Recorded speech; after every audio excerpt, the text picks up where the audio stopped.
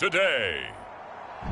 From M&T Bank Stadium in Baltimore, Maryland, it's Week 13 of the NFL on EA Sports.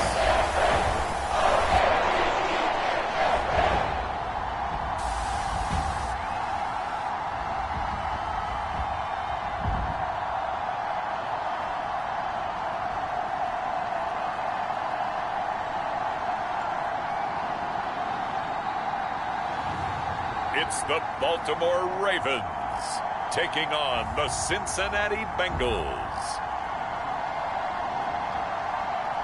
With Chesapeake Bay gleaming in the distance, we are inside M&T Bank Stadium near the Inner Harbor in Baltimore, Maryland.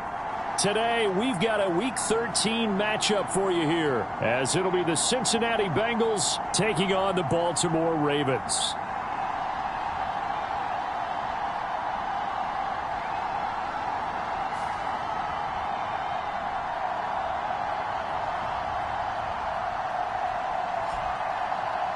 Alongside Charles Davis, I'm Brandon Gaudin. And Charles, you look at this Raven team as they get ready here.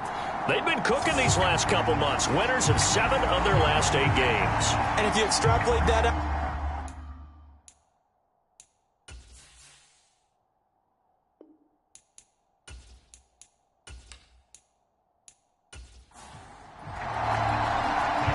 Justin Tucker set to boom this one away. And off we go from M&T Bank Stadium.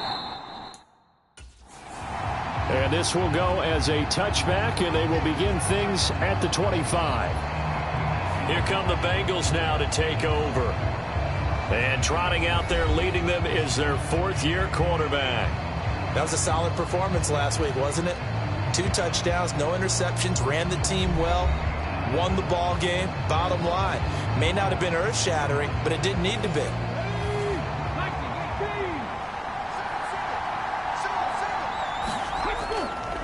They go play action here on first down. Oh, he's going to take a shot right away.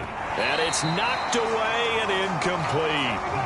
An incomplete pass leads to 2nd and 10 from the 25. The first carry now. This is Williams. And he is going to be stopped cold behind the line of scrimmage. It'll go as a loss of a yard, so now they deal with 3rd and 11. When you look at this defense, they are number 2 in the NFL against the run right now, Charles. They've established themselves pretty well throughout this season, but boy, what a competitive group of people. They do not like that ranking they have now because they think that they're better, and they're out to prove it again in this game. Little trouble thus far on their opening drive as they come up on a 3rd and 11. Looking to throw. Man open, that's Jamar Chase complete. And they're going to get him down well short of the first as he can only get this to the 30. It's a gain of 6, but not enough as they'll be forced to punt on their first drive of the game.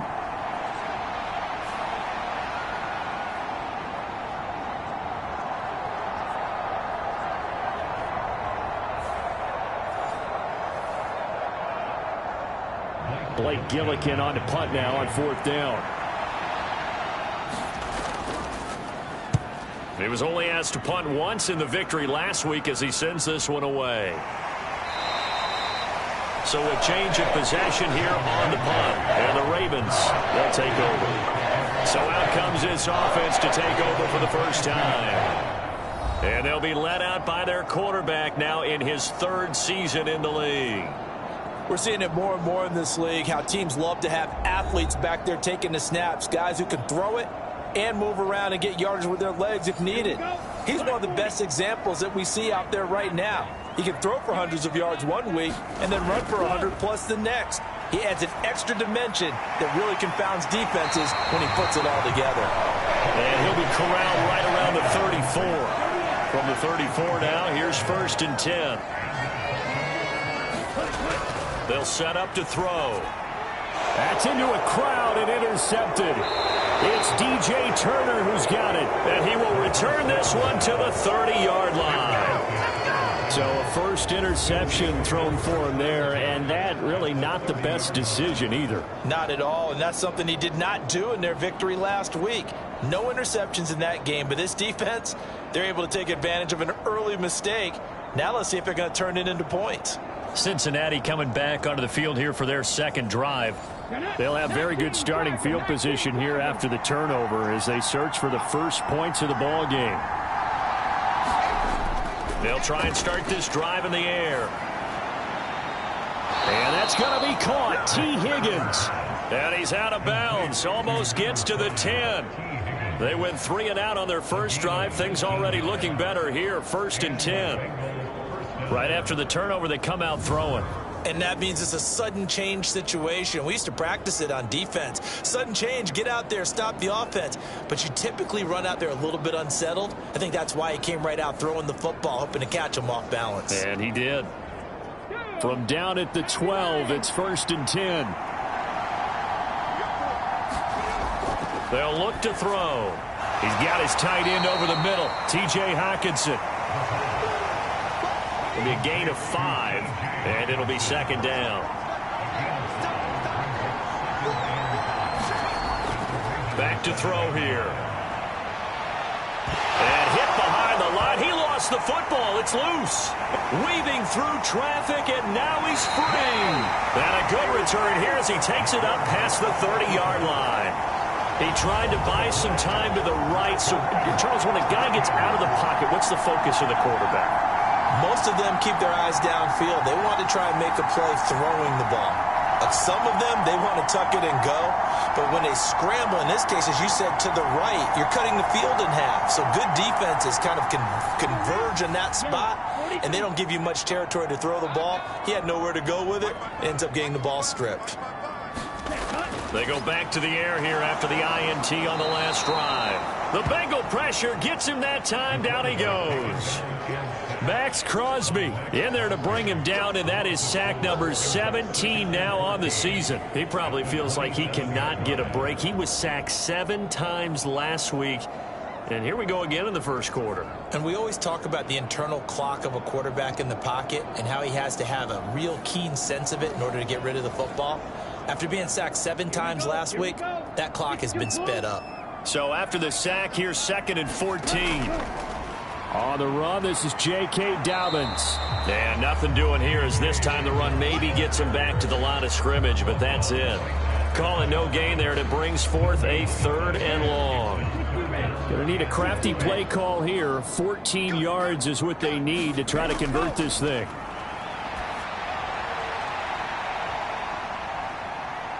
And that's caught inside the 35. It's a big play there for Baltimore. 48 yards. That catch for his career is number 589, so 11 away from 600, but it also right now ties him with Hall of Famer Fred Biletnikoff. And we remember Fred Biletnikoff well because of the way he went about his business in catching the football. And we're seeing something similar here. Someone who runs precise routes, has excellent hands, and knows how to get the ball to the end zone.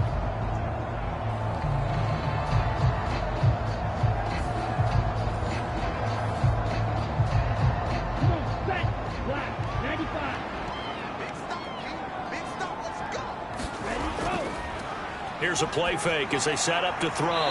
That's caught. It's Flowers. And brought down, but not before they get it inside the 10 to the 7. Another big hitter there. This one good for 18. How about the way they're moving the ball down the field? They had a big play a moment ago. Followed it up with another nice one here. And before you know it, they're already looking at 1st and goal. 2 big plays in succession. Not sure this D knows what hit him, but now they got to get ready. It's 1st and goal. They'll run with Dobbins. And he's going to press this one forward as they stop him right around the 1. 2nd and goal from the 1. Dobbins once more. And he will take it in for a Ravens touchdown. J.K. Dobbins with his 9th rushing touchdown on the year. And the Ravens use the early turnover to get on the board first here in this one. Well, nothing fancy there, Charles. You had 3 tight ends on the field. They were going to run the football. The defense knew it, but the defense couldn't stop them. And I haven't met an offensive line yet that doesn't get more satisfaction out of running the football into the end zone than pass protecting. They had determination on their side, and they got it done. Justin Tucker for the extra point.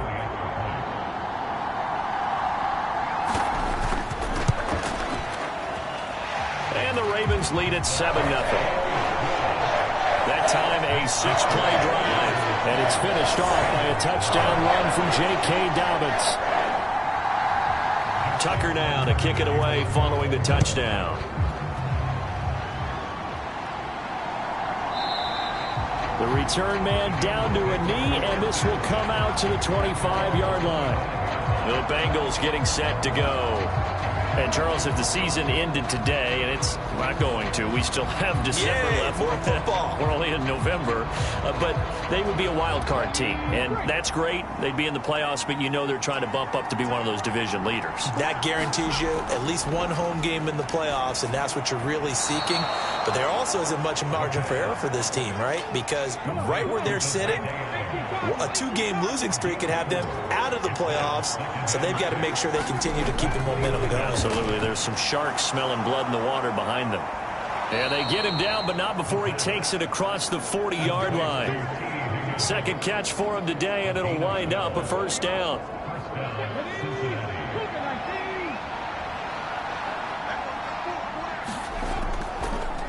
The play-action fake. They'll look to throw. He hits Adams, complete. And he's brought down. A good gain again. That's now 31 yards combined on those last 2 plays. But one of the ways the quarterbacks keep all the receivers alive in a play, never lock in on any one guy. Make sure you keep your eyes moving, scan the field. And here he finds the open guy for a nice pickup. So in Raven territory now. Here's a 1st and 10 at the 41. It connects quickly to Jamar Chase. And he works it past the 30, almost to the 25. The numbers a week ago for Chase. 4 catches, 57 yards, and a touchdown as well. And he's able to pull that last pass in, but this is usually a pretty tough unit to try and maneuver against. They're in the top 10 in the league against the pass, and you and I both know there's not much difference between 1 and 10. Throwing on first down, but this one winds up to be incomplete. And not a common sight, at least on this drive. A momentary setback, though, for this passing game that has been moving well this series. Good thing for them, though. Still 2 more downs to connect and try and pick up another first down. Now a 2nd and 10.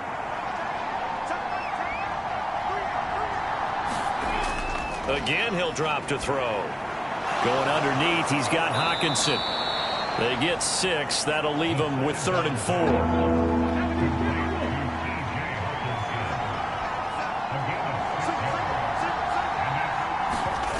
Back to throw again. Pass taken in by his big tight end. And all the way down inside the 5 to the 4. Back-to-back receptions for him, and it's another first down. Normally on 3rd down and short yardage, you're thinking of throwing to your tight end. It's just going to be a simple chain mover. But this time they let him roam down the field, and a nice dart picks up the first down and then some.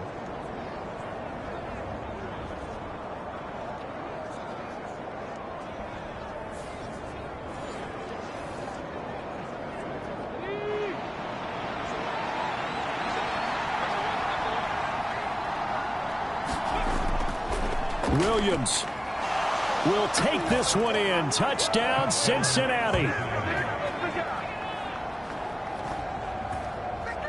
Well, they move the ball down the field through the air, Charles, and then finally they get the running game involved, and it works to perfection. Touchdown. And, partner, I kept waiting for that running game to come into play, and actually saved it until the very end.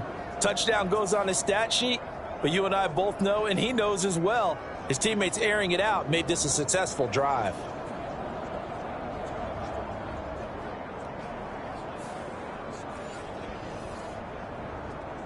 Evan McPherson for the extra point.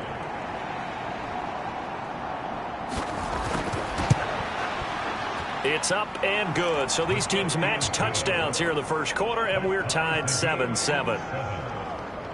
So that drive goes 8 plays, and it results in a 4-yard touchdown run.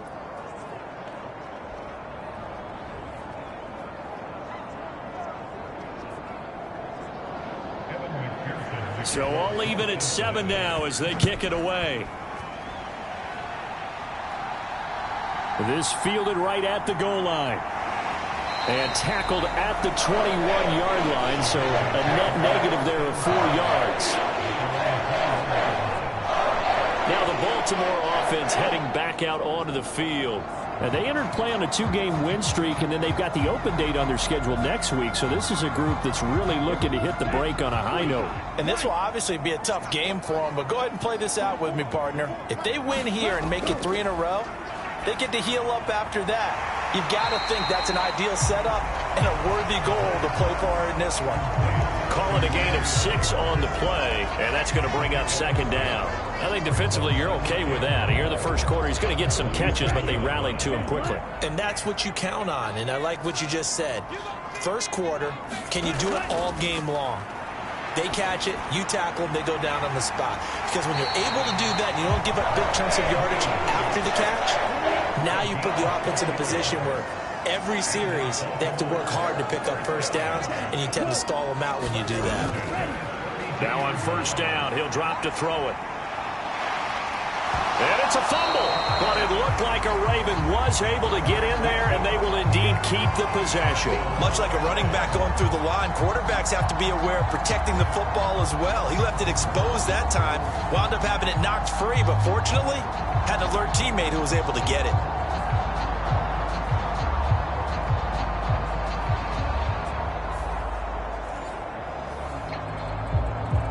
Second and short now following the fumble.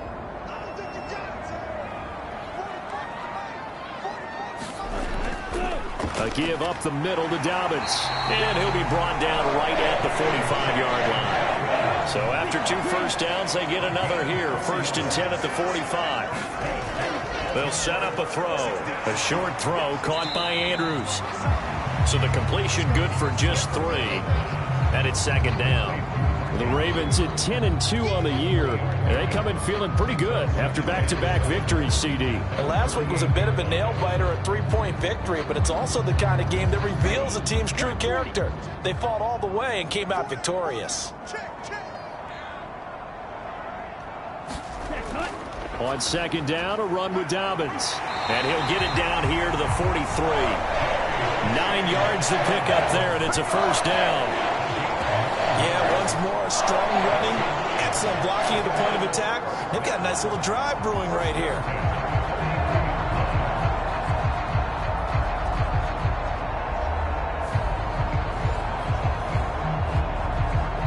So they'll come up in Bengals territory now with a 1st and 10 at the 43.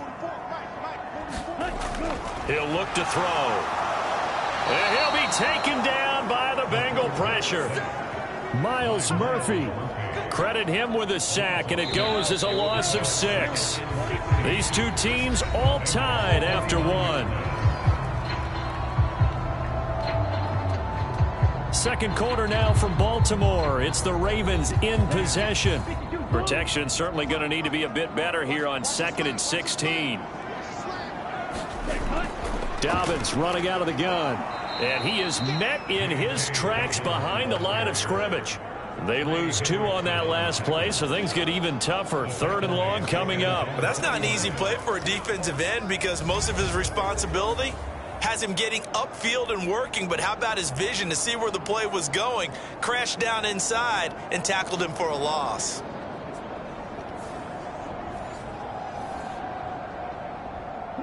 First and 2nd down were a disaster. Both went backwards. Now it's 3rd and 18. They need something big.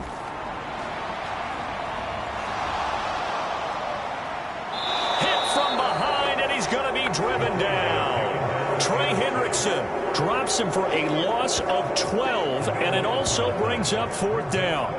That's 3 sacks now, and that's not much of a surprise to me, nor should it be to you. This team, they lead the league in sacks. Yeah, they do. This is something that we are starting to witness time and time again.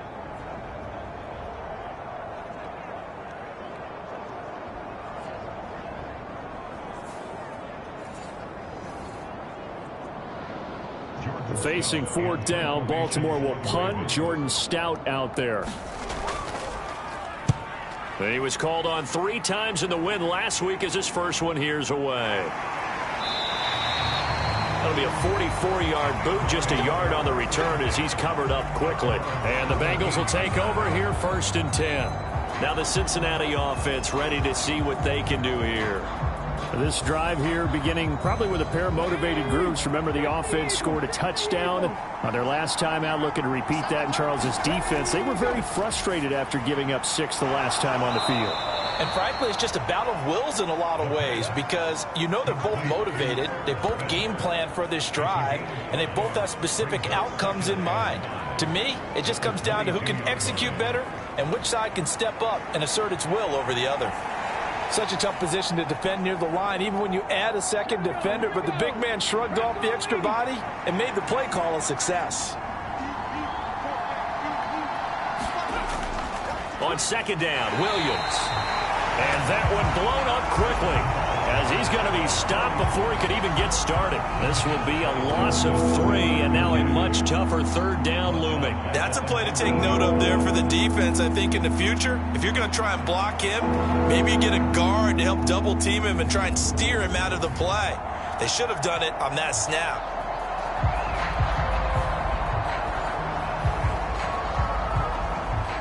Here now a 3rd down and 8.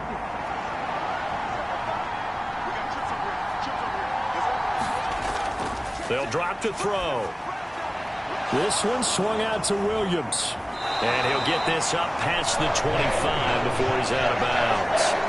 That's good. The completion there for 7 yards. And that's going to make it 4th down. Well, it looks like they got what they wanted. They got the completion, but they weren't able to break any tackles or gain nearly enough yardage to pick up the 1st down. Now to be 4th and short.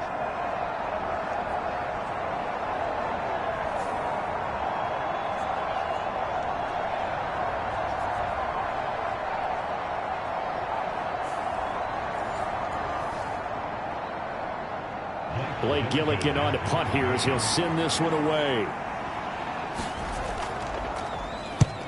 His first punt, 48 yards. This one looks equally as good. He juked him. A punt of 46, a return of 5. And they will take over 1st and 10. Baltimore about ready to go on offense. Well, partner, fast forward with me for a second. Remember, next week they have the open week, so they're going to get some extended rest. Does that change how they manage the rest of this one? I think it does a little bit, but not by too much, because you're right. You get the extra rest. You get a chance to heal up and kind of, do a little bit of a reset for this team. But it's also 7 extra days to think back to the last time you were on the field. So now, a little more importance on what they're getting done because they carry it with them for essentially 2 weeks. And that will be incomplete. Tried to dial up the long one way out there, but it'll be 3rd down. On play action, they'll throw. And he will not be able to hang on through the contact. It's incomplete. The coverage strong, and now it's 4th down. First kick, 47. This one looks good as well. Fielded just inside the 20. That'll go as a 39-yard punt. Give him 9 on the return. And the Bengals take over 1st and 10. Cincinnati's offense coming back here onto the field. Charles, a very uninspired effort the last time we saw them out there was a quick 3 and out, then they punted the football. Yeah, and you never want to get stopped so soundly during a series, but what would be even worse now is letting it happen again right here. They've got to get going. A pass there over the middle to start things out. And he gets this one just shy of the 40, down at the 39. So from the 39 now, they'll come up on a 1st and 10. Off the play fake, he'll look to throw. It won't be a sack, but it's no gain, and it brings up 2nd down.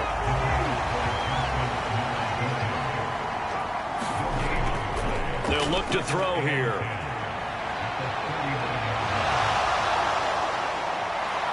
The ball comes out, but this will fortunately wind up out of bounds. A nice job there on the escape and scramble. A 1st down, a 16-yard gain. Second time he's fumbled in this game. Fortunate for him, this one goes out of bounds. And the key for him now is how much equity have you built up with your coaching staff? How much equity have you built up with your team to continue to get opportunities? Fortunate that one went out of bounds, saved him from a turnover.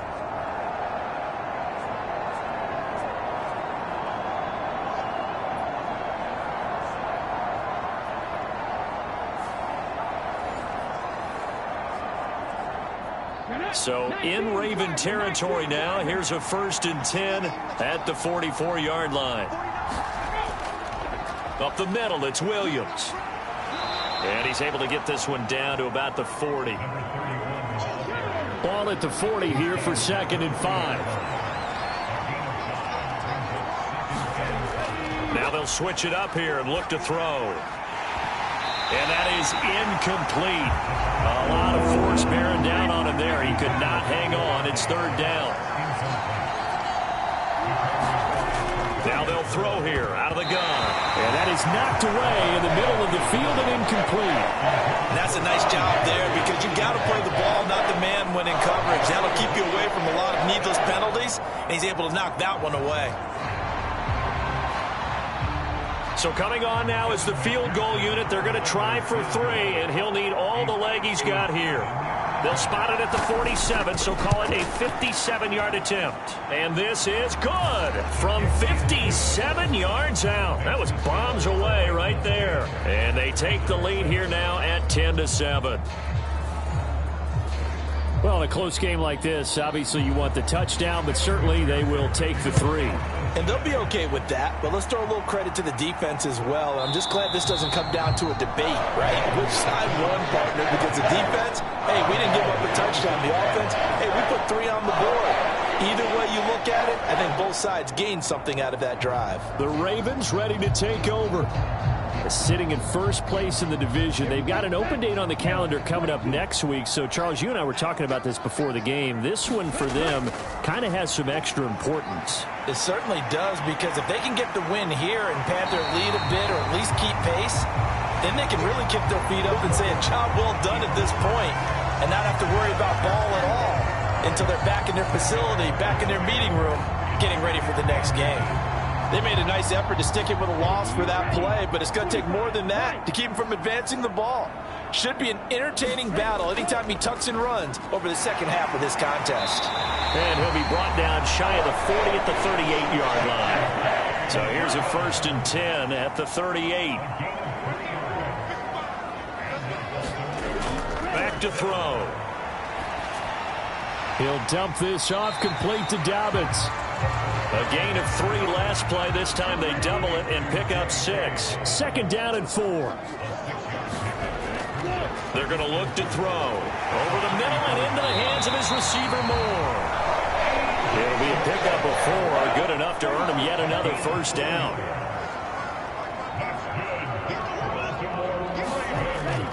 Now back to throw. Firing quickly, but it's incomplete. Here's 2nd and 10.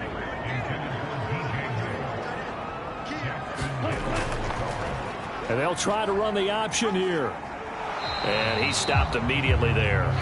Calling no gain on the run there, and now they'll be looking at a 3rd down.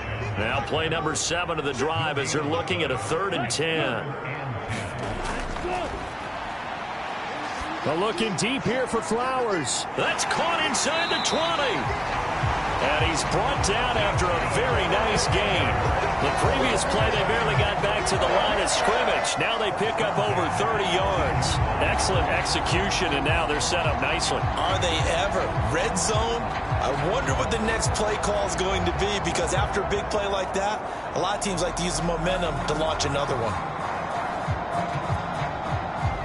So from inside the 20, here's 1st and 10 at the 18.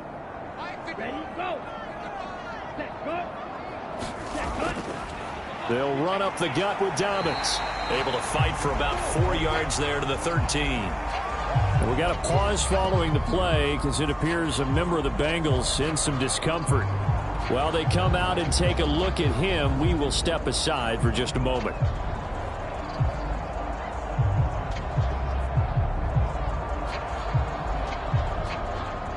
Second and 6.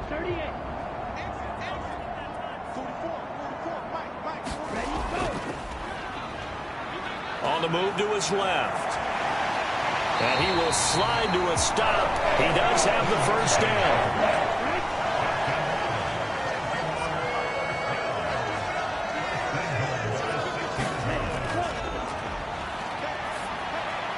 And in for the Ravens touchdown. Mark Andrews, his second touchdown on the season. And the Ravens have regained the lead. As a general rule, quarterbacks don't want to lock in on a receiver before the ball is snapped. But in this case, based on the matchup he thought he was going to get, it was favorable for his tight end. He locked in on him early and found him for a touchdown. Tucker now for the extra point.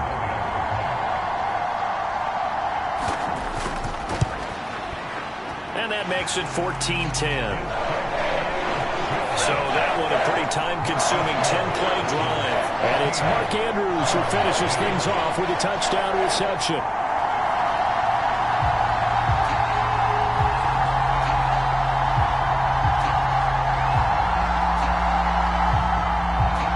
Tucker now to kick it away following the touchdown.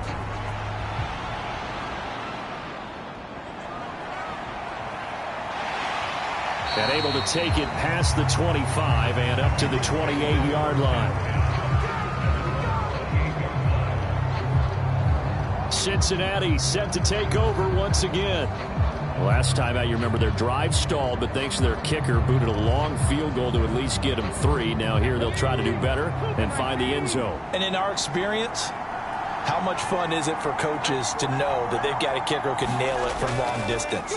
Now, the hard part is, as an offensive play caller, you don't want that in your head too much where you're relying on it, and he goes out and gets the job done for them. But I'm quite sure he would be content to just kick extra points from here on out. Yeah, absolutely no question. I think his teammates would be okay. And he coughed it up, and it's picked up by the Ravens. And they take possession of the football and have it at the 36-yard line. Obviously, you got to hold on to the football, but I've got to give credit to the defense there. Good job of knocking it free. Yeah, because a lot of the time we just blame the offensive players for not taking care of it. How about the effort of the defensive players knowing that guys are going to, and if they're good, anticipate the contact coming and try and cover up the football. And they still find ways to knock it free. They'll come out throwing here to start the drive. Oh, and that is incomplete. 1:58 left to play till we hit halftime. Coming up at halftime in a little less than 2 minutes, we'll send you to Orlando where Jonathan Coachman is standing by. He'll have highlights and analysis of this first half. And he'll be upended at the 33 following a gain of 3. And guess what? It brings up third down. He'll look to throw. Oh, he tried to fit it in on the slant, and it's intercepted. It's DJ Turner who's got it. And the Bengals are going to take over at their own 30-yard line. And that's now the second time he's picked off a pass here in the first half alone. Again, another great read defensively. And you just see him get in the right position to make the play and get his guys the football back. The Bengals set to take over. And looking at this situation, Charles, you got more than a minute. You've got all 3 timeouts. Probably no need to play this safe. So what you're saying is that we're doing a little bit of a mind meld here, aren't we? Because I'm thinking along the same lines as you. This amount of time, don't be compelled to play it too safe. This is a chance to get points on the board. Press it a little bit. And especially since a touchdown here gets you the lead. Now the Bengals urging everybody to get back to the line of scrimmage. Meanwhile, the throw here is complete. 7 yards there and a first down. Now a timeout called for by the offense as the stoppage will come with a little under a minute to go in this first half. On first down, he'll drop to throw. Caught on the right side by Adams. The Bengals going to use the second of their timeouts as they get the stoppage with a little over 50 seconds to go in the first half.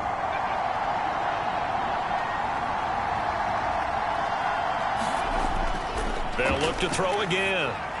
It's caught here by Adams. And he's going to be taken down with the first down at the Ravens 39. The Bengals passing game finding a rhythm. They've got another first. And this was a nice example of an offensive coordinator scheming his guy open. Just a little underneath route, just trying to free up some space, and it worked awfully well. Got him not just space, but plenty of room to run after the catch to pick up really nice yardage. Eluding the pressure right. Now the result here, a pickup of 8. Leaves him with 2 to go on second down.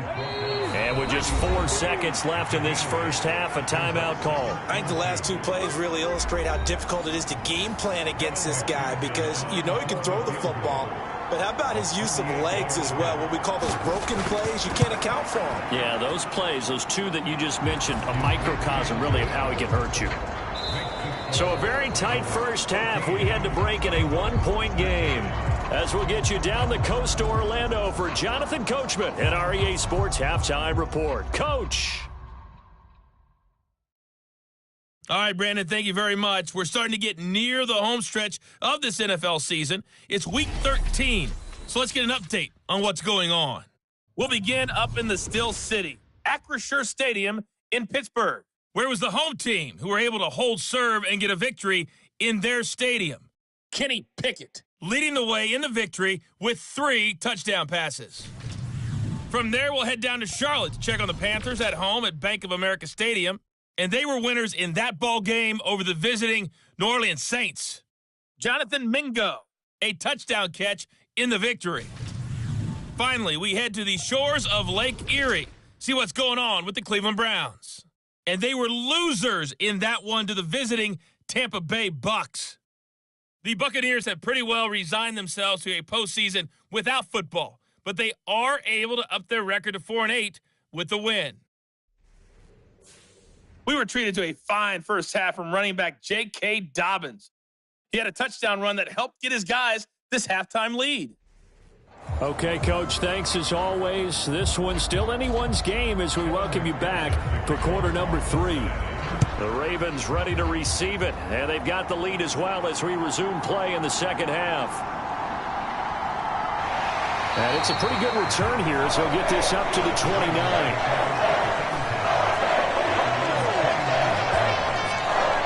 Out come the Ravens now. They'll go on offense first here in this third quarter.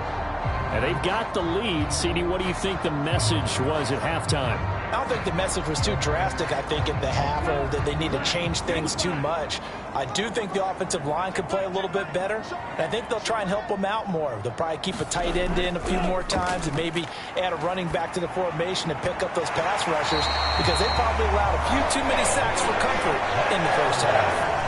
It's a first down, his 4th catch of the game after having 3 in the first half.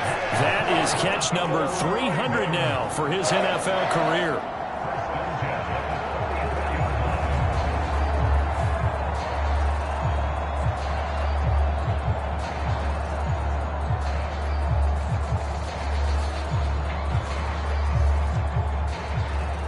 Took just one play to move all the way to the 44 as they try again on first down. He'll drop to throw. He's got his man. It's Andrews. And this will be good for a pickup of 9 to the 46. Second down and a little more than a yard here. On the counter now, it's Dobbins. And he'll go down shy of the 40 at the 41.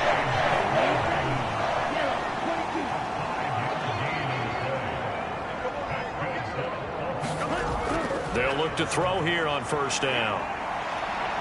And he'll take this beyond the line of scrimmage as he slides to a hole. From the 37, they work on 2nd and 6. Now a handoff for Dobbins. And he is met at the line of scrimmage, and he goes down right there. First down marker at the 31. It's 3rd down.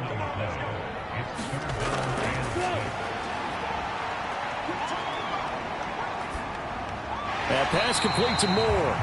And he gets this down inside the 35 before going out of bounds. Would have been a decently long field goal, 51 yards from here, but instead they're going to go for it. Needing the tough yards, they run it with their fullback. And he picks up the first before he's taken down at the 29.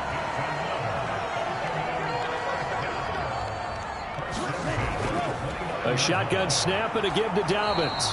And he's going to be met at the line of scrimmage and taken down. 2nd and 10. They'll go again with Dobbins. And this time he won't even make it back to the line of scrimmage as they stop him in his tracks. It'll go as a loss of a yard, so now they deal with 3rd and 11. I think it's pretty evident. We can say what a difference a week makes. Last week, he ran pretty much wild, didn't he? Did pretty much what he wanted to do. But this one, they've stopped him cold. That, to me, that's good scouting and even better execution. Yeah, and they stopped him behind the line right there. They obviously watched the tape a few times and made some adjustments. Tough spot here, 3rd down and 11.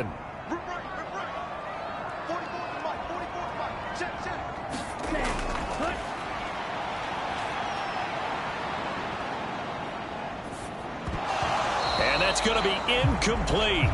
The coverage too good there. The contact popped the ball free, and it's 4th down. Tucker's kick is good, and that'll move their lead up to 4 now.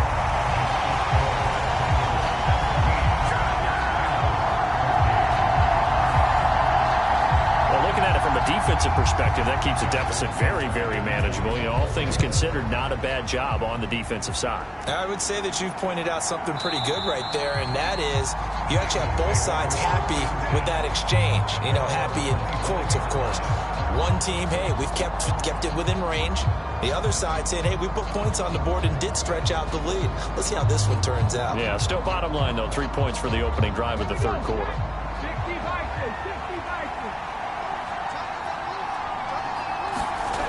They'll come out throwing here on 1st down. And that went to the right side and incomplete. An incomplete pass leads to 2nd and 10 from the 25. They'll run out of the gun here. Williams. And the reinforcements come in as they're going to stop him behind the line. It'll go as a loss of a yard, so now they deal with 3rd and 11. Unfortunately for you, you've been around me for a little while now, so you know me as well as anyone and how I look at a game. I don't ever advocate abandoning anything, but in this case, I'm going against my own thought process. You've got to change it up. You got to start throwing it around a little bit, finding ways to try and move the ball, because keeping on the ground just isn't working for them. Yeah, maybe get him the ball out of the passing game, a swing pass outside or something, just something to vary it up. On 3rd down, he'll drop to throw. And that is incomplete. Oh, he had a defender right there with him to force that to the ground. And 4th down now coming up. He's averaging just under 50 yards a punt as he gets this away. And no return on this one as the fair catch is signaled for and taken. So possession goes over here on the punt. And now Baltimore gets set to take the field. And they split the uprights last time for 3. They've got the lead. They're not going to play this conservative. They're not hoping for another field goal. They're hoping for a touchdown. I'm with you on that one. I like where your head is. I like the way you're thinking, because you're exactly right. Trying to sit on a lead and play that way, that doesn't work too well for most teams. Run your offense. Run what you do best. Exactly. Put it all the way down and try to increase your lead in a big way. The best way to do it, touchdowns. So the completion results there in 9 yards. And that'll give them a short yardage situation here for 2nd down.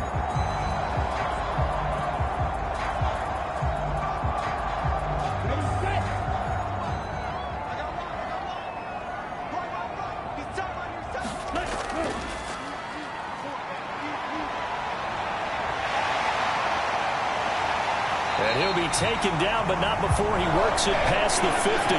Good coverage downfield led to him taking off, picking up the 1st down on a 13-yard run. Facing 2nd and short, that gives you a chance to go for a bigger play through the air. But I think he said to himself, why not just handle this one? Got all the yards he needed and then some, and made that snap a huge success. Back-to-back good plays have him on the move on 1st down.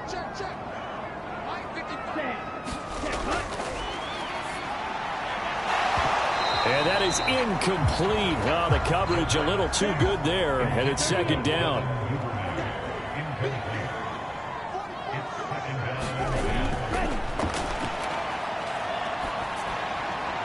Now a throw here to his running back.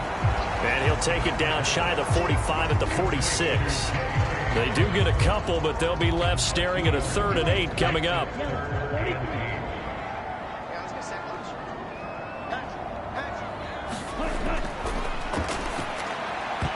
Hard throw, incomplete.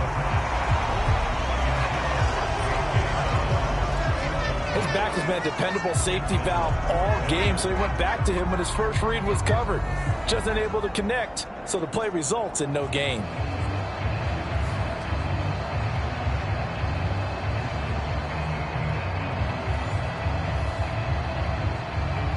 The Ravens send their punter out now as he's on here to punt it away. And no return here. Where will they spot it? They say just outside the 20-yard line. The Bengals offense now, they head back onto the field. These guys definitely hoping for a better showing than their last appearance. They couldn't really even move the football much beyond the shadows of their own goalpost, Charles. We'll see if they can get a better, more sustained drive going here. Yeah, and every team that we ever talk to says the exact same thing. When you start a drive from that deep in your own territory, the goal is a minimum of at least 2 first downs, because even if you have to punt then, you change the field position, right? You flip the field a little bit. They didn't get that done. This time they want to string together a nice drive and help themselves out. And the Raven pressure too much. Down he goes. David Ajabo in there to drop him for a loss on the play. Chalk that one up to bad acting, I guess, because they certainly failed to sell the handoff, and the pressure stayed keyed in on the quarterback. No Oscar awards for this offense, just a loss of yardage.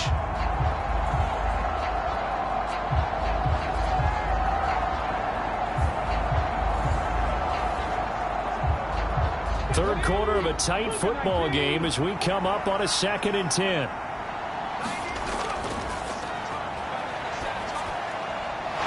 Over the middle, that's caught by Adams. And he'll be taken down, but not before they work it across midfield. 70th catch for him on the year, and like so many others, this goes for a first down. Well, that certainly has to feel good, and it's not all the time that the play caller should get all the credit. Sometimes I think in the huddle, the quarterback just says, hey, who's going to make a play for me? I just need something right here. And the end result there, nice first down. Drive keeps moving. So in Raven territory now, here's a 1st and 10 at the 49-yard line. They'll set up the screen. This is Williams. And they'll get him down as he's inside the 40. Another nice gain. That's now 30 yards between those last 2 plays. Well, they've certainly had their share of troubles running the football in this one, but this play is almost an extension of the running game right here. They set up the screen, let him work out in space on the perimeter, and he turns it into a big pickup. So from the 39 now, they'll come up on a 1st and 10. Now here's a throw that's complete. And he's brought down at the 34. Call it a gain of 4. Simple drag route here, lined up out left and tried to work his way back across the field. You probably saw me twitch there, partner, because I think he wanted the ball a little bit sooner. By the time he looked it in, defender was right on him. Line of scrimmage, the 24. This is 2nd and 6.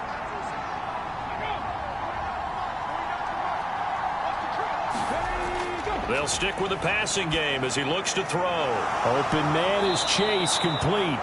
And he's going to be taken down with the first down at the Ravens' 23. They try the left side here with Williams. And he's going to lose yards. They take him down at the 26. That's going to wind up a loss of a full 3 yards on first down. I like the strategy. Extra tight ends, extra beef. They want to run the football, but that means they probably want to run it inside. If you get strung out on the perimeter, you're in peril. Yeah, we saw the result, negative yardage.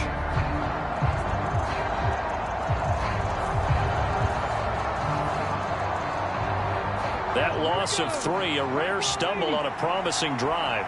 Here's 2nd and 13. They'll set up to throw. He'll drop this down to Williams. Short completion, just 4 yards, and that's going to set up a tough 3rd and 9. Well, offensively, that's the mismatch that you want. You want to force a linebacker to try and cover your back out of the backfield, out in some open space. But linebackers nowadays, they run like backs, and they take a lot of pride in covering. What a nice play he made there in the open field.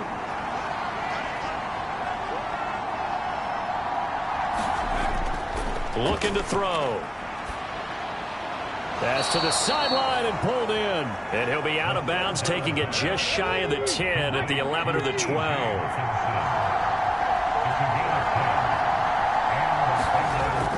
Now a first down carry. It's Williams.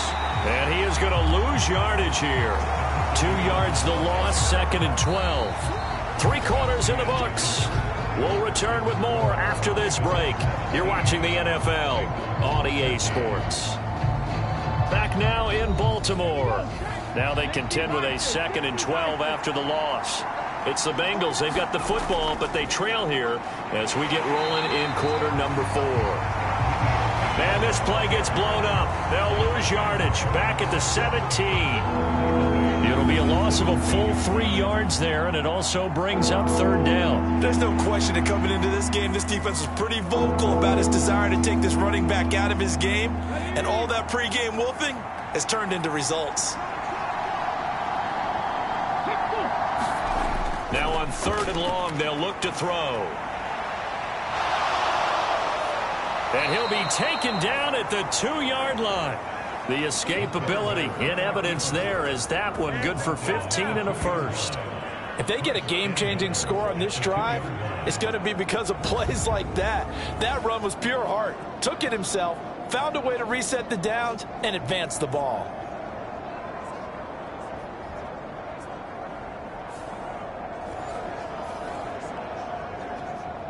Only way to get the lead here, of course, with a touchdown, and that's what they're gunning for on 1st and goal. Williams.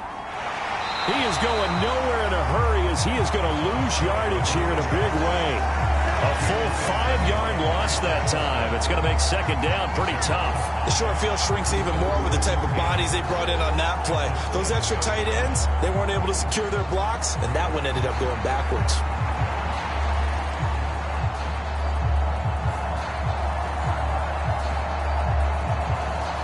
Two of their 3 red zone trips so far, they've come up empty on. They'll look to reverse that trend on 2nd and goal. Williams will try again. And he's brought down right at the 5-yard line. Give him 2 on the play.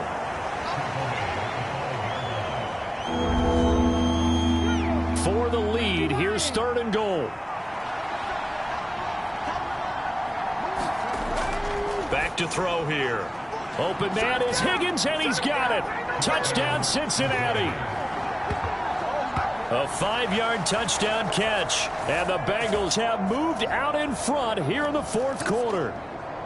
And in the red zone, I guess this is why you have a guy like that on your roster. Without a doubt, and if you have him, you use him because he's a guy who's going to win just about every time. I don't care what the coverage is.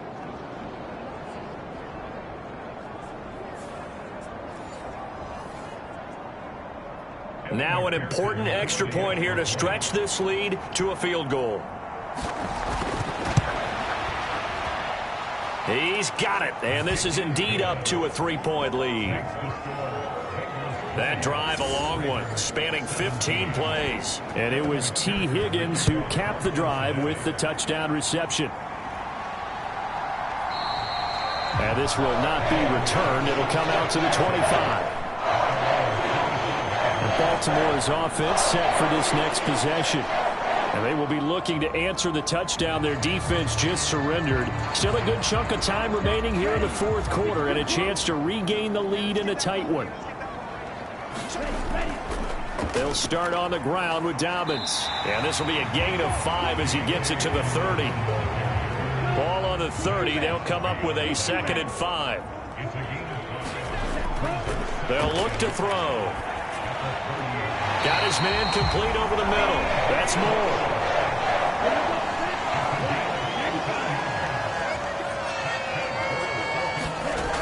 Back to throw now on 1st down. And he'll go right back to Moore. Complete again.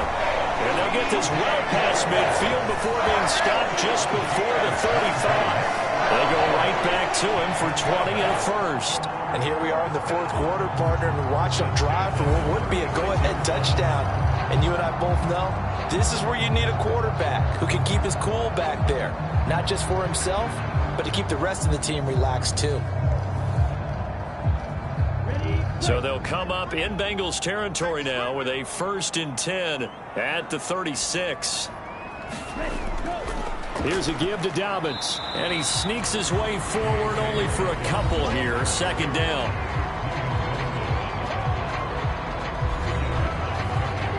From the 34-yard line, here's a 2nd and 8. They'll try the draw here with Dobbins. And he's able to get it down to the 25-yard line. 45 yards on the ground for him now as he's done that on 15 carries. That's a good, nice, crisp run for a 1st down. I wonder if the defense might have been loosened up a little bit, maybe anticipating a pass instead of the run that they got.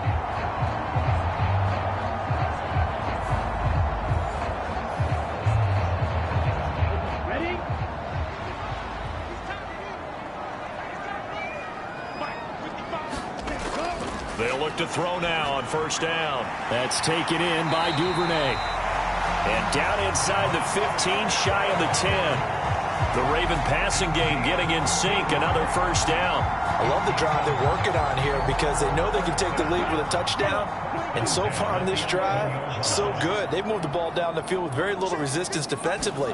But they better be prepared for some adjustments to come their way now. And this will leave them a yard short. Nice pickup of 9 yards on 1st down. 2nd and 1 from the 2.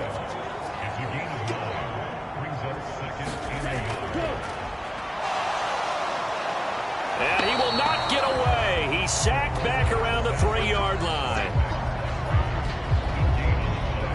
And this dominant defensive performance continued on that play. This poor quarterback has now received the protection he needs and has had to pick himself up off the turf far too often.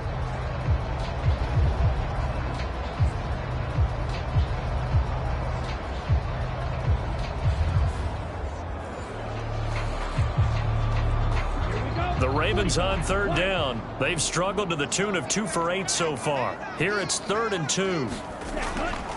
They'll try to run for it with Dobbins. And he'll get in. Touchdown, Baltimore. J.K. Dobbins with career touchdown number 75. And the Ravens answer back with a touchdown of their own to take a 4th quarter lead. And this is the time of game where offensive lines can really dictate a team's fortunes. It's been a tough battle. They've been out there for a long time. But this was a question of who can wear down who. And that's excellent work to put a long drive together and finish it with a touchdown run to take the lead. Tucker now to add the point after.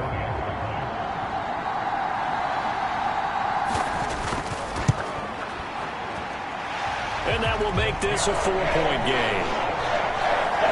That time a 9-play drive. And it's finished off by a touchdown run from J.K. Dobbins.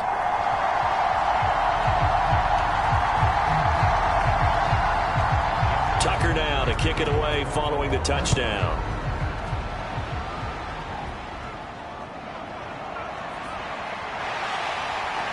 And he won't quite make it to the 25.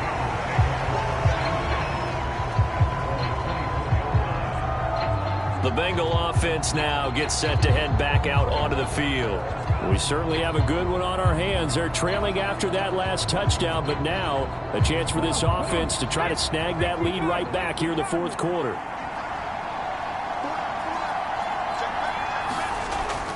They start the drive on the ground. It's Williams. They'll be brought down on the 30-yard line after a gain of 6. From the lineman to the guy running with it, that was a well-executed 1st down by the offense. With 2 shots left to get the first, you can get a little aggressive here on 2nd down if you want and try for some bigger yardage. 2nd and 4. And he will not make it back to the line of scrimmage as he's going to be taken down. Travis Jones able to collapse the pocket, get to him, and drop him for a loss of a yard. How many times have we sat with coordinators, and especially the defensive guys, they've talked about big plays, sacks. They often come in bunches. Well, it may not be a bunch here, but that is the third sack of the game for them. And around the sack 3 or 4, I would think it starts to get in the quarterback's head a little bit. Not just the quarterback, the offensive play caller, the offensive line, knocks people off balance and changes what they normally do.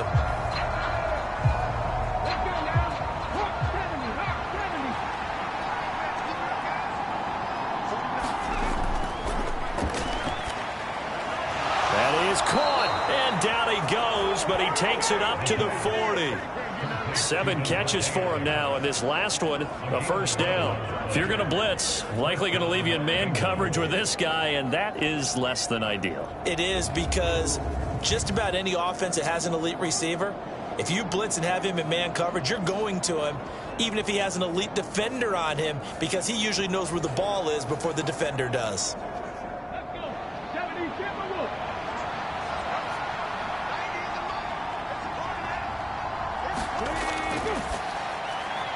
Now this one complete on the slant route. And he'll be taken down, but not before he gets into enemy territory. Clock running, under 4 to play now as they come up on 1st and 10. Now a shotgun snap as they'll look to throw. And he'll protect himself at the end here as he winds up getting pretty decent yardage. The improv on the scramble there gets him 6, and it'll be 2nd down. Well, he's proven real effective running the football. No one open, don't force it. Just get what you can, and that's what he's done very well in this game. They'll come up on a 2nd and 4 now from the 40-yard line. Out of the gun, they'll look to throw. Quick hitter here, it's complete. And he's going to be taken down with the first down at the Ravens' 25-yard line. The Bengals passing game finding a rhythm. They've got another first. And this has been a nice answer to the touchdown drive against them a few minutes ago, because they've come out and reestablished the tempo. A nice throw there, and they're putting together a very strong drive as a response.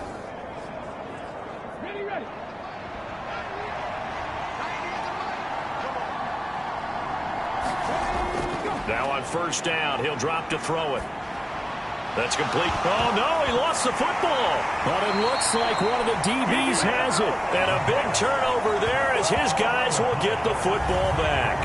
But he has been a workhorse for them in this game, and ball security hasn't been an issue until that point. Yeah, and let's face it, when he's going to carry the ball that many times, he becomes more and more of a target for the defense, knowing that he's going to be the primary guy. They'll just send more and more players towards him, trying to make sure they knock the ball free. They'll try and start this drive in the air. He'll find Dobbins out of the backfield. Fights through, and now a crease. And he takes us beyond the 35 before going out of bounds. This drive starting off on the right foot, 18 yards. Well, how about this aggressive approach? Got the lead, 4th quarter, continuing to throw the football. Are you thinking about Super Bowl 51? Atlanta had the lead against New England, and they ended up giving it up? I was going to say, don't say it, but you did say it. I did, didn't I? Yeah, anybody watching Atlanta, our apologies. From all the way up at the 38 now after a good start to the drive.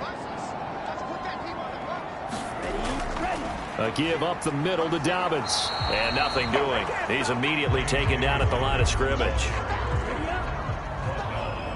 4th quarter, down to the final 2 minutes, and we've got a 1-score game. So it's Raven football here as we welcome you back. Another running situation on the doorstep as they come up 2nd and 10. He's going to get it again. Just looking to get forward and protect the ball. And now right out of the 2-minute break, we'll get a timeout used defensively with 1:56 to go. Now, this is a big 3rd down, and you'd have to think we'd see a timeout right away if they can't stop him here. Another run here with Dobbins. And this effort won't be enough as they rally up to stop him a couple of yards short. And hold on here, because on that last run, it looks like we have a player who was shaken up. Well, now they're going to come out and take a look at this injury, and we'll be back in a moment.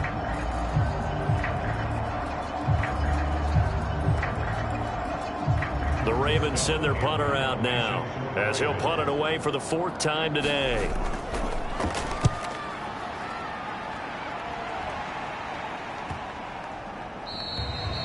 And he didn't quite have the backspin on that one. It hits at the 4 and continues into the end zone. It's a touchback. So now the Bengals down by 4. A minute 45 to play. A possible crippling loss to their playoff status in the balance, barring a late score. They'll look to throw. Pass complete. It's Hockenson. And he is brought down at the 22 after a gain of 2, and it brings up 2nd down. That's complete to Chase. This crowd trying to force a false start here. 3rd and inches. And that's going to be incomplete. The contact there enough to jar that ball free, and it brings up 4th down. As expected, they're going for it to keep the drive alive. Pass complete. It's Adams. And able to get this one across the 45 before he's brought down. He'll be taken down at the 48 for a pickup of 2 yards. 2nd down, 8 yards to go. Oh, and that's going to sabotage their comeback plans. It is intercepted. Kyle Hamilton picks it, and the Ravens have just about sewn up this football game. Well, you knew you had to take some chances here with the clock winding down, needing a touchdown to win it, and that one might have just sealed their fate. Yeah, and that's the nature of the 2-minute drill. The offense trying to go downfield and make their plays. But defenses, they're sitting back watching everything that they do, but not too far back. They want to be in position to make a play on the ball, and that they did.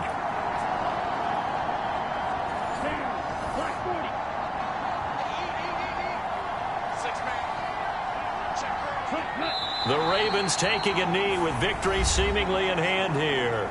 Now the Bengals going to signal for their 3rd and final timeout as the clock stops with 23 seconds to go in the game. And they will take a knee here. Listen, anytime you take a knee to end a game, that means you've won it. So it doesn't matter whether it's home or on the road, but there's something a little extra special about doing it in front of your home crowd, isn't there? And the home crowd applauding. They're happy with what they've seen.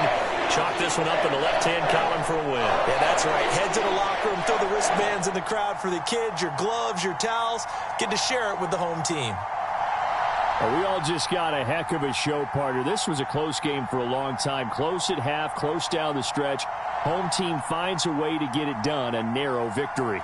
Yeah, they finished with a flourish, didn't they? Because there were times where each side looked like they were the better team out there. And the outcome was in doubt for much of this game. Every snap seemingly more important than the previous one. Great effort from the guys visiting. But in the end, how about those guys in their home stadium finding a way to win?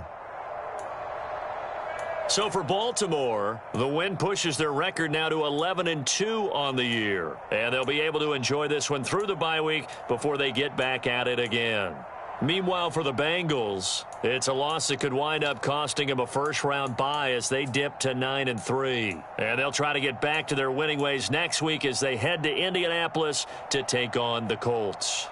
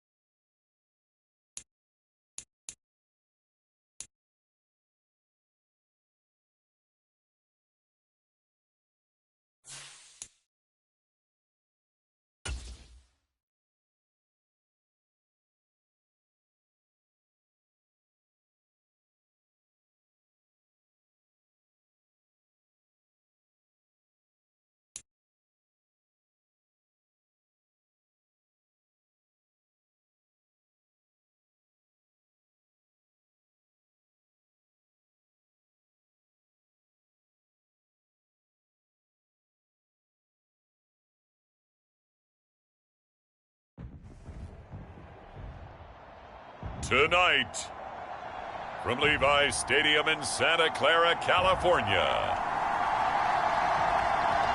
it's Sunday Night Football on EA Sports.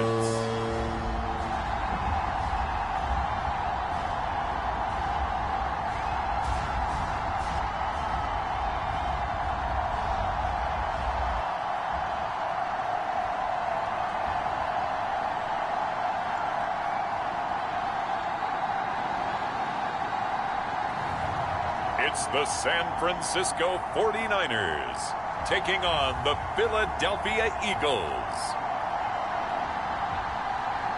EA Sports coverage of the NFL brings us to the so-called Silicon Valley and Levi's Stadium in Santa Clara. Tonight, we've got a great Sunday night matchup on tap, as it'll be the Philadelphia Eagles taking on the San Francisco 49ers.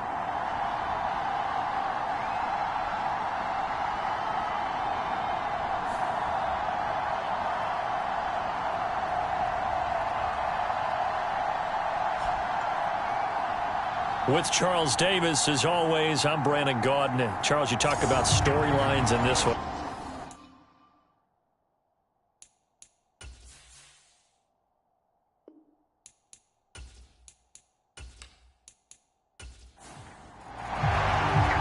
The kicker, Jake Moody's got it teed up, and we are underway now from Santa Clara.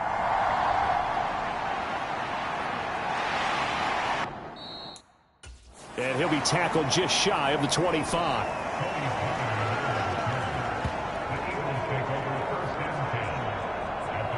So now here comes the Eagles offense as they get ready to take over. They'll be led out by a Heisman runner-up during his college days. It's the versatile Jalen Hurts. Okay, I'm not taking a turn to negative town, even though it's going to sound like it. The 2 interceptions he threw last week, those obviously have to be eliminated, and that was the focus of practice this week. But let's face it, he did throw 3 touchdown passes. And they got the win. So I think it was a good week for him to work on things. Had some positives, the win being first and foremost. Now he's just got to eliminate those interceptions. Give him 3 there on the first play of the game, and it's second down. So, CD, this defense, they know that they have to be at their very best when they're taking on a team here that's in the midst of a winning streak that's now stretched over multiple months, not weeks, months. I think the challenge they put upon themselves is we want to be the guys to end that streak. And what's working in their favor? The winning streak on the other side. Sometimes that carries a burden with it because they feel like they have to play perfectly as well. Let's just go out there and get them is the idea. An early task, 2 plays in. This is 3rd and 2. They'll run with Etienne. And he will have first down yardage as he's brought down at the 41. Got what they needed there. The drive continues with a 9-yard pickup. It was just 3rd down and short, but he bit off a little extra. I would say way more than he could chew, but he chewed up all that yardage in a big way. And that, to me, that was a combination of offensive line, stacked defense, and they handled it. Okay, they got the leverage, they got the blocking angles, and opened up a nice crease. And once you get past that first wave, there's room to roam. And that's just the 3rd play from scrimmage. They wanted to avoid that 3-and-out. They did. On first down, right back to Etienne. And he'll get this up past the 45 to the 47. It's a 6-yard pickup, and it gets him to 2nd and 4. Well, this defense for the Niners, they were terrific last week in the win over Denver. And I don't know what the actual percentages are, and I don't know the analytics when you create 5 turnovers or takeaways in a game. But coaches always say, when you create a number that high, your chances of winning probably up over 98%. I haven't seen that number quantified, but I believe them. So from inside Niner territory now, this is 1st and 10 at the 39-yard line. On 1st and 10, it's Etienne.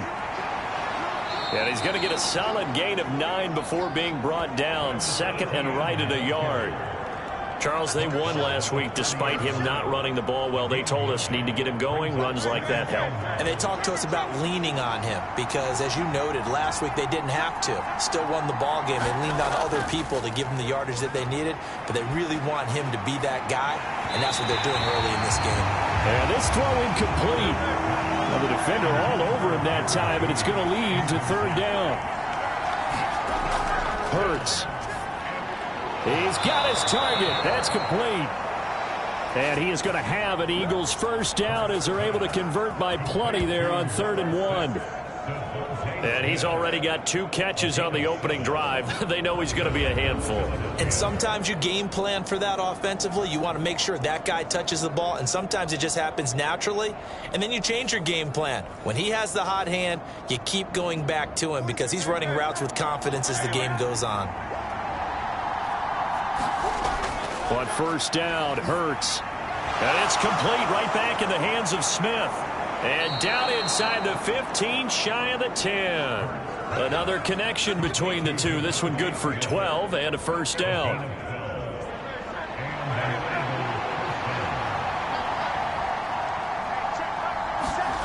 Throwing is Hurts. And that's complete to ETN out of the backfield. And the stop will come inside the 5 at the 4. So the completion good for 7 there. And it's 2nd down.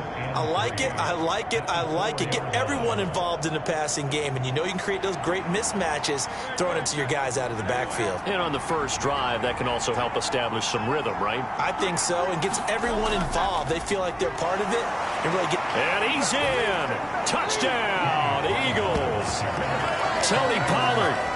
His 5th rushing touchdown now on the year. And the Eagles will claim the early lead as they're on the board first here tonight. And as a defensive coordinator, you're almost in a no-win situation down here near the goal line. You know how dangerous Jalen Hurts is when he holds on to it. You've got to be prepared to stay with him. So when he hands it off, if you're slow in reacting, this is going to be the result.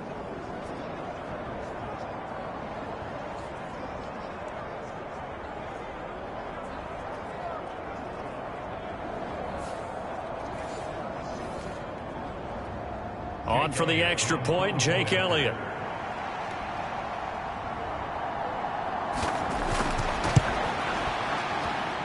He's got it, and the Eagles lead at 7-zip. A pretty long drive that time, 11 plays all told. And it results in a 4-yard touchdown run.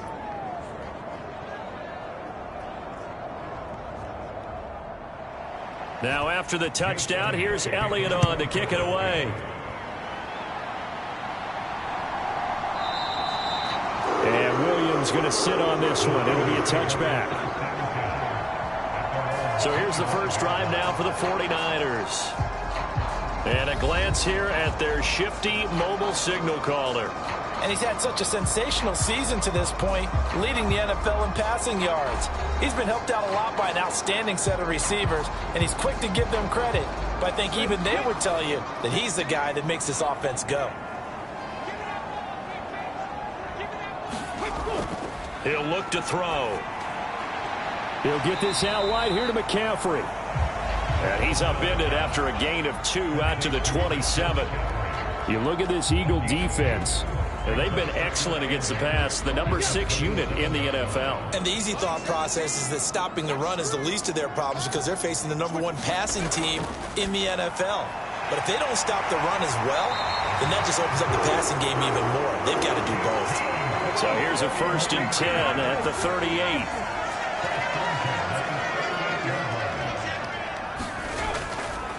First carry for Christian McCaffrey. Taken down at the 42. The numbers for McCaffrey last week. Pretty good as he found himself in the end zone on 2 separate occasions. And those are the most important numbers because no matter what you pile up prior to the goal line, getting in is all that matters. Putting those numbers up on the board, and they love them when they're 6s. 2nd down and right back to McCaffrey. And very little daylight there. He'll get a couple up to the 44. This now a 3rd and 4.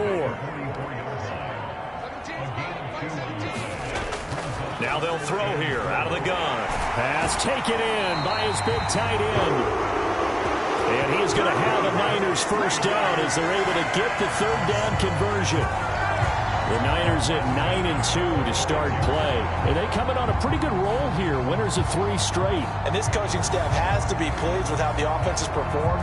but I'll bet they're absolutely thrilled with how the defense played last week, holding their opponents to just 3 points, and that was it. They gave anything comparable to that performance? This one's absolutely locked up. So from Philadelphia territory now, here's a 1st and 10 at the 46. They'll drop to throw. Over the middle, that's caught by McLeod. And just 3 yards on the catch there. He couldn't get away. And that'll bring up 2nd down. Back to the ground attack here. It's McCaffrey. 3 yards on the pickup. That's going to set up an interesting 3rd and about 4 to go. Back to throw. Able to find the open man. That's complete. And he is going to have a 49ers first down by about a yard. It's a gain of 5 on 3rd and 4. We got to like what you're seeing from this offense here on the first drive. A nice sustained series to begin the game, and it will continue after picking up another first there. Would you say the word methodical comes to mind? I love the execution. I love what they're doing on this drive. They're controlling the ball, controlling the game, controlling the clock.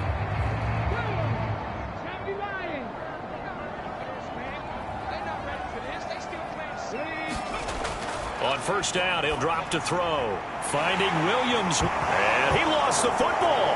And it's picked up by the Eagles. And the return here will go to the 31-yard line.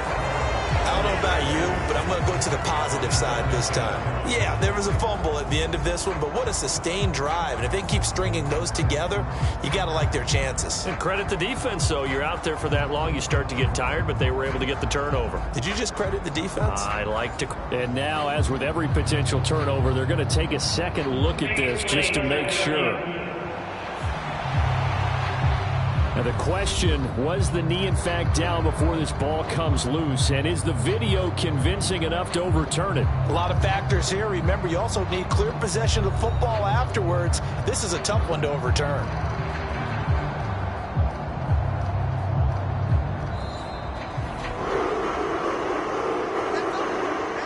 So that one overturned. They say the knee was down, and that will not be ruled a fumble.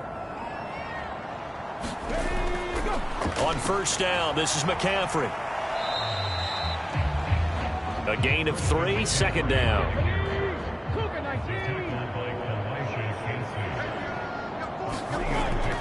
Again, they run. Again, it's McCaffrey. And he's going to take this close to the first down marker as he stopped at the Eagles' 13-yard line. Here comes 3rd and the length of the football.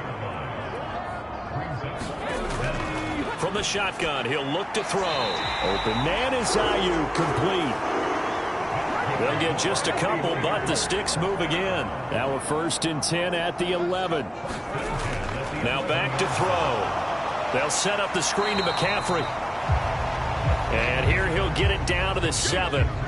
They'll get 4 there out of the screen, and it's 2nd down. The key to any screen play is all in the deception, and that means everyone on the offensive side of the ball.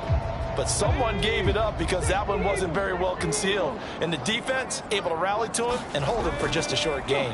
On 2nd down, McCaffrey. And the big boys up front, they're going to stop him right at the line. He'll look to throw. This is caught. Touchdown 49ers. Brandon Ayuk, his 4th touchdown on the year. And the 49ers are able to match the opening drive touchdown against them with one of their own. Personally, for him, a great opening drive. He had 3 catches, including the touchdown. That felt like tremendous scouting, great film watching, and creating a game plan to start this off, not only to get him involved, but to send a message to the defense. You have a lot to handle in this one. Jake Moody now for the point after.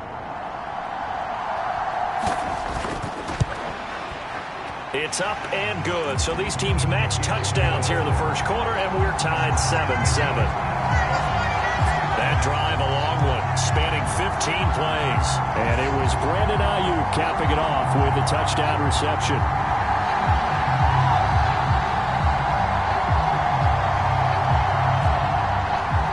Each team's had it. Each team has scored. 7-7 here as the kick's away.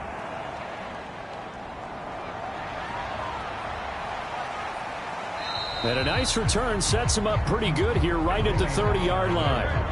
Already at the line, this Philly offense set to go. So both of these teams, Charles, coming off touchdowns now, but this offense, they just had to stand on the sideline, watch their opponent offer a really impressive drive to reach the end zone. Yeah, and I think you're not telling yourself the truth if you don't think there's some one-upsmanship going on right now, because they just had their touchdown answered by a drive of double-digit plays that also found the end zone. Now they want to do something even more impressive to answer that one. Start of the second quarter, and it's the Eagles in possession.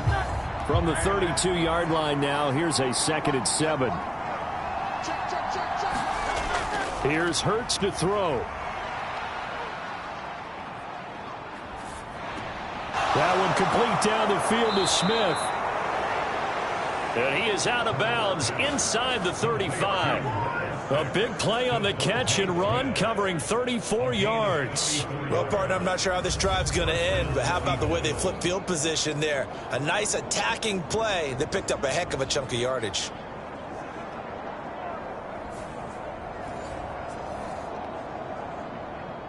So the big play changes the complexion of things. Here's 1st and 10 just outside the 30. They go play action with Hurts. He's going deep for Brown. And this one almost intercepted. Had a chance to come down with it in the end zone, but could not hang on. 2nd down, here's Jalen Hurts. This short throw caught by Goddard. And he'll be marked down at the 26 with a gain of 7. Here's 3rd and 3. Hurts sets up to throw it. Work in the middle of the field, and he's got a man complete. And he is going to have an Eagles first down by a couple of yards as they're able to convert here on 3rd and 3. And that one was a lot of fun right there, because that was the game within the game. 3rd and short, blitz was on. What's the key for the quarterback? Get out of your hands in a hurry. And that was a quick little completion. Got the job done for a first down.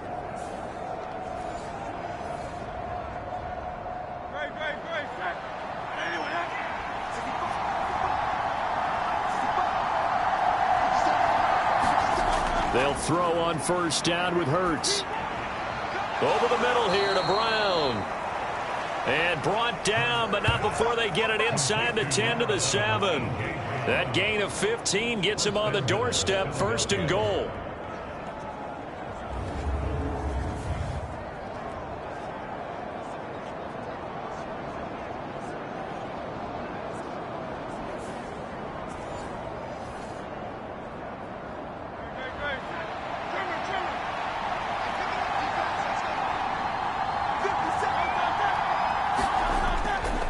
They'll run with Etienne. And he'll do a nice job here just to fight his way back to the line of scrimmage. They come up here with another shot from the 6-yard line, and it's 2nd and goal now. One more time with Etienne. And a little bit of space there takes it inside the 5 to the 3. So 3rd and goal, and the 49er faithful making some noise for their defense. Etienne will take this one in for an Eagles touchdown. Able to punch it in on 3rd down makes it easier for those guys on the sideline. They didn't have a 4th down decision to make. Yeah, could you feel the exhale? Because they were already thinking ahead, as all the good coaching staffs do. Anticipating, will we have to make the call? They already had it lined up, never even got to it.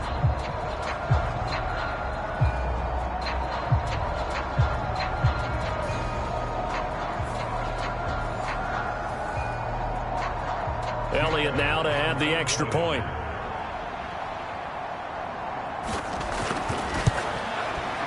And he's got it. It's now a 14-7 ball game. A good drive that time as they go 9 plays in all. And it was capped off by a Travis Etienne touchdown run.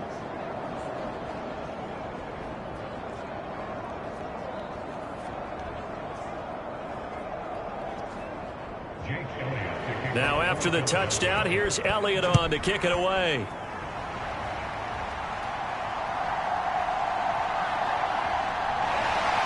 And he's up across the 25 and down at the 28.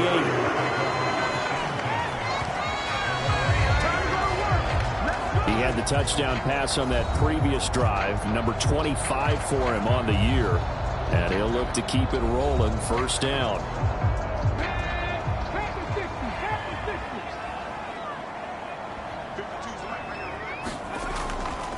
Now a play fake here on first down. That's complete out left to Ayuk. Just a gain of a couple there. And that will bring up second down. That catch now puts him on the doorstep of 500. It's his 499th reception.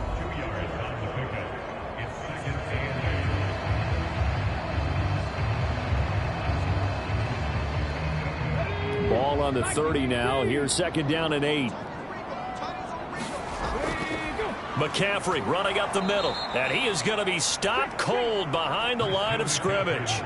It'll go down as a 2-yard loss, and it brings up a third down. And I can see why they're ranked 4th in the NFL against the run. I mean, they are tough to move the ball against. I mean, they have a little bit of everything, right? Run stoppers inside, guys who can make plays outside. We've seen them shut down running games already this year. They're at it again.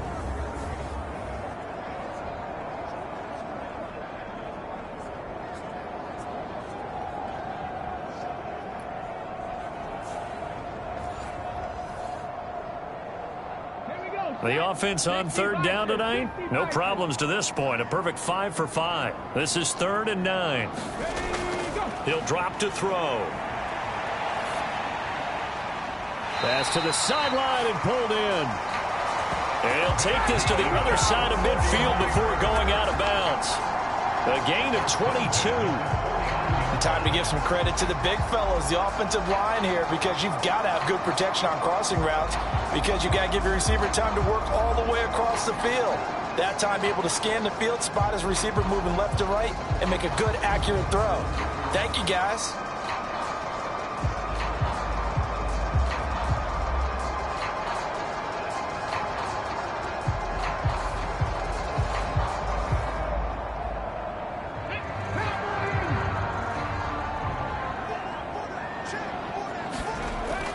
They'll look to throw here on first down. That's going to be knocked away and incomplete. Now a 2nd and 10. Back to throw here. Got his man. It's Williams. They do get a yard there, but only a yard. Leaves him with 3rd and 9 looming. They'll stick with the passing game as he looks to throw. He'll get this underneath to McCaffrey.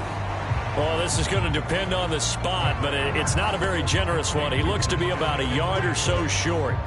They'll wind up getting 7 on the play, and it'll be 4th down. A short gain that doesn't get them the first down brings up a 4th down situation. Really nice job defensively. They knew where the sticks were. They got the stop before it.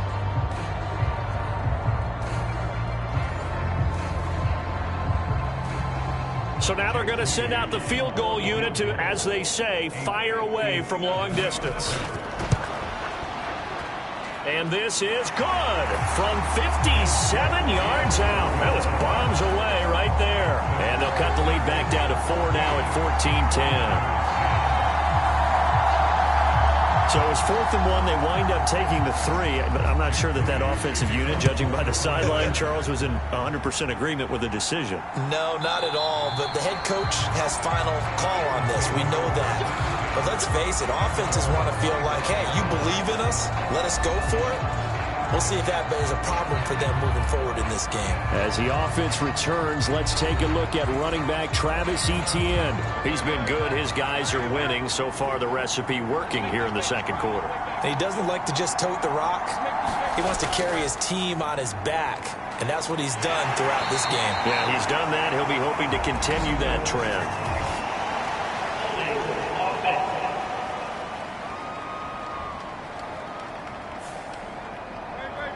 So that time they got the left guard with a hold. And let's face it, in today's ball, you might have that 330-pound guy you're supposed to clear out of there. You might need a little bit of extra help by grabbing the jersey and trying to ride him out. It'll go down as a gain of 6, and it'll be 2nd down.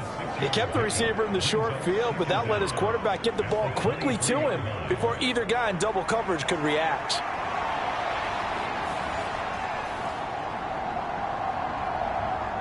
at the 23. It's 2nd and 12.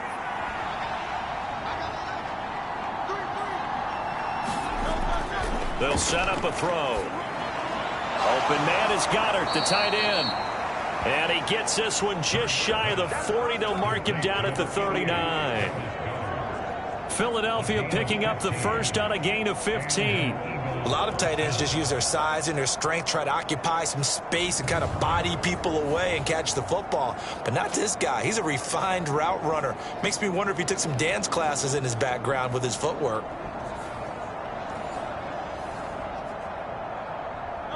So from the 39 now, they'll come up on a 1st and 10. They'll look to throw. He'll get that complete to his tight end, Cole Kmet. That'll go for a gain of 7, and it'll be 2nd down. Toss left side for Etienne. It's a pretty strong running there as he'll take this across the 50 and down to the 44. 10 yards there and an Eagle first down. A nice toss play there to the left. More than enough room to move the chains. And you know what I love about that play as a broadcaster? Seeing the big guys move. Seeing them get upfield and take out defenders. You know what I hated as a defensive back? What? That exact same thing. Seeing those linemen coming downfield, getting ready to blot out the sun. So from inside Niner territory now, this is 1st and 10 at the 44-yard line. Looking to throw. This short throw caught by Goddard. It'll go as a gain of 4, and that'll make it 2nd down.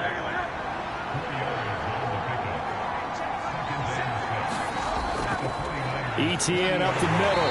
And little room to maneuver there. He gets it down to about the 39. Play number 7 now coming up on the drive. 3rd and 5. They'll set up to throw.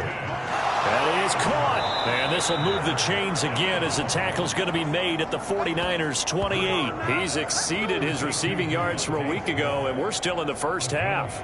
It's a 1st down. Going old reliable there to the slot on 3rd down. And the slot position has become the bane of just about every defense's existence because how do you cover? Do you go with a bigger guy to try and use size? Got to try to go with a quicker guy, and sometimes you even get out quick there. Very difficult to match up with that slot receiver. That's why they keep going back to him. And he's had the hot hand. On 1st and 10, it's Hurts. Pressure applied, and he's going to be taken down. They sack him back at the 33-yard line. He couldn't get rid of it. He takes a sack for a loss of 6 to bring up 2nd down. They were trying to set up a screen there, but that one just too slow in developing. Yeah, too slow in developing and well read because that ends up being a bad feeling for the quarterback. When he's got no blocking in front of him, his guys are just going to let defenders go, and they're coming for him. So if it's not there, you just got to throw the ball at the turf at your running back speed.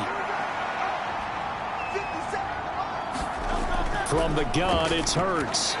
And this will be incomplete. No coverage bust by the defense here. They did a nice job accounting for everybody, and that led to an incompletion. An incomplete pass on that last play, and that means they'll need to come up with something here on 3rd down. They're going to look to throw.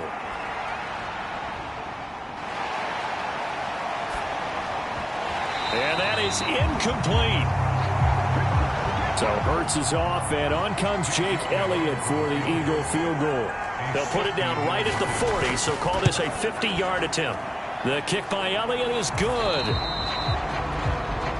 And that moves him up by a touchdown now at 17-10.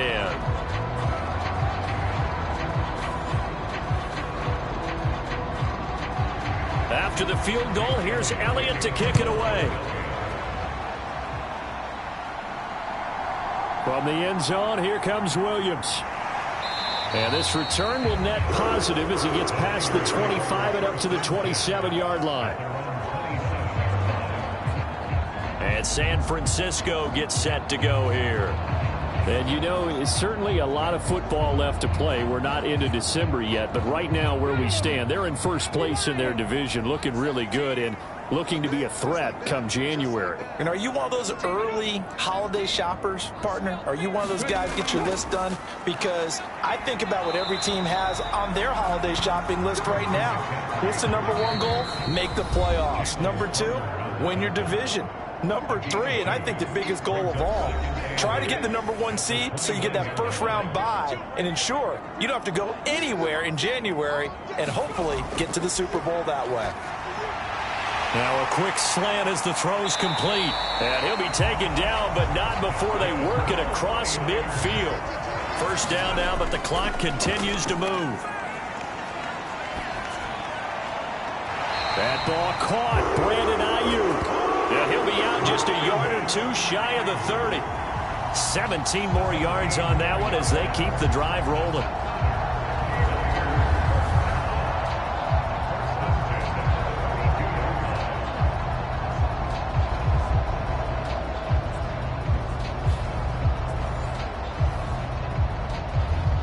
From the 32 now, here's 1st and 10. They'll look to throw here. And that one drops down, incomplete. Good coverage there, forced the ball free, and it's 2nd down. They'll look to throw again. That's caught downfield by Kittle. And he has another first down as they'll get the ball down to the Eagles' 15-yard line. A nice pickup of 17 yards. And that was good protection there. No, that was great protection there because it allowed him to lock in on his receiver, although I think he was looking for his tight end on the corner route all the way. Nice connection there for a really nice gain.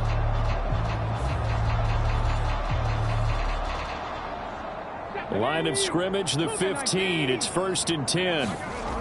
Again, he'll drop to throw. He'll be hit and taken down at the 21. The 49ers now going to use the first of their timeouts as they'll stop it with just over a minute to go before halftime. Work to be done here on 2nd and 16 after the sack. Out of the gun, they'll look to Williams loses the football. And it's picked up by the Eagles. And a big turnover there as his guys will get the football back. We have seen this before, and we know coaches preach about this and work on it all the time. Catch the ball. You know there's going to be some traffic somewhere. They've got to put it away and secure it as they try and get downfield. As the offense returns, let's take a look at running back Travis Etienne. He's been effective so far, over the 40-yard mark here in the 2nd quarter. Don't forget about those guys up front, though. They've been effective, too. The leverage game has been in their favor. They've been the ones who've been able to bend their knees, drop their hips, and get a little bit lower than the guys on the other side of the football, and they've moved them out of the way for the runner. Sometimes that's tough for those big fellas. Not an easy thing for them to do. So, roughing the passer penalty, never one that you like to see. Not at all, and especially when you're in that final push of the season. You can't afford to get your quarterback hurt before the playoffs roll around, and we know they'll be here before you know it. The Eagles going to take the first of their timeouts as the clock's going to stop with 47 seconds to go in half number 1. Now 2nd and 3.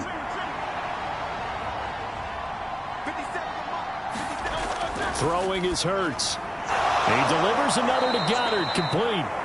Now the Eagles will use the 2nd of their timeouts as they'll stop it with just over 40 seconds to go in the first half.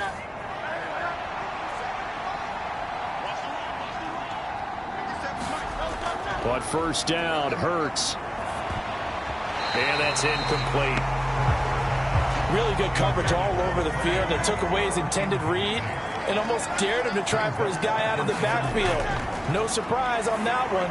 It doesn't connect. This is Smith with a grab. A big play there just before halftime. 52 yards. I'll tell you what, this is not going to be a fun discussion at halftime for this defense. They've been absolutely taken advantage of in the first half. And here's another play for big, big yardage.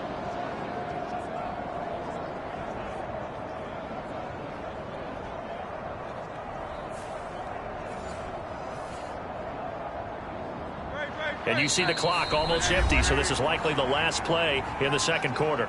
Now a timeout signaled for, and they'll get it with 10 seconds to go before halftime. Hurts. And it's caught. Touchdown, Eagles. Jerry Jeudy in the final seconds of the first half. And the Eagles will extend their lead here just before halftime. A lot of people might call this backyard football. Sometimes just understanding who you've got out wide and who you're going to throw it to. Give him an opportunity to go up and make a play, even when contested. Looks like that one worked out pretty well. The trust factor, in effect.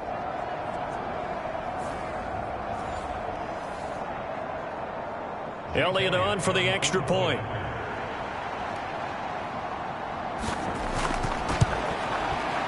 And the lead is up to 14.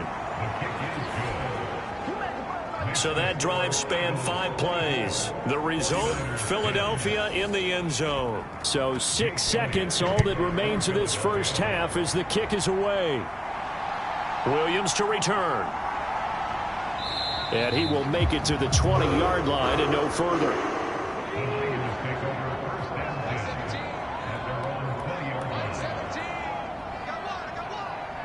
He'll take the knee, and the final couple seconds will tick by in this first half. So we've reached halftime here, and it's our visitors, the Eagles, leading this one. As we'll send you back over to Orlando with our EA Sports Halftime Report, here's Jonathan Coachman. Okay, Brandon, thanks very much. Welcome in, everyone, to our EA Sports Halftime Report. Let's get you caught up on what's going on around the NFL. We'll begin up in the Still City, Acrisure Stadium in Pittsburgh, where you see the final score there. Kenny Pickett leading the way in the victory with 3 touchdown passes. From there, we'll head down to Charlotte to check on the Panthers at home at Bank of America Stadium. And they were winners in that ball game over the visiting New Orleans Saints. Jonathan Mingo, a touchdown catch in the victory.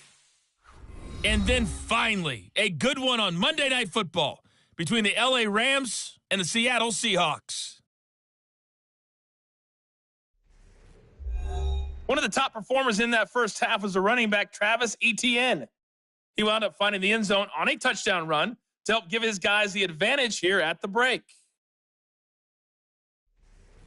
All right, Coach, thank you very much. As we welcome you back for quarter number 3. The 49ers going to have the football and trailing on the scoreboard as we get back underway on EA Sports. This taken in at the goal line. And he'll get it up just past the 20 as his guys will go to work at the 21-yard line. The 49er offense set to go to begin quarter number 3. As they begin their second half here, Charles, offensively, not where they want to be, obviously. They're losing in this ball game, but very much within striking distance. We'll see what adjustments they make in the second half. Is that the old glass half full, half empty type of a deal? Which way do you want to look at it? Because you're right, they're down on the scoreboard, but they're definitely opportunities now, because if they want to go ahead and get going in this one, get back to the running game. I think there are going to be some places to go with it, and I think the offensive line will appreciate the chance to fire out and hit people. That's a good point, because they virtually had nothing going in the ground game in that first half. And that's one of the better plays we've seen this offense put together so far. They haven't been able to get on track much at all. But listen, they're only down a couple of scores with the rest of this quarter, and the entire fourth remaining, so stranger things have happened. And he'll be out of bounds after getting this one across the 40. Second down and 4.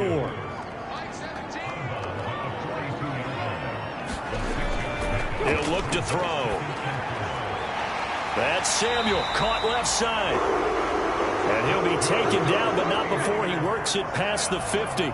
So from Philadelphia territory now, here's a 1st and 10 at the 47. Up the gut, McCaffrey shifts past him at the 45. And good job of just fighting through one tackle there to pick up about 3. Second down coming up. Now they'll throw here out of the gun. He'll get this out wide here to McCaffrey. And this one goes nowhere. Losing yardage on the play back at the 46. Now they're staring at a 3rd and 8. That last play backwards a yard. I don't know how well our microphones are picking it up for those of you at home, but Charles, you and I can hear it. A lot of groans right now coming from this crowd. I don't know if we're picking up what's happening in the stadium or from the people who are supporting this team at home, because it's coming through loud and clear to you and me. This offense, they've been stuck in neutral much of the game, and on that last play, they actually went in reverse.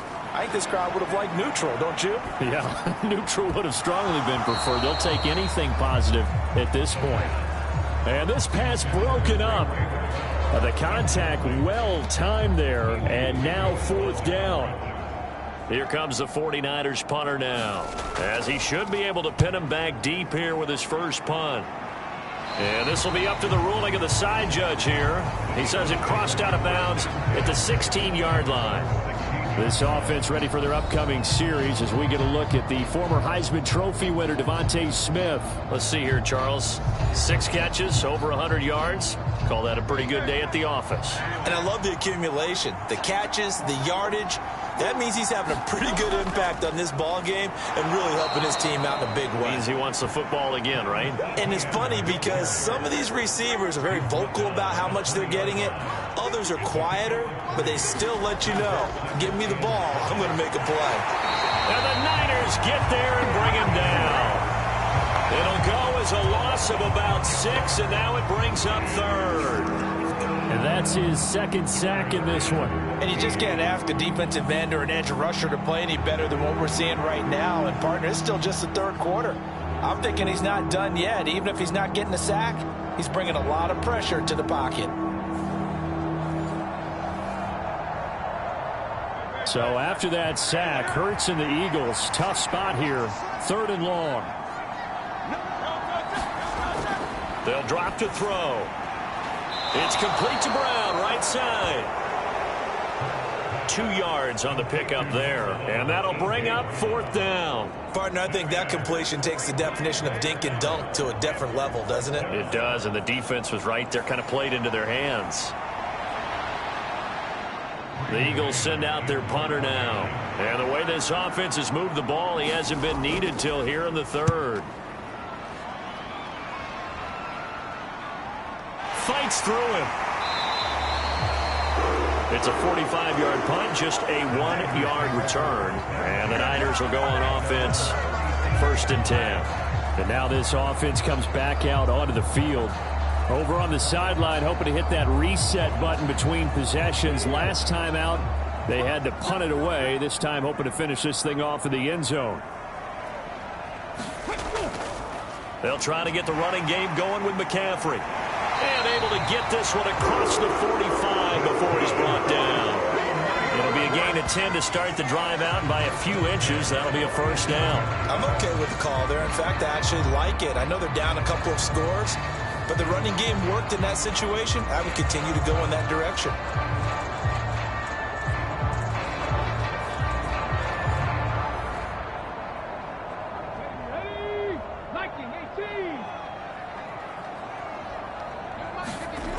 On 1st down, he'll drop to throw. And he'll dump this off to his running back, McCaffrey. And he is going to lose yardage here. He was unable to shake free there. They'll cover him for a loss of a yard. Well, Brandon, we could see that play developing, and they were hoping that he was going to be able to put a move on the first guy and turn it into a big play. But no such luck. The speed on defense continues to get better and better in the NFL. Pretty nice example there of those guys being able to run from their assignments and finish off that play. Here we go, set. 60 Bison, 60 Bison. This is McCaffrey on the give. And he is met in his tracks behind the line of scrimmage. That'll wind up as a loss on the play, so now they're staring at a 3rd down and 12. I see a shake of the head as he gets up, and you've got to imagine he's thinking, guys, you got to help me out. He's hoping his team can read his thoughts because he definitely needs some assistance.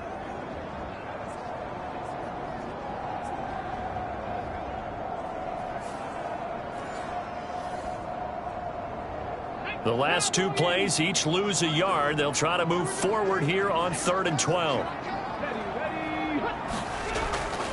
back to throw. And he will not be able to hang on through the contact. It's incomplete. The coverage strong, and now it's 4th down. He's had trouble finding open receivers all game, CD, and that's because really there hasn't been many. This defense has been all over him. Yeah, they're one of the better defenses in the league, and every time I talk to someone around the NFL, they all say the exact same thing. They're so fundamentally sound, it's hard to execute against them. Wisnowski on to punt as he sends this one away. And this is going to be ruled out, I think, just inside the 20. Yes, it will. Side judge calls it at the 19-yard line. Here's the Philadelphia offensive unit now as they head out to take over possession.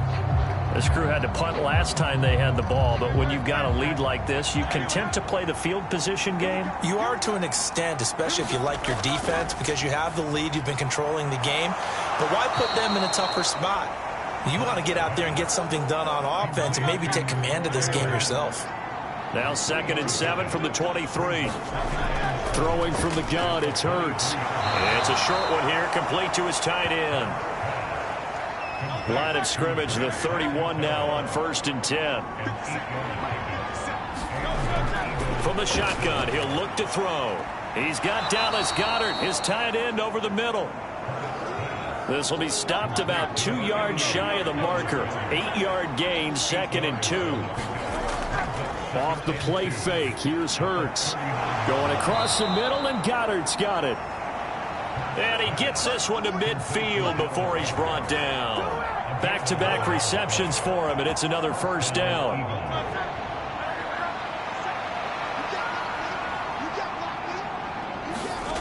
From the midfield stripe, they'll look to throw. And the timing a bit off that time as that one falls to the ground. Nice progress down the field was halted by that incompletion. They could try for some safe yards here to get things moving again, or keep throwing it and pushing it downfield to try and pick up bigger yardage. Here's 2nd and 10. Here's Hurts to throw. They'll get this out to the flat for ETN. 4 yards the gain, and it'll bring up a 3rd down.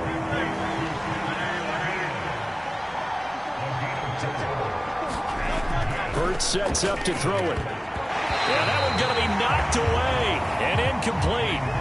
The Eagles send out their punter now as he'll kick it away for the 2nd time.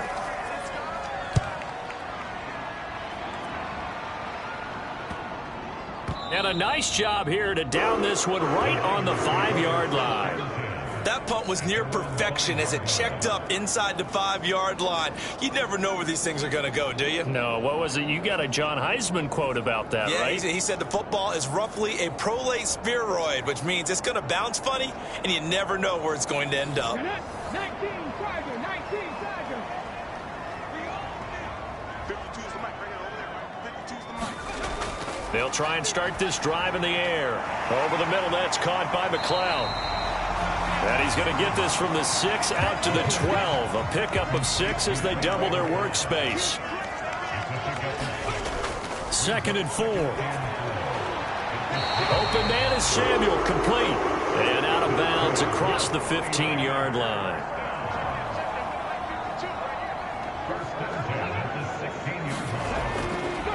Back to throw now on 1st down. That's over the middle and caught by Ayuk. And he'll get this up to the 30-yard line.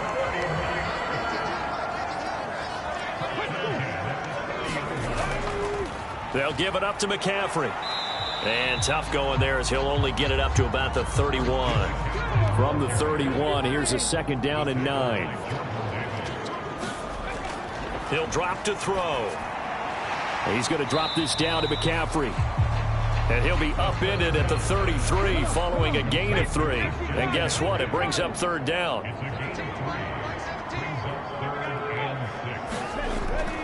Now a draw play to McCaffrey. And he'll be brought down at the 34, well short of the 1st down marker.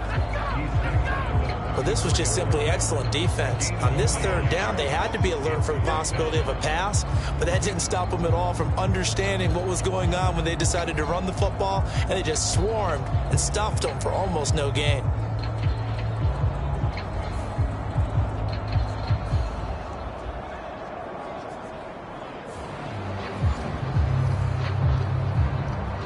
Here comes the 49ers punter now as he's on to kick it away.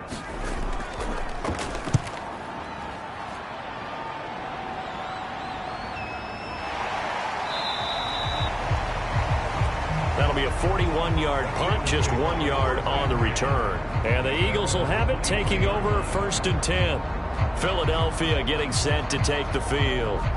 This is sort of what you would call a put-away drive, isn't it? They score here, especially a touchdown. It's almost out of reach. It certainly feels that way, and I think that they're going to call their plays accordingly, because what you really want to do, even though you know the scoreboard is still up there and the game's going to go on, in fact, you can take the spirit away from another team, that their drive and will to come back and win can be taken with another score right here. Still third quarter, but you just get that feel. Yeah, they're teetering right there on the brink, aren't they? Now throw right side here, going to be incomplete. Now they face a 3rd and 10 after back-to-back incompletions. Now a shotgun snap as they'll look to throw. And he'll be brought down at the 28, and that is well short of the first. And that's good for a gain of 6, and that's going to bring up a 4th down. 1 quarter remains here on a Sunday night. We'll return with more after this. You're watching the NFL on EA Sports. Back now here in Santa Clara, as it looks like we are just about set and ready to begin with the 4th. On is the punter man as he boots this one away. Powerful running. It's a 45-yard punt, 6 yards on the return. And out will come the offense as they take over. San Francisco set to go on offense once more. Their defense was able to force the punt. That's the good news. But this is still a 2-score game, and they need points on this drive and in a relatively quick manner. They'll come out throwing here to start the drive. Oh, he tried to fit it in on the slant, and it's intercepted. And his guys are going to take over at the 39-yard line. This spot in the 4th quarter with that deficit, had to throw the football. Unfortunately, there's the risk of big turnover. And you know you're going to be throwing against nickel, dime, all sorts of exotic defenses, but you have to do it anyway. Ordinarily, you might want to run the football a little bit, try and get them out of it. But as you noted, this time of the game, this point on the clock, had to throw it. So from the 39 now, they'll come up on a 1st and 10. They go play action with Hurts. Airing it out deep for Smith. And it's intercepted at the goal line. Picked up by Denzel Ward. And the Niners are right back in this football game. If you combine last week and this week, he's got a hat trick going because he had 2 interceptions a week ago. He's seeing the ball so well and understanding where receivers are and positioning. I mean, just watching him work with such great technique and paying it off by actually catching the ball when he has a chance, he's helping his team in a huge way. San Francisco's offense returns to the field. The interception was a great starting point, but now they need points pretty quickly, down 2 scores. They go back to the air here after the INT on the last drive. And that's going to be incomplete. Too tough to hold on to that one. It's 2nd down. It's been clear in this matchup which side has been the more physical one. It's been this defense. And here's another example on that last play.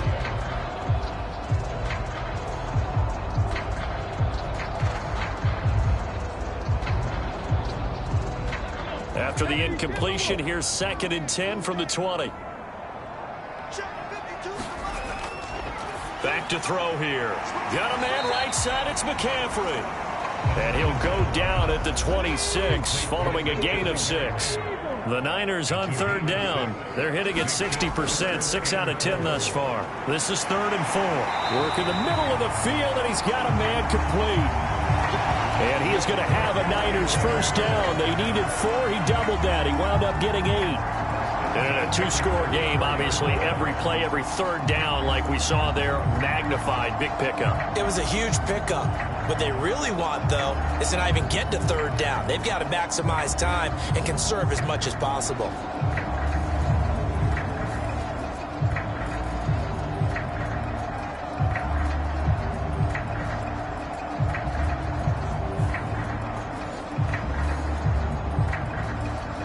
So signs of life in what's been a dormant offense in this second half. Here's 1st and 10. The throw over the middle, taken in. And he'll be tackled right on the chalk of the 45. The Niners have the first down on a gain of 11. Good yardage on the completion there. And when they look at the scoreboard, they do understand a field goal is not going to do them any good. My guess, they're going to press the ball downfield as far as possible, try and throw it into the end zone and get a score because they know they've got to get that done and get the ball back as quickly as possible. Pretty nice work defensively there on the first down run as they hold him to a gain of a couple.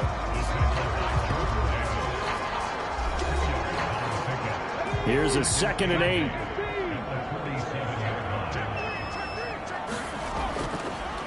They stay on the ground. McCaffrey again.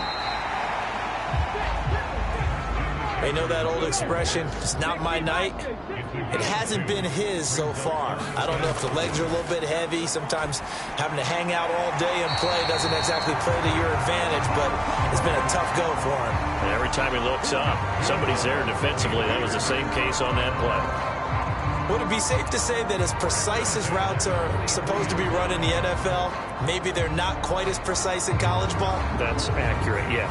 And I think we saw a college route in the NFL there. Just find the soft spot, find the dead zone, and find the first down. And that's what he just did.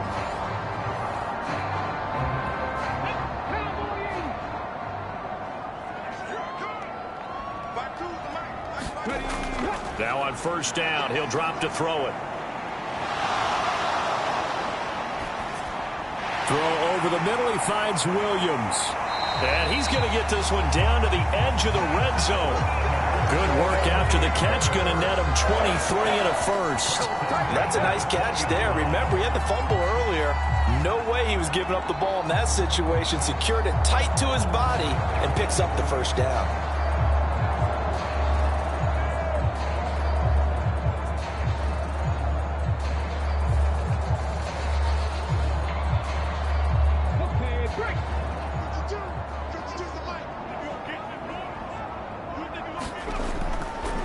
Now a play fake here on first down. Gets this one to Juszczyk. The completion, but they go in the wrong direction. A loss of yards, and now they're dealing with a 2nd and long. Back to throw again. This one into the hands of Kittle, the tight end. So 5 yards here, 5 on the play. And that's going to set up a tough 3rd and 9. Now a run with McCaffrey. And he's going to be stopped well short of what he needed as the tackle is made at the 18-yard line. Just a yard on the run there, and that's going to bring us to a 4th down. Well, they've certainly had success throwing the ball on this drive, and not as much running it as we just saw once again on that last play, stopped after a very short gain. But I wouldn't abandon the run totally, because otherwise, pass rushers just tee off on your quarterback. It makes it very, very difficult for him in that situation. And they're indeed going to go for it here on 4th down. So trailing here in the last quarter, let's see how this plays out. Now a battle for the football. It's caught. It's a touchdown. Deebo Samuel, an 18-yard touchdown grab. And the 49ers have made it a one-score game again here in the 4th. Well, time to let those folks know who are tuning in looking for the late local news. We may be a moment because we've got a game again. And partner, except for those on the West Coast where it'll be seen in its regular time, right? That's the way it works, doesn't it? But how about that? Big time drive right there. If they're going to have any chance, they needed a touchdown there. And they went right down the field and worked their way into the end zone. Moody good with the extra point. And now things get a bit more interesting here in this 4th quarter. So that drive, 12 plays in length. And it's Deebo Samuel who caps things with a touchdown reception.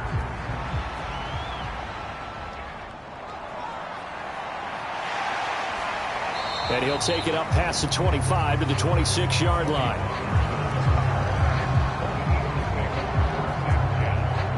Now Philadelphia ready to get going on offense again. I'm curious to see, Charles, about the play calling on this drive. Last time out, the interception that led to a touchdown. Here we are. I mean, very close, one-score game. Yeah, and if I'm a defender, I'm actually chirping to you on the other side of the ball, saying, hey, we picked off the last one. What you going to do about it now? So when you do throw the football, high percentage, but throw it with confidence. Because if there's any hesitancy at all, it could end up in enemy's hands again. They may want to go back to that one. First play of the drive, good for 15 and a first down. Well, it may seem a little unorthodox to some people. Got the lead, fourth quarter, yet he's still firing away. I think he believes that's the best way to go ahead and win the game. Yeah, a lot of coaches say, let's just run the football, be conservative. He's sticking to his game plan. No, that is his game, and that's what they're going to ride. Oh, now he's stripped. He lost the football. Oh, and one of the linemen on the other side has got it. So it goes as a fumble, but the key thing, not a fumble lost. Yeah, that stat's big, isn't it? I mean, I remember watching teams play. The ball might be on the ground a number of times during the game, but if the other team doesn't get it, that's a huge difference in the ball game. And in this case, they were able to retain possession. The fumble on first down. Now here's second down.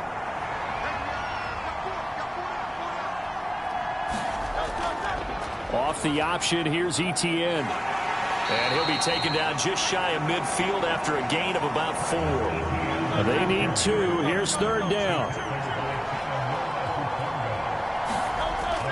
They'll run with Etienne. And he gets it down to the 48, enough for the first. A third down gain of 3 yards, and that'll be enough.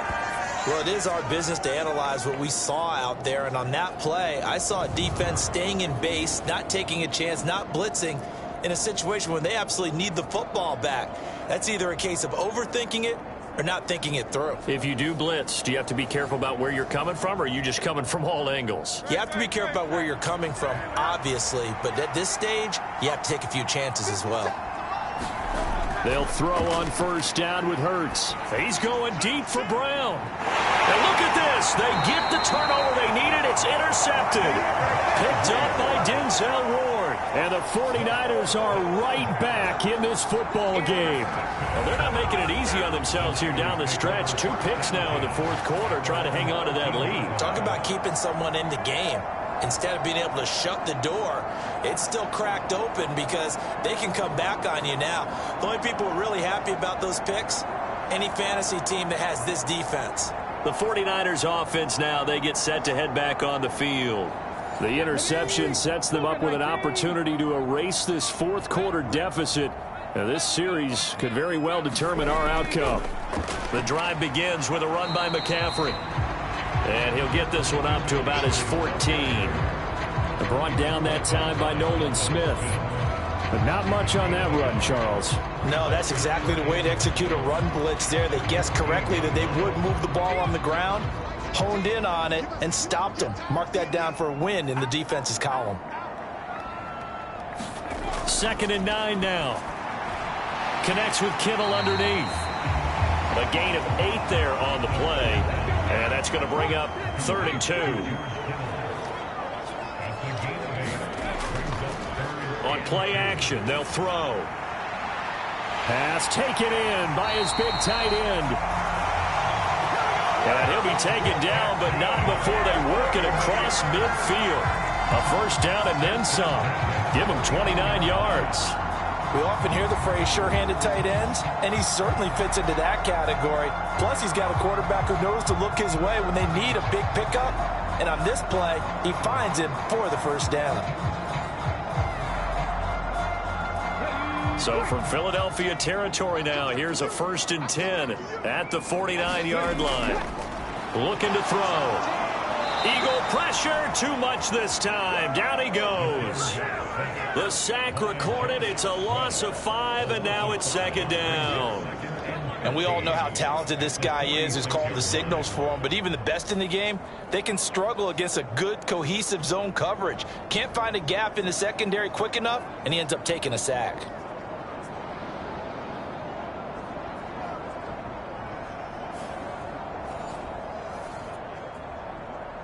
ready. Coming up now on a 2nd and 15 following that sack.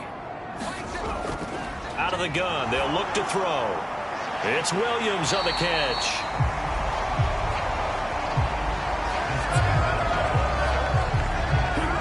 And that was yardage that they needed there after the sack on 1st down. They didn't get all of it back, but now they look at 3rd down as a manageable situation, one that they have a much better chance of picking up.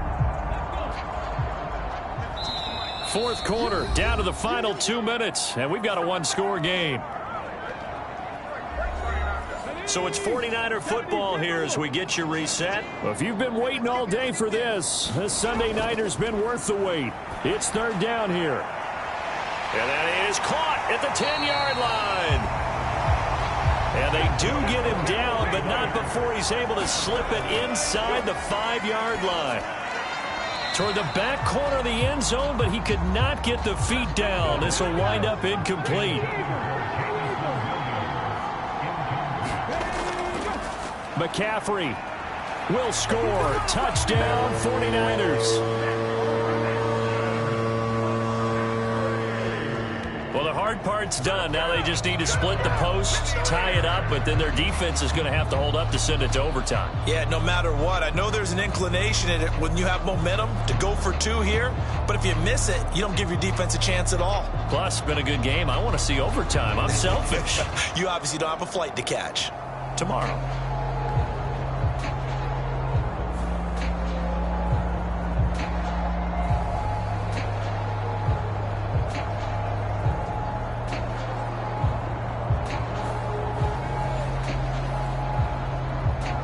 Extra point try now for Moody.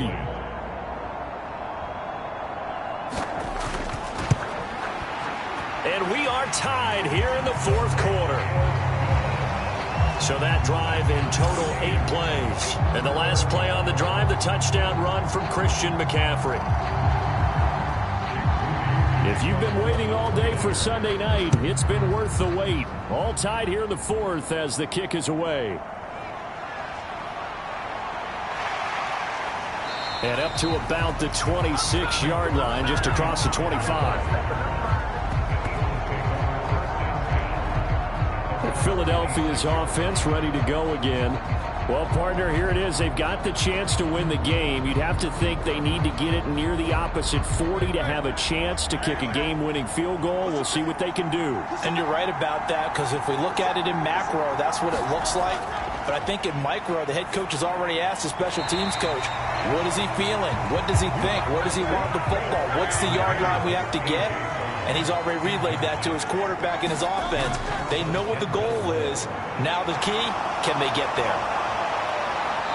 And past the 40 before he's out of bounds. Plenty of time. All 3 timeouts still remain. Here's 1st and 10 now. Throwing is Hurts. He'll drop that underneath to ETN. And he'll be brought down, losing yardage back at the 40.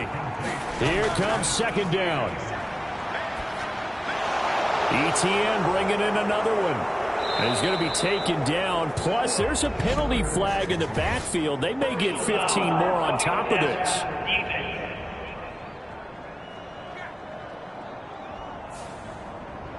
They'll come up 1st and 10 here. Straight ahead, ETN. And a good-looking run there as he'll take this inside the 20 and down to the 18-yard line. The 49ers now going to use the first of their timeouts as they'll stop it with just over 40 seconds to go in the game. They'll go with Pollard here on 1st down. And they'll bring him down at the 13-yard line. Now San Francisco going to call their 2nd timeout as they'll stop it with 40 seconds remaining in this 4th quarter. On 2nd down, a run with ETN. And he's going to be brought down just shy of the 5 at the 6. And now the Niners going to signal for their 3rd and final timeout. And as the 2 teams talk it over on their respective sidelines, we take a break.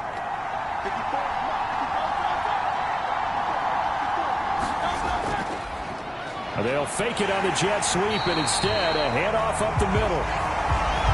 The The Eagles going to take the first of their timeouts as they'll stop it with a little over 30 ticks to go in the football game. Second down, goal to go. Another tote for Etienne. And he's able to get it down to the 2-yard line. Now the Eagles will use the second of their timeouts. That'll leave them with just one remaining in this fourth quarter of play. They'll try to run with Etienne. And that's a touchdown as they've broken our tie here in the final minute of the fourth. Well, he'd been the workhorse on this drive, and it would have been unfair to bring someone else in to finish the job. So they go back to him again, and he delivers with a touchdown run.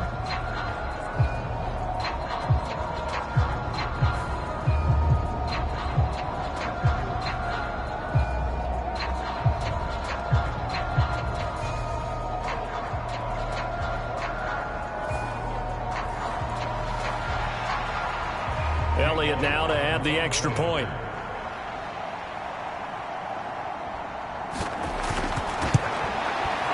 And they will take a 7-point lead now.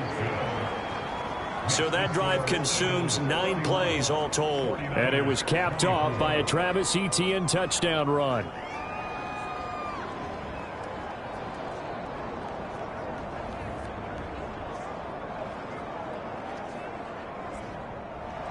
Now after the touchdown, here's Elliott on to kick it away.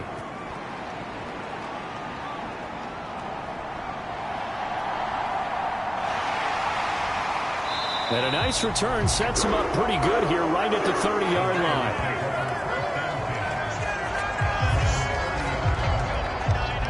So now the Niners down by 7, 20 seconds to go.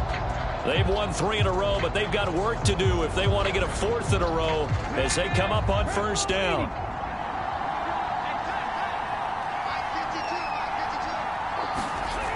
He's back to throw. He's going to let it fly. And he knocks the ball away, and it falls incomplete. Another try, 2nd and 10 now. He'll look to throw.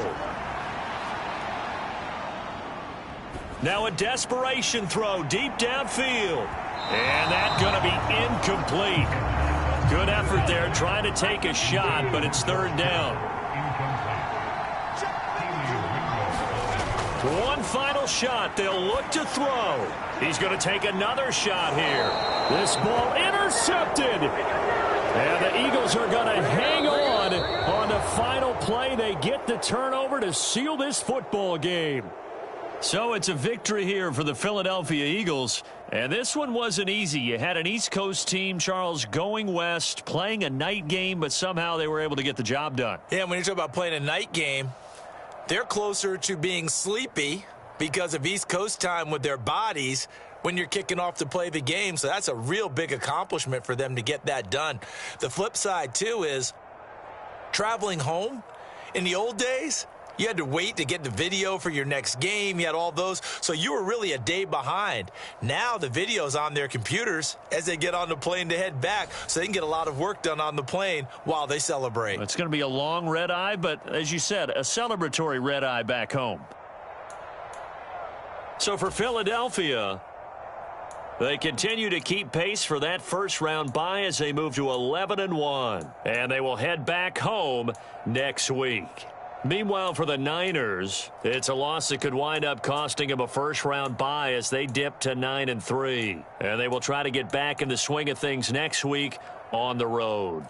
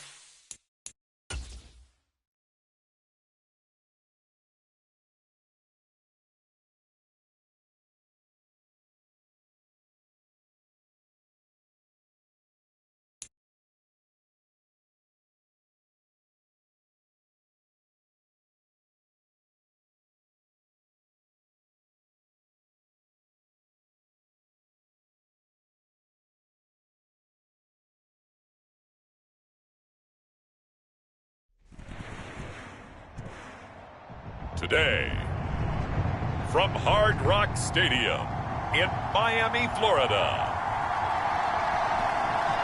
it's Week 13 of the NFL on EA Sports.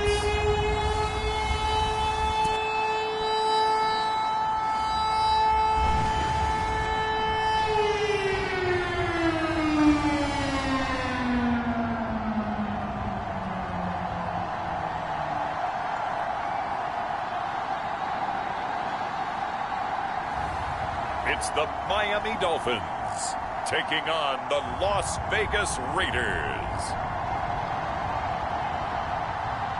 From beautiful South Florida, there's a look at Hard Rock Stadium in Miami. Today, we've got a Week 13 matchup for you here, as it'll be the Las Vegas Raiders taking on the Miami Dolphins.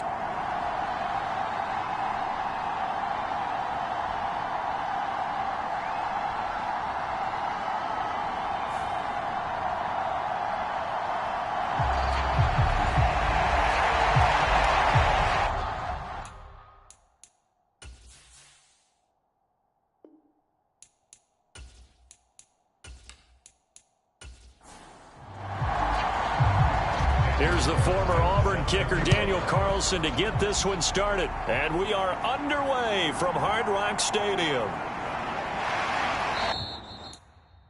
And able to get this across the 20, but not much further as he's dropped it to 23-yard line. So here comes the Raiders offense now onto the field. They'll be led out by the #1 overall pick back in 2020 from LSU. It's Joe Burrow. And I thought in last week's game, he found a way to win like a good pitcher without his best stuff. I mean, he did throw 2 interceptions, offset by 1 touchdown pass. Not the ratio, not the numbers you're really looking for as a QB. But finding a way to win, that's all that really matters. Under a heavy rush, and down he goes. Jalen Phillips, the former first-rounder, getting in there for the sack. Okay, partner, a couple points of interest right here, all right? Offensively, we see that they came out throwing the football, but maybe more importantly, the blitz that came defensively, they got right after him. And you were telling me pregame before we came on air, you think this is something we could see a lot. Yeah, there's no doubt about it because this is a unit that wants to play the game on their terms. The start less than ideal as they already face a 2nd and long. Out of the gun, it's Burrow. That's complete. It's Greg Dulcich. I know sometimes we can get fooled when we watch him make catches, as we just saw him do there, because he really looks like a wide receiver the way he goes about his business. Yeah, 230, 240 range. Yeah, not super huge. Maybe not counted on to be that inline point-of-attack blocker that we used to have in the good old days. But you can flex him out. You can run wide receiver routes with him. And Burrow going to be hit and taken down. They got him. And that'll bring up 4th down on a big sack with a loss of 5. What a great job getting pressure here on the first drive. 3 plays and already 2 sacks. And that pressure has been intense right from the beginning. And I'm telling you, if they don't make an adjustment in play calling and protection, it'll go from intense to relentless.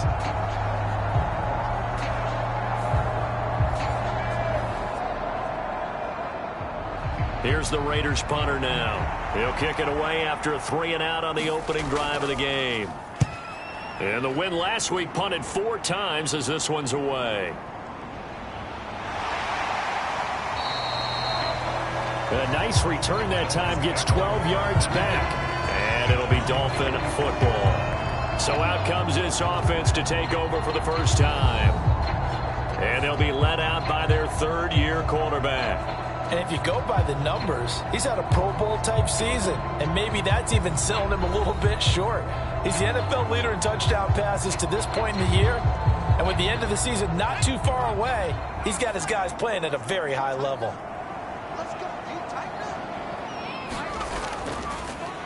They'll run with Walker to begin the drive. And a pretty good burst there as he'll get this across midfield and down to the 46.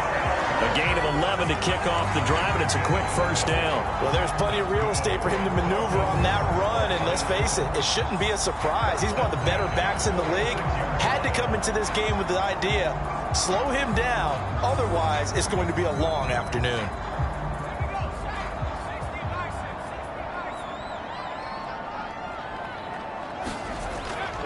Back to Walker on first down. Broke through some contact, but unable to reach the 40.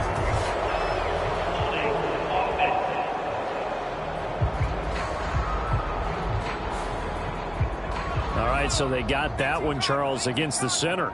And let's remember how difficult it is for the center, because remember, he's got to snap the ball to put the play in motion, and sometimes you got that big guy on your nose. You got sometimes where he's coming at you at an angle.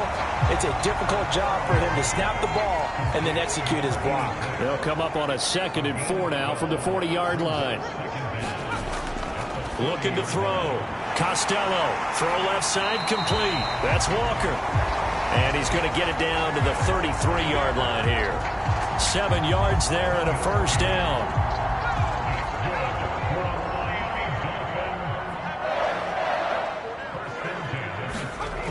Back to throw. Costello repeated the last play, finding Walker.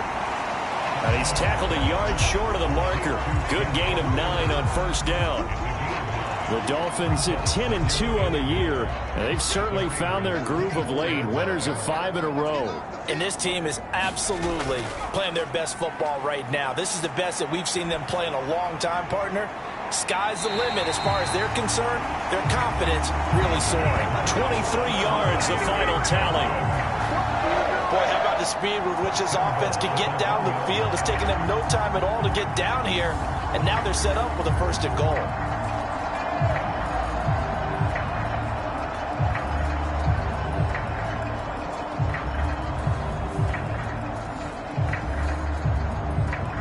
Here we go now on 1st and goal.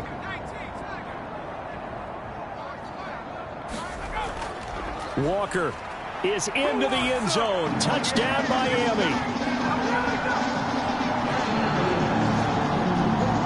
So both sides of the football contributing here early. Their defense forces the punt, then the offense takes it down the field and punches it in on the short touchdown run. And Brandon, that's good complementary football, and that's what they're going to need if they want to get out of here victorious.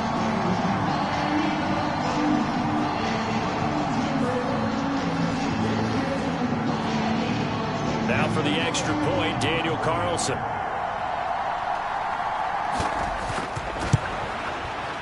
And that makes it 7-0 Dolphins.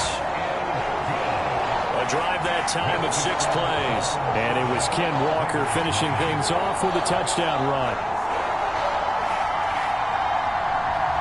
Following the touchdown, ready to kick it away is Carlson.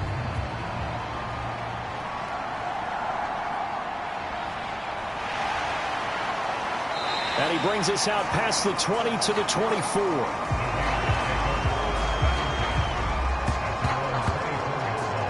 Second drive of the game coming up for this Las Vegas offense.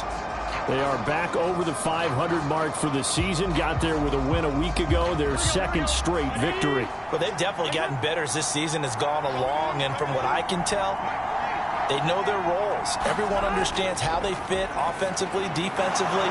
And this team now has an identity. And they're playing to it and playing well.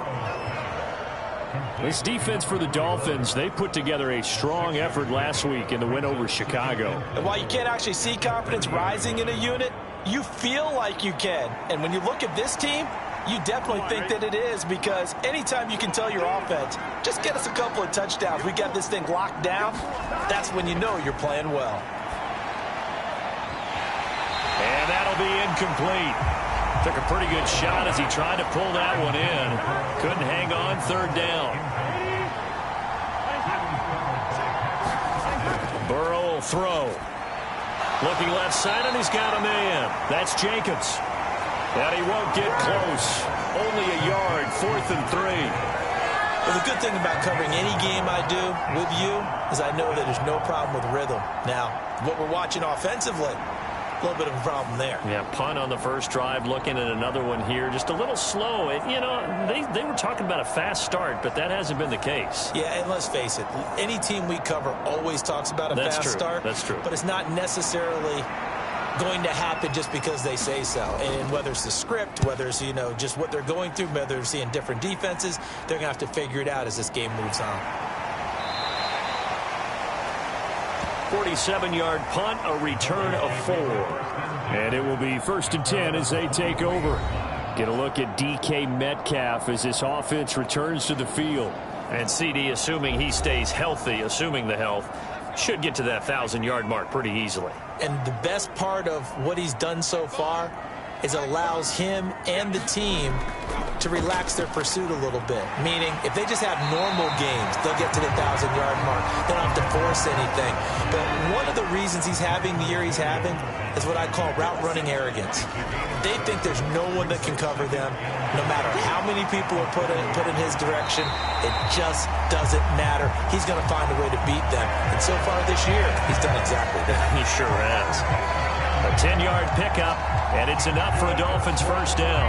This running game so important for them, and they know that. It helped lead them to a victory last week when he was over 100 yards. Let's face it, it's their identity, and that's what they want to play to. They want to be that team that runs the ball really well each and every week, and right now we're seeing a pretty good pattern of that happening.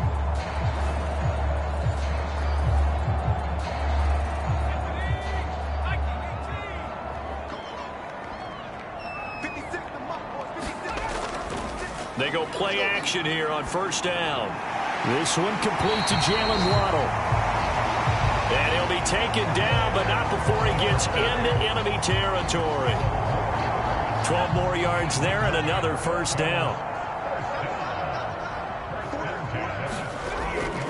Walker now on 1st and 10. Taken down at the 47-yard line. This is 2nd and 8.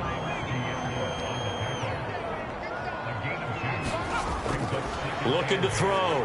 Costello. Catch is made by Marquise Brown. And he's going to have another first down as the tackle comes at the Raiders' 35.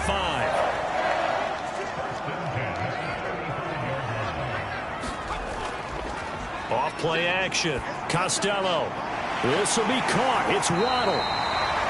And all the way inside the 15 before they drop it. A well-executed 22-yard gain. This drive, it's been a good mix. 3 passing plays, 3 runs, hitting on all 3 of those passes, and the last one putting him in the red zone. So wouldn't you think play action right here? Because you've got the ability and had the ability to run it and throw it. Go play action and take your shot at the end zone. From the 13 now, they work on 1st and 10. Operating from the gun. Costello over the middle. That's caught by Metcalf. So the completion good for 6 yards, and it'll be 2nd down.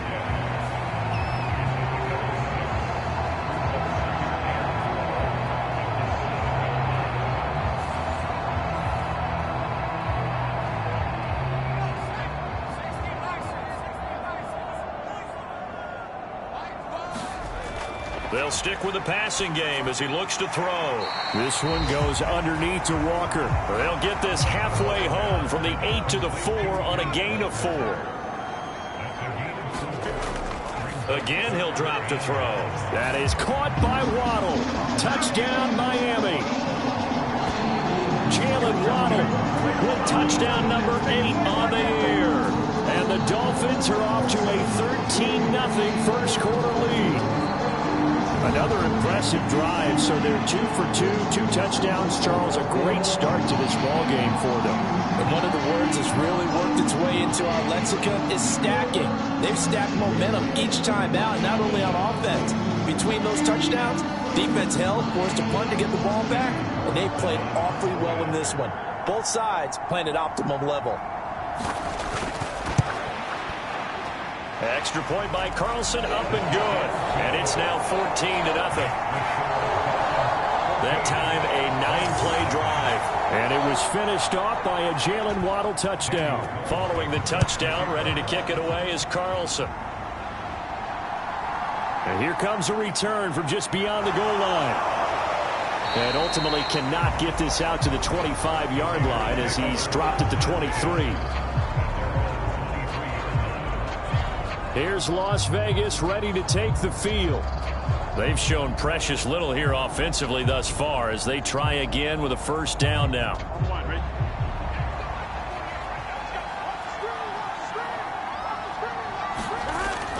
Here's Burrow setting up to throw it. Oh, it's a screen pass. That's complete. And he will lose yardage on the play. Back at his own 19-yard line. Not what they had in mind there. That's going to go as a loss of 4. Got to give some credit there defensively. They snuffed out that screen early on first down. Really read it well, didn't they? Because they didn't bring the pressure that they expected. They covered all the passing lanes. So once you see it break down as the passer, I think in this situation, you're either throwing it at the feet of your back to make sure no one picks it off, or you throw it away. Throw it over the sideline. Don't try and freelance and try and make a bigger play. There's really no one else running a pattern that should be open. And able to break one tackle, but then quickly brought down. But a nice little gain. They'll wind up getting 10 back as that sets them up for third down. From the shotgun, it's Burrow. Short throw caught by Dulcich. And he gets this up across the 35 before he's out of bounds. Second catch for him today, and it'll wind up a first down. And the tight end is certainly a position built to move the chains because they can control space underneath. If they've got good hands, then, of course, they're a dynamic target. But one other thing is they're right in the sight lines of a quarterback on just about every play. And that makes it easier for the quarterback to pick him out and deliver. Burrow's throw caught here by Dulcich. And they'll get him down after a pickup of 8. 2nd and 2. Now that's staying ahead of the chains. Really good pickup on first down, hitting the tight end there. Now it brings up a 2nd and manageable. Just found a hole in that zone. Here we go. From the 46, here's 2nd and a couple. To the air again, Burrow. This one into the hands of Harris on the crossing route. And he's got another first down as he's brought down at the Dolphins' 34-yard line. Here we go. 14-0 the score. This is the NFL on EA Sports. Second quarter now, and it's Las Vegas with the football. This offense finding its legs now. Here's another 1st and 10. Now Burrow. Buying time to his left. Give him a couple on the scramble. It's 2nd down.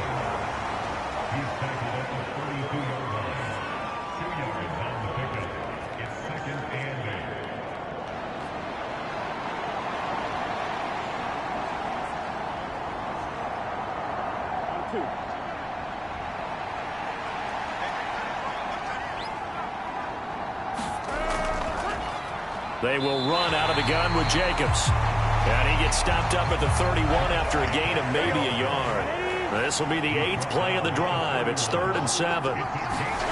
Now it's Burrow. Short throw caught by Dulcich. So give him 2 yards there on the completion. And that's going to make it 4th down. Oh, it's time to give a little credit there to the defense. They played that very well because it was a drag route. And he ran a little shallower than normal as he worked straight across the field. He was hoping he'd get lost behind the defensive line. But once he made the catch, nowhere to turn upfield and gain any yardage.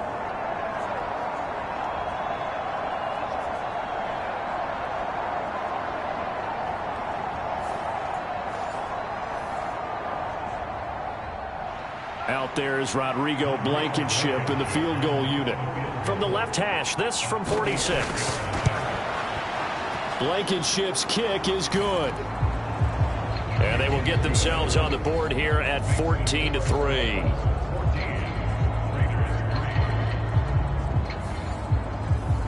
So that kick gives them their first points of the game, CD. And it comes on the 3rd drive, but hopefully for them that's a spark that gets that offense going. Yeah, and I would say if you're the offensive play caller, as you look at your sheet, you're trying to find that part on there that unlocks bigger points.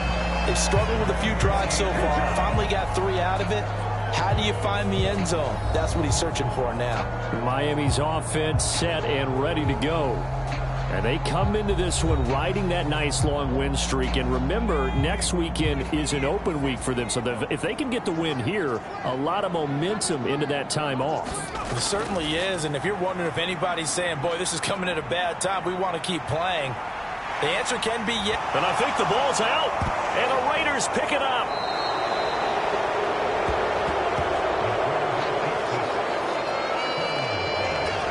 Partner, everything that happened before that fumble was great. Good vision, navigated the open field, got good chunk yardage. At that point, if you see a defender coming, though, just step out of bounds. Don't risk all you picked up before the hit to just try and get an extra yard or two. The Vegas offense ready for their next possession. It's been very much a slow start for them. 3 drives and just the 3 points, CD. Yeah, if you're into the points per drive ratio, that answer is 1. And that's not going to get it done in a ball game. They've got to find a way to finish these drives in end zones, not having balls go through goalposts. Ball on the 36 now. Here's a 2nd and 5. And they go play action now. Burrow. That is incomplete. The offense on 3rd down.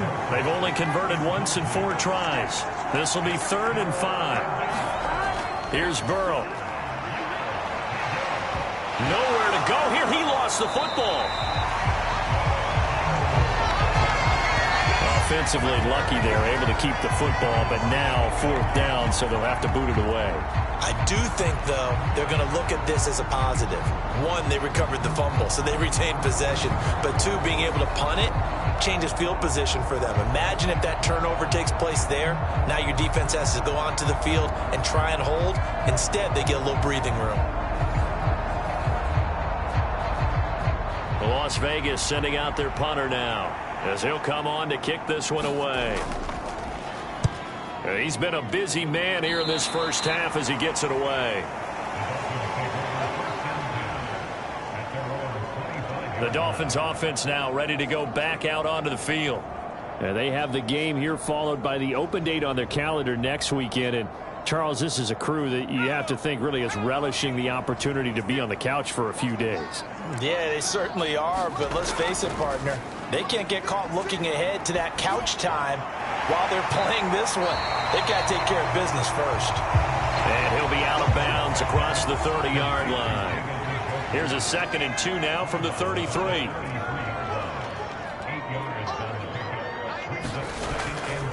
Up the middle, here's Walker. Shreds him with a stiff arm. And he'll be taken down, but not before he works it past the 50. That good for 19 and a 1st down. I'm not sure how much more evidence they need, partner, than to understand that if they don't start to slow him down, it's going to be a long afternoon here at the stadium because he is just shredding them at this point. And let's face it, coming into the game, they knew he would be the focal point of their attack. This is going to take an 11-man unit on the defensive side to start making plays. So here's a 1st and 10 now in Raider territory at the 48-yard line.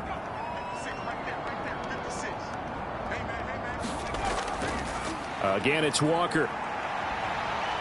And able to break 1 tackle, but then quickly brought down. But a nice little gain.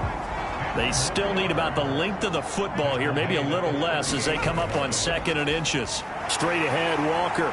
And they'll be inside the 35 now at the 34-yard line. From the 34 now, here's 1st and 10. Up the middle they run. It's Walker. 70 yards rushing for him as he has been tough to stop here this first half. Here now, 2nd and 4. Now they'll switch it up here and look to throw. He'll find Metcalf. And he's going to have another 1st down as the tackle comes at the Raiders' 15-yard line.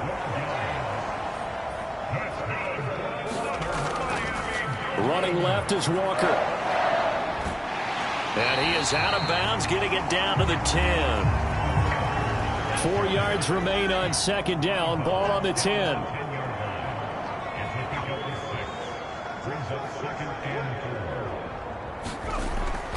Now a shotgun snap as they'll look to throw. To the end zone, but it's incomplete. This will be play number 9 of the drive here as they need 4 yards on third down. Back to throw. Costello. Looking end zone, but it's incomplete. Out is Carlson now for the Raider field goal. From the left hash, should be a fairly easy one here. Carlson able to put this one through. And the Dolphins will add on to their lead.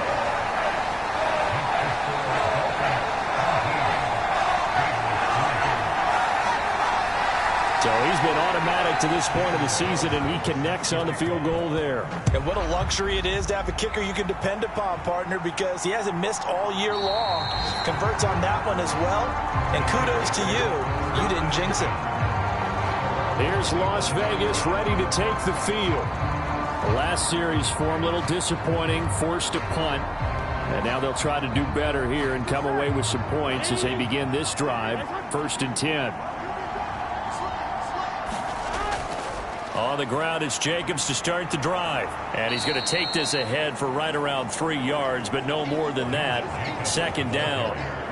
I think if they want to start getting back into this game, it behooves them to get better on 1st down. Yeah, certainly not what they were looking for there out of the opening play of this drive.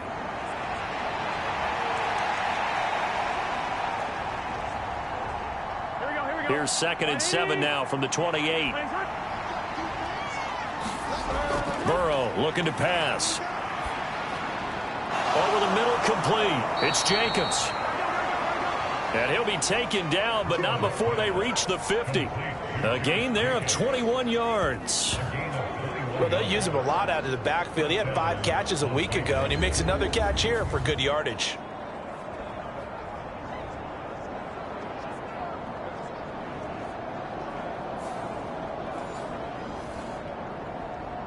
Here we go.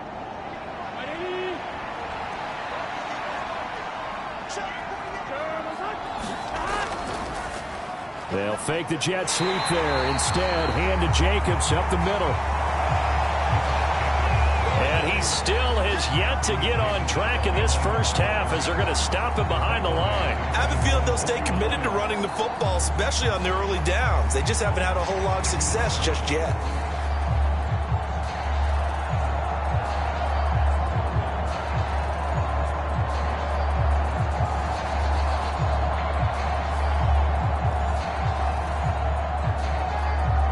So after the loss of a yard, they'll look to push forward here on 2nd down and 11. They'll stay on the ground with Jacobs. And he's going to get back to the original line of scrimmage, but that's about it. The 2nd down play, not much better than the first, just a gain of 1 there. Absolutely love the effort there. The ability to flow from his inside spot and stop that one at the line of scrimmage. Nice linebacker play. Dolphins bring on an extra defensive back on 3rd down. From midfield now, Burrow. And the Dolphins rush gets home. Down he goes. Jeffrey Simmons in there to get him, and that is sack number 6 now for him on the year. Charles, not to point fingers, but how much of this goes on the shoulders of the offensive line? Well, look at the 6 sacks last week. That's the 4th in this game. Definitely the bulk of it does go on the offensive line. That's what they're tasked with doing, keeping their quarterback upright and clean in the pocket. But I think they have to look at, okay, are we bringing in extra people? Is the ball out of the quarterback's hands quick enough? There are a few other factors that they have to look at to try and help out. But you're exactly right. It starts with the O-line. They call that a punt of 38 yards officially. And they will take over 1st and 10. Kenneth Walker headed back out there. And he's well on his way to a 100-yard game. He's already more than halfway there. We're only in the 2nd quarter. And what I've always loved about running backs is they'll tell you, I had no idea how many yards I had. Right. Those guys have an innate sense of where they are in a ball game and how many yards they've accumulated, because you know they're always working towards 100. He's been working well towards 100 here. 84 yards rushing now for the NFL leader coming into this ball game.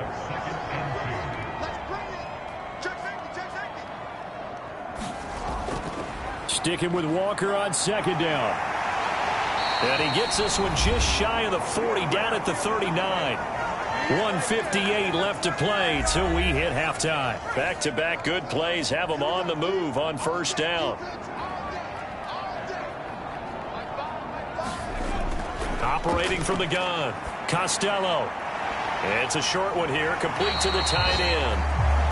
Call it a gain of 6 on the play, and that's going to bring up second down. One thing you're hoping for when you run drag routes, you're able to hit a receiver in stride, and he can pick up a lot of yardage after the catch.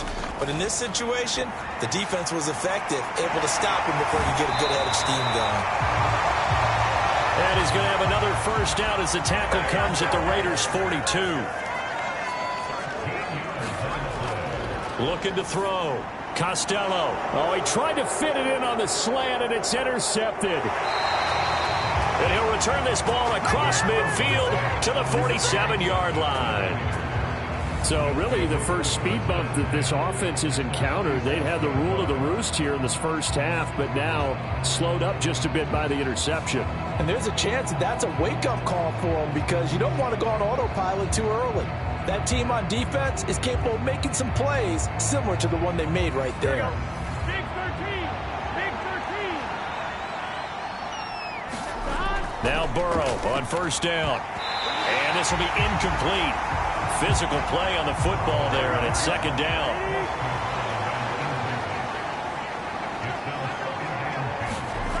They're passing here, Joe Burrow. And he can't escape, and down he goes. The Raiders going to use one of their timeouts as they'll stop it with a tick under a minute to go before half. On third down, Burrow. And that's going to be incomplete. The coverage too good there. The contact popped the ball free, and it's fourth down. Now on fourth down, on is the punt team sending this one away. And this will carry out of bounds. Where are they going to spot it now? At about the 18-yard line, it looks like. The Dolphins taking over now late in this first half. Already enjoying a 2-score lead here late in the second quarter. Not a ton of time left. We'll see if they can work this at least into field goal range and try to get 3 to add on even more to their lead. Trying to shake off the interception from the last drive. He'll look to throw. Now the Dolphins going to burn the first of their timeouts.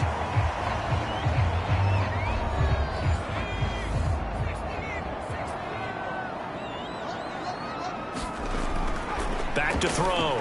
Costello. It's complete to Brown, right side. The Dolphins going to take their second timeout as they'll stop it with 40 seconds remaining in this first half. Second and a couple. Looking to throw. Costello. And Walker has it. And he'll get up near the 45. They'll spot it at the 44. Now the Dolphins will use the last of their timeouts. And with halftime on the horizon, they'll be out of timeouts from here forward.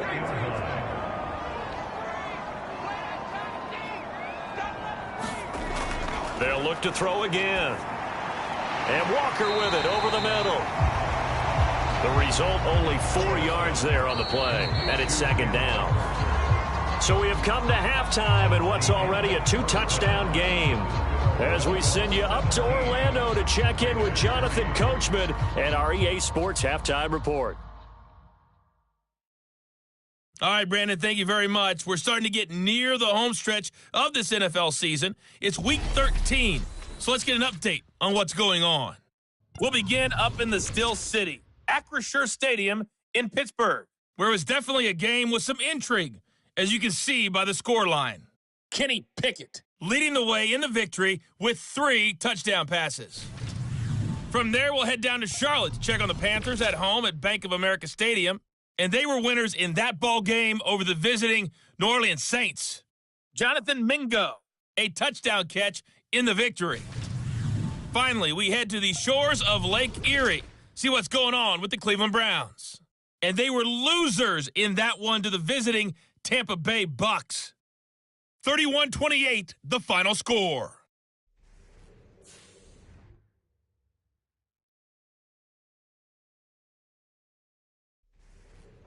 All right, Coach, thank you, and we welcome everyone back for quarter number 3.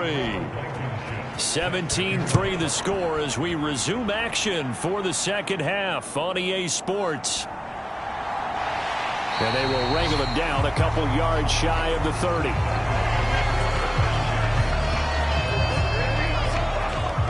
The Dolphins getting set to go back to work here in quarter number 3. And they've got the lead, CD. What do you expect from them in this second half? Well, I like what they were able to do on the ground in the first half because they had a lot of success running the ball, and I certainly think we'll see more of that. But I'd keep an eye on that defense, and I think their coaches up in the box will do the exact same thing. If they start to see 1 or 2 guys start to creep towards the line of scrimmage, that'll be licensed to take some shots downfield.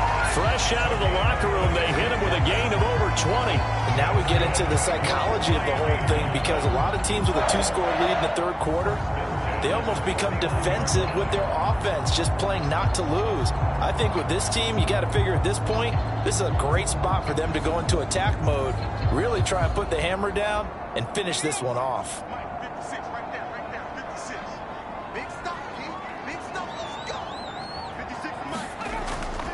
Now a play fake here on first down. Catch is made by Metcalf. And past the 35, he'll be dropped a yard or 2 shy of the 30. It's a first down, his 4th catch of the game after having 3 in the first half. Not only have they completed a couple on this drive, but they peeled off some pretty good chunks of yardage, too. Absolutely great start. 2 nice plays in the pass game. Now can they continue to feed off that? Back-to-back good plays have them on the move on first down.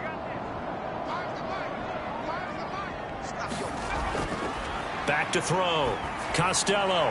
It's a short one here, complete to his tight end. They'll wind up getting 7 on the play, and it's second down. Coaches always harp on the quarterback reading the defense and getting into the open man. That's good recognition there. And how about what he did after the catch?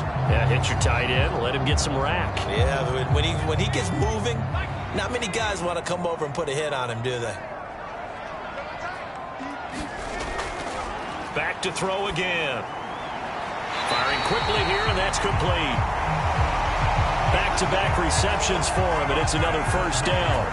That was a route run not just with dexterity, but with intelligence. Found the hole in the zone, made sure the quarterback saw him, and was able to make the sure catch and flip the down marker back to 1. Flushed out right. And all the way down inside the 5 to the 4.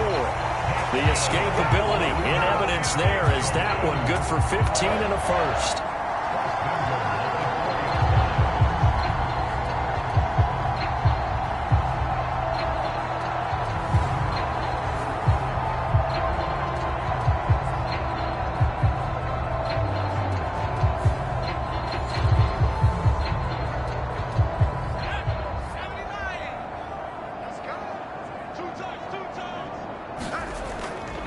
Here's Walker. And he's going to ball his way into the end zone for the Dolphins score. Kenneth Walker, his 2nd TD of the game and 16th on the season. And the Dolphins take the opening kickoff of the third quarter and drive right down the field to extend their lead. Well, this offensive line has really stepped up to the challenge here because those Mastodons, they've been sensational clearing holes all game long. And this is great work down here near the goal line to give their back the space he needs to work his way into the end zone. Carlson now to add the extra point. And the lead now to 3 touchdowns and 21 points. So the drive there took 6 plays. And it was Kenneth Walker finishing things off with a touchdown run. Following the touchdown, ready to kick it away is Carlson.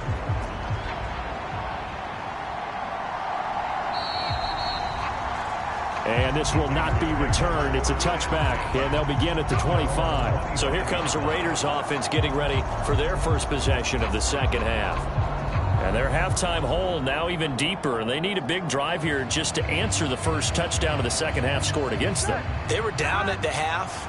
Now, as you mentioned, they're down a little bit bigger, but no time for discouragement. Just got to get back to it, right? Put your shoulder against the boulder and start pushing and try and get back to where you were to start the half. He'll be dropped after a gain of about 6 across the 30 to the 31. He'll come up now 2nd and 4 from the 31.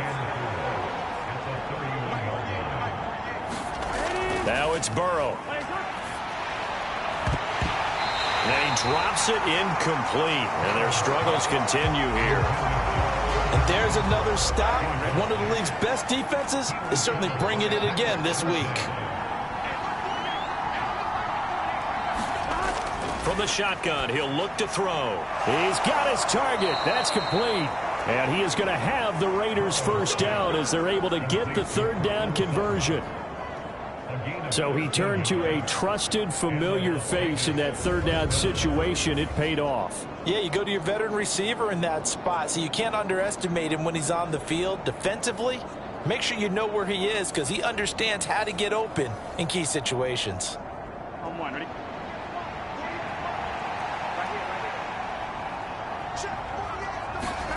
On 1st and 10, Joe Burrow. Short throw caught by Dulcich. And the result here, a pickup of 8. Leaves him with 2 to go on 2nd down.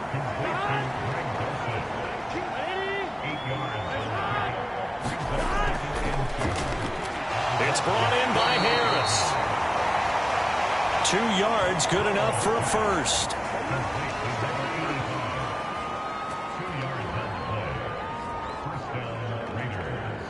Here we go. Ready?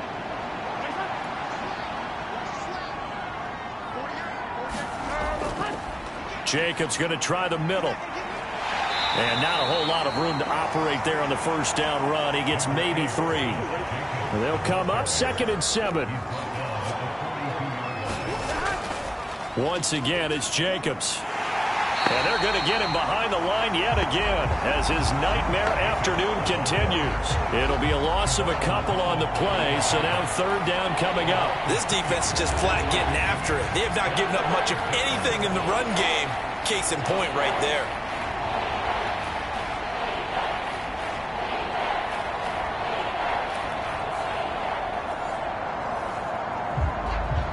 This offense in desperate need of a conversion as they come up on third down. Now back to throw. The Dolphins get there this time and they bring him down. He could not get away that time, and it'll be a loss of 11 on third down. Looks like another empty possession here, partner, and I don't think with 3 scores down in the third quarter, they can truly afford any more the rest of the way. No, especially the way their offense is sputtering. I think you're exactly right. They got to find some answers quickly.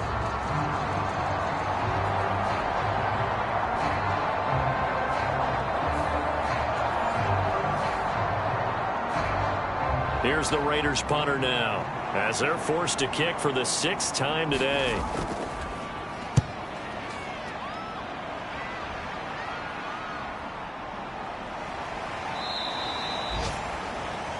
It'll be a 39-yard punt, 4 on the return. The Dolphins offense now working their way back onto the field. They're just looking to do more of the same. They were good in the first half. They've extended their lead so far here in the second half. I don't know, they're just looking good on hitting on all cylinders right now. And sometimes that means a head coach who really has a finger on the pulse of a team may not have anything to say at all. May tell the rest of the coaches, just back it off a little bit. This team has it under control. I remember hearing about Bob Knight years ago in basketball, getting ready to give the final speech before the gold medal game in '84. And on the board, Michael Jordan had written, "Coach, after all we've been through, there's no way we're losing tonight." He didn't even give a pregame speech. Wow, interesting. Well, right now, no speech is needed. Now a nice throw here right side. He hauls it in.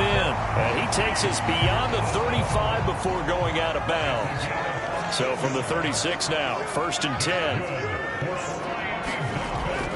Out of the gun, they'll look to throw. That's caught. Waddle on the left side. And he slips up past the 45 before being tackled. Inside 4 minutes to go, third quarter. Off the play fake. Costello. And he can't get rid of it. He's taken down. That one will set him back nearly 10 yards here on first down on the sack. Well, they tried to go with a little play action there, but nobody on the defensive side bit. Yeah, they adjusted in time and in a big way and ultimately got the sack. On offense, sometimes you're running play action just to set up a certain blocking technique. In this case, none of it worked.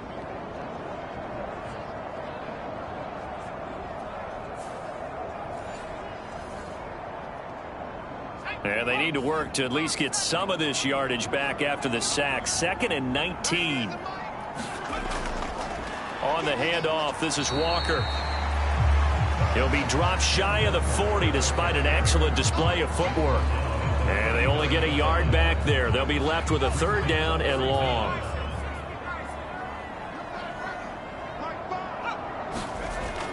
Looking to throw. Costello. Got him in. It's Brown. And he'll be out of bounds up near the 45 at the 44.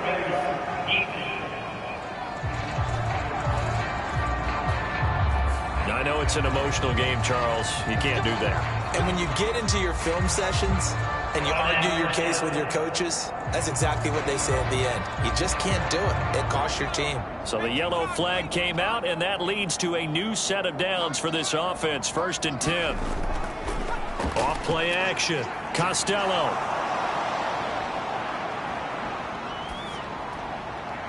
And his throw is incomplete. 3rd quarter from Miami. This is 2nd and 10.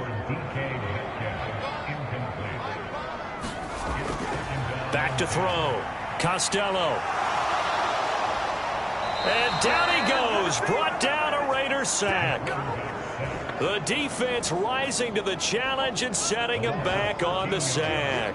And they visited the end zone frequently in this one, and obviously they wanted another one. But give credit to the defense there. They may not make the comeback, but pride showed. Good sack on that play.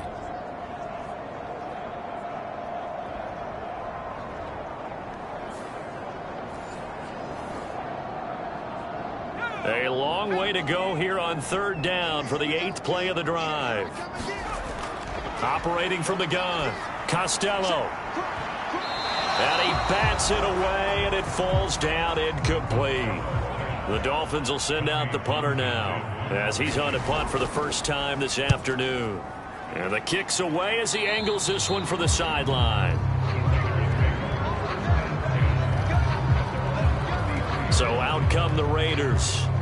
I kind of feel like they've reached a do-or-die point in this game, Charles. If they're going to try to pull off an impressive comeback, it has to start right here, right now. Yeah, now they've got a final chance to get out of this situation, but they also understand they've got to move the ball and move it fast. In addition, they need to save as much time so they can get 2 more possessions. But the passing windows are just not there. And that's just another example of how great this defense has been all game long. And that's exactly what a top 10 defense can do. They can really change the game tempo and frustrate you as you try to execute offensively. Being chased out left. They'll wind up with positive yardage. It's a gain of 3, but now it's 3rd down. They'll look to throw here. He finds his man, complete. That's Jacobs. And he'll go out of bounds, it looks like, right at the 40.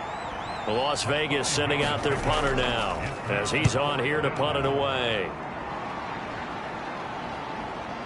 This is taken at the 18. And that'll be a return of 12 following a very nice punt. Kenneth Walker headed back out there. He's up over 100 yards, and he'll be looking to get in the end zone again. Has a tremendous nose for it, doesn't he? The ability to pile up yardage and find the end zone, that's the combination you want in your runner. Yeah, it's a combination any coach wants, and we'll see if he can find that end zone once more. On 1st and 10, Costello. Now the ball comes loose, and the Raiders pick it up. And they are going to set up shop at the 32-yard line. Well, number 1 on the list of things not to do when you're up 3 scores in the 3rd, that right there, give the football away. I love when you speak like that. You know how doctors talk about taking the Hippocratic Oath, first do no harm? You just did the football Craddock one right there. Don't give the ball away when you have a lead that you can. And now before the ball changes hands, they're going to take a look at this just to make sure that they have it right. And the question, was the knee in fact down before this ball comes loose? And is the video convincing enough to overturn it? A lot of factors here. Remember, you also need clear possession of the football afterwards. This is a tough one to overturn.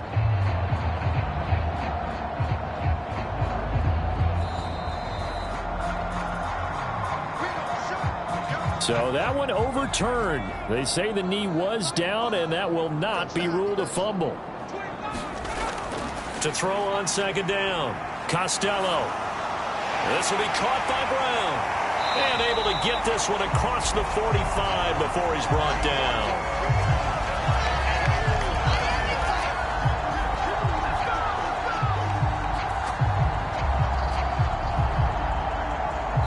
We have played 3 quarters. This is the National Football League on EA Sports.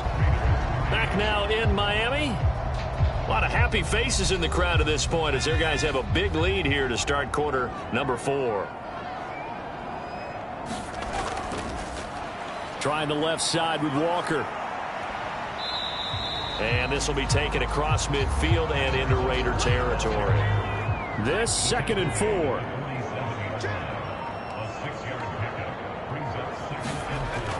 Sticking with Walker on second down. He'll get only a couple down to the 44.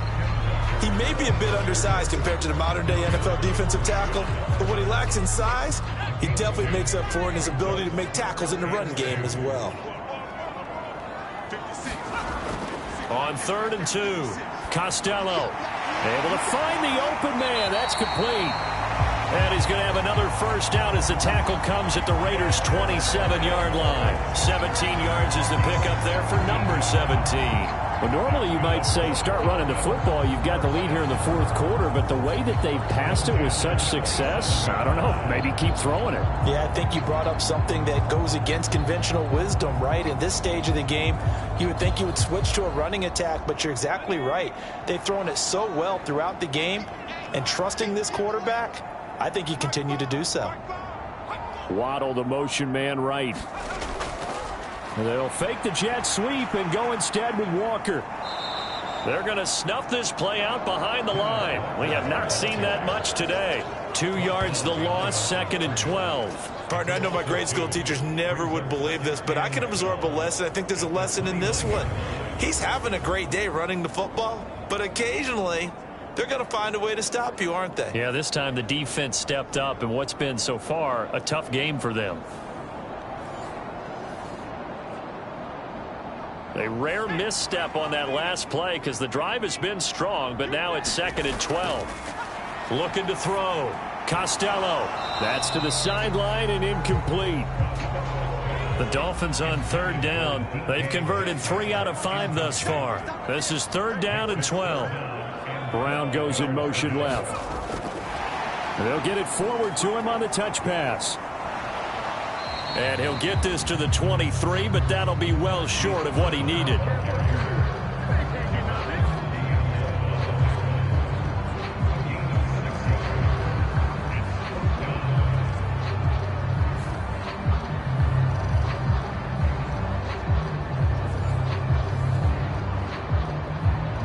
Now to try the field goal, here's Daniel Carlson. He hit his first, this one from 40 yards out. The kick by Carlson is good. And the Dolphins will add on to their lead.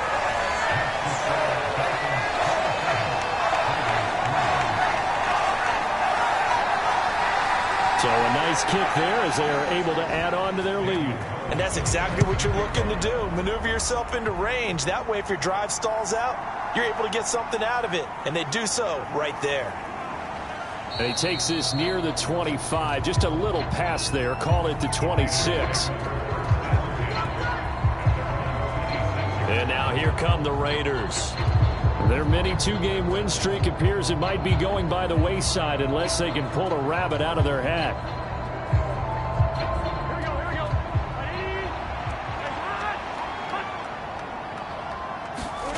Throwing now, Burrow on first down. He finds his man, complete. It's Tyler.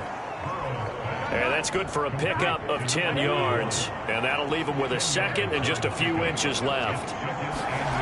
Out of the gun, it's Burrow. Throw left side, going to be taken in by Harris. And they bring him to the ground just shy of midfield.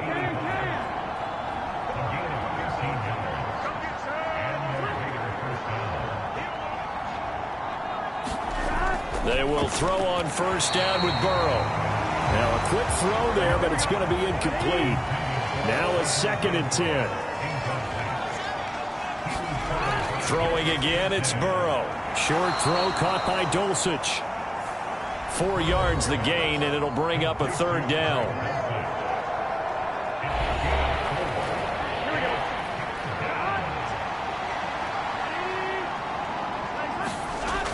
Burrow will throw. They swing that out wide to Jacobs. And I don't think he got there, no. He's short by maybe a foot, maybe. Call it 4th and inches. You got the big lead defensively. Willing to give him that underneath stuff, right? And this is why you work on your tackling. Josh McDaniels, he had his mind made up on that one. He disagrees, and he'll throw the challenge flag. The thing that they'll be looking at is a spot of the football, and this is always such a tough one for officials to get exactly right.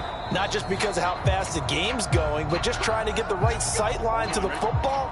That's not always easy. We'll see what they decide here. So winds up a very smart decision to throw the flag. They reset the spot, and now that's a 1st down. It'll go down as a gain of 6, and that'll bring up 2nd down.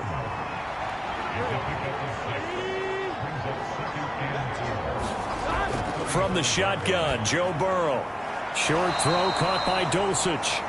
7 catches for him now, and this last one, a 1st down.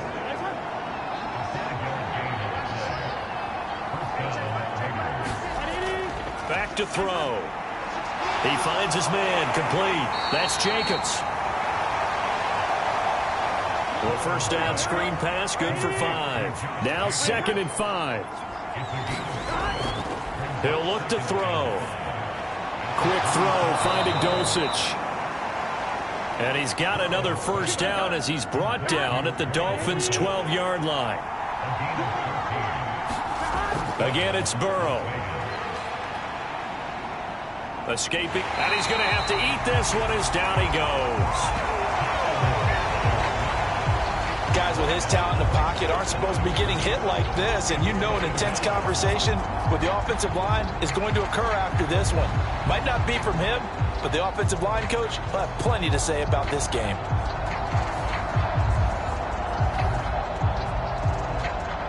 Second and 10.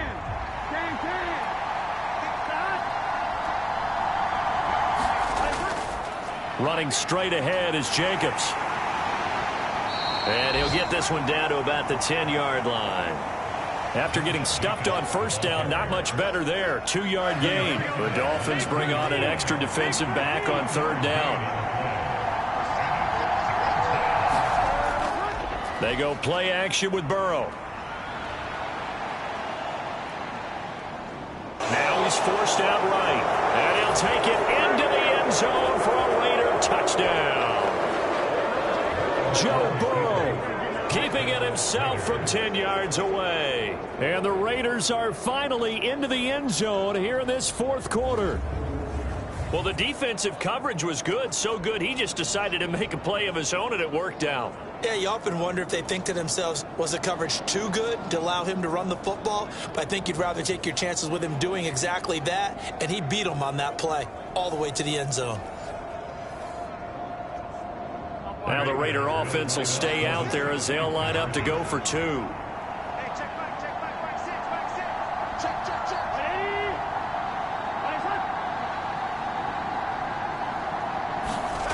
Burrow's going to look to throw for it. No, he stays up. And now the pressure gets there, and he goes down. So he couldn't get rid of the football, and that deficit stays right where it is. Well, they tried to get 2 and ended up getting none. Because the quarterback had nowhere to go with the ball and ends up getting sacked. Nowhere to go at all. Great job, though, defensively. They were ready.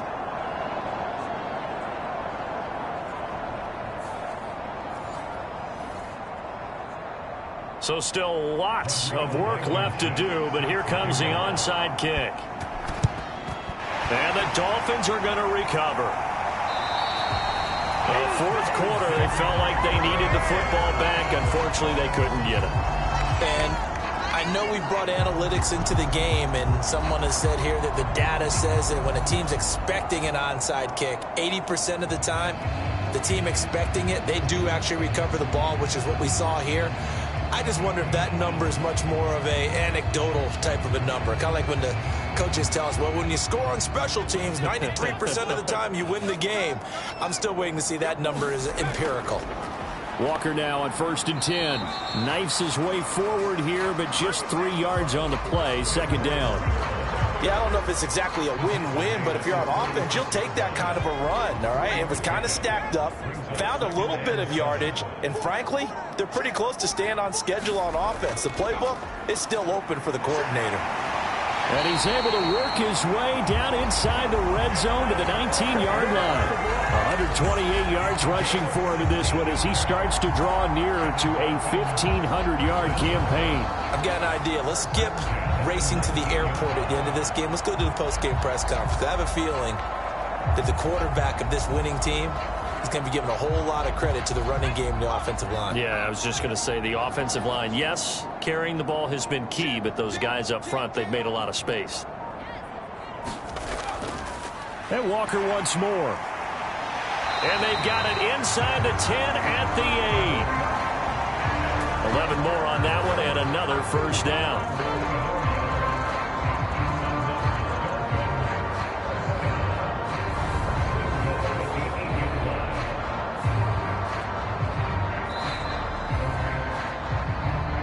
Two minutes left to play in this football game here on EA Sports. So the Dolphins have it as we welcome you back in. They've got it 1st and goal in a game that appears to have already been decided. Up the middle, here's Walker. And he will maneuver his way down to about the 7. He'll get 2 out of that run, and it's going to bring up a 2nd and goal. All of a sudden, those lanes that were there earlier in the drive dry up near the goal line. That's a good job defensively to diagnose the run and stop it for a very short pickup. On 2nd down, it's Walker. And a minuscule gain of maybe a yard from the 6 to the 5. A big play forthcoming. Here's 3rd and goal.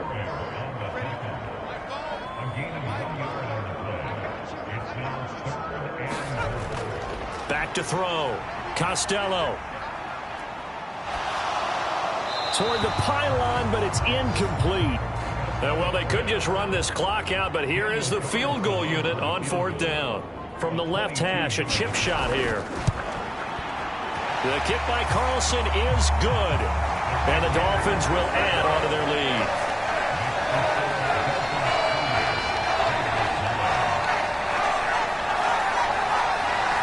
A good drive gets them inside the 5, but they could not punch it in. And credit the defense, too. Make sure that that happens because that was the old bend but don't break approach. Made sure they contained them when they absolutely had to and forced the field goal attempt that went through. And the tackle going to be made right there at the 25-yard line. The Vegas offense ready for their next possession. They've lost this one. Their offense has struggled. Do they try to put together something here at the end just to take into next week? Yeah, sometimes teams want to do that and coaches want to. I remember one time I was on a team and we were losing late in the game like this, and you knew it was lost. It was over, right? And the coach called a running play and pretty much said to everyone, I want to see something executed well before we get out of here. And that was the message to the team. Just something to build on. Just something to build on, get it done, and maybe we can look at that. A 50-50 ball here, and it's intercepted. Then they take possession 2 yards away from midfield at the 48-yard line. So many times we end a game, and as we're recapping it, we're talking about what offenses did and how they won the game. Let's flip this one over. The defense, they frustrated the offense the entire ball game. That's why they're walking out of here with a victory. And they're going to love to walk out of here with that as their final act, that interception. Good way for them to end it.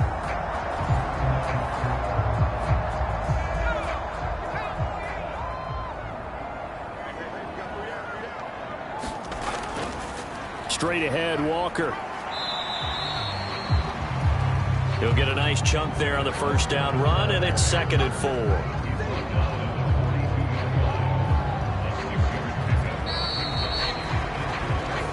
So a victory here for the Miami Dolphins. And I think the game balls need to be distributed on the defensive side of the football, and I bet that you would agree. Yeah, if you hold a team under 10 points, that's a job well done.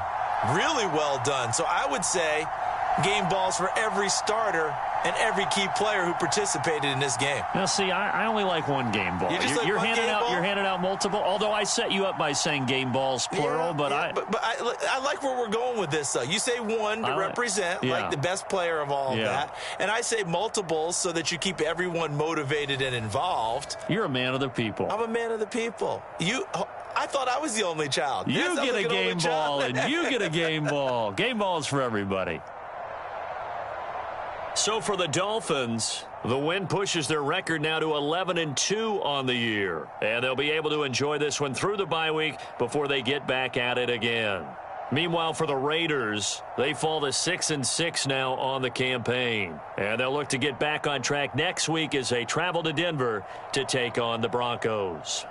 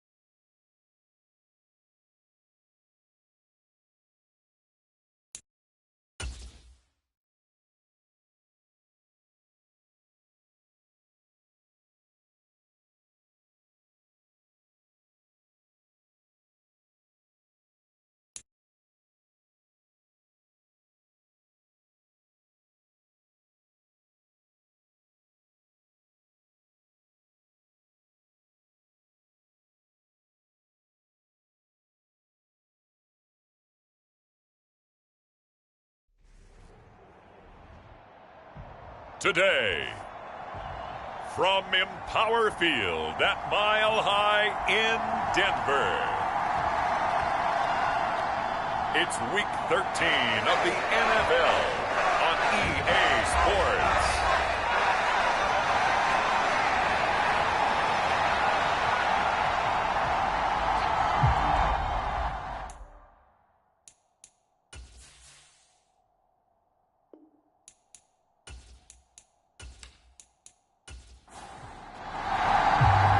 And off we go from Denver.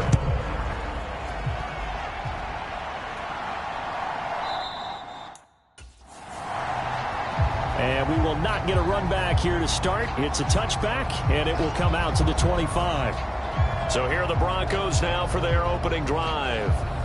They're led onto the field by the former Cal Bear and the #1 overall pick in 2016, Jared Goff. I loved his quote during the week. If I were a defensive back, I would have wanted to play against me last week as well. He's trying to eliminate those turnovers, those interceptions, and get back on the positive side of the ledger, throwing touchdown passes. Yeah, had 4 of those picks, led to the loss. Here's Eckler to begin the drive. And he's going to be dropped following a pickup of 7 past the 30 to the 32. A nice run here early on. It doesn't take a great play caller to realize you want to establish a guy of his caliber who runs like this early because they'll pay dividends as the game progresses.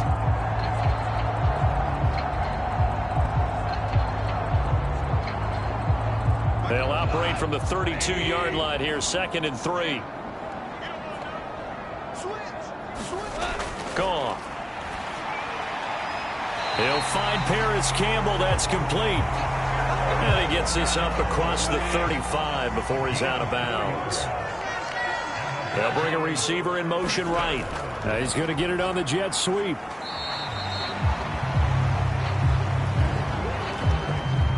Second and 7.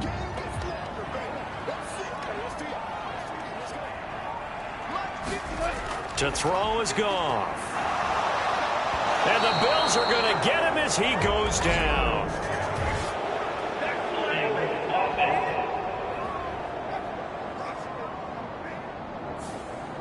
So they'll decline the penalty there and go ahead and keep the yards lost on that last play. Now on 3rd and long, they'll look to throw. Into heavy traffic, and it's intercepted. And a terrific return as he takes this thing all the way down near the 20-yard line. A part of why they came to this week with a winning record is that they feed off of mistakes like this, and now it's a prime opportunity. Just moments in the game to get a short field touchdown off of their big defensive play. Now on the other side, they were already the underdog in this one. They just made their uphill battle just a little bit tougher. So here come the Bills with excellent field position to get things started. And they are led out there by their mobile quarterback. And the numbers were not pretty. I mean, they don't look right. When you throw 2 interceptions, no touchdown passes, there's no way to really make that work. But I thought there were a lot of positives in watching his game tape. I think he's close to putting out a good performance. Let's see if he can flip those numbers around in this game. And, of course, rally his team to a win. And he can't find anywhere to go with it, and he goes down. The sack recorded. It's a loss of 5, and now it's 2nd down. Well, if they have any thoughts of coming in here and getting this road victory, that's not the way to start it out on the first play of the game. Yeah, one thing you always say when you go on the road, take the crowd out of the game. They actually brought the crowd into it by permitting that sack right out of the gate.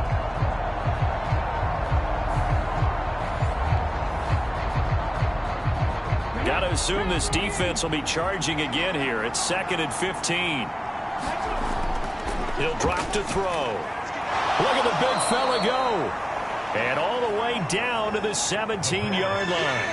Well, they were handed great starting field position on this drive, but now they face a 3rd and 4. He'll look to throw. Work in the middle of the field, and he's got a man complete. And he is going to have a Bills first down. He needed 5. He got it barely, as it will officially go down as a gain of 5 yards. After getting that turnover on the first drive of the game, you'd hate to just stall out the momentum, go 3 and out. They're able to avoid that there. Yeah, we talk about complementary football all the time, but I think it's a little bit deeper than that. Defense went out, forced a turnover. gave the ball to the offense. It's now the offense's responsibility to pay that off for them, to show respect to them. Hey, you guys got us a turnover. We appreciate it. They want to continue their drive. Now a 1st and 10 at the 11. Now they'll throw here out of the gun. Now a battle for the football. It's caught. It's a touchdown. Justin Jefferson with touchdown number 7 on the year. And the Bills take the early turnover and convert it into an opening touchdown. Well, Charles, here in their opening series, they said they had certain plays scripted for certain players. That looked like a well-designed play to get one of their top targets involved. Yeah, let's face it, Brandon. A player of his talent is a problem for any opponent to defend, and we saw it right there. They tried to deny an open lane to him. He still outplayed the coverage and scored the early touchdown. Good luck trying to figure out how to defend him as this game moves on. And Tyler Bass on for the extra point attempt. And it's 7-0 Buffalo. A drive there of just 4 plays. And it was all capped off by Justin Jefferson's touchdown reception.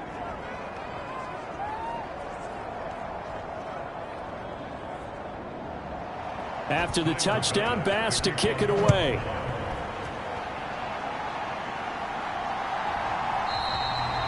And there will not be a return here. It's a touchback, and it'll come out to the 25-yard line. So now the second drive offensively coming up for the Denver Broncos.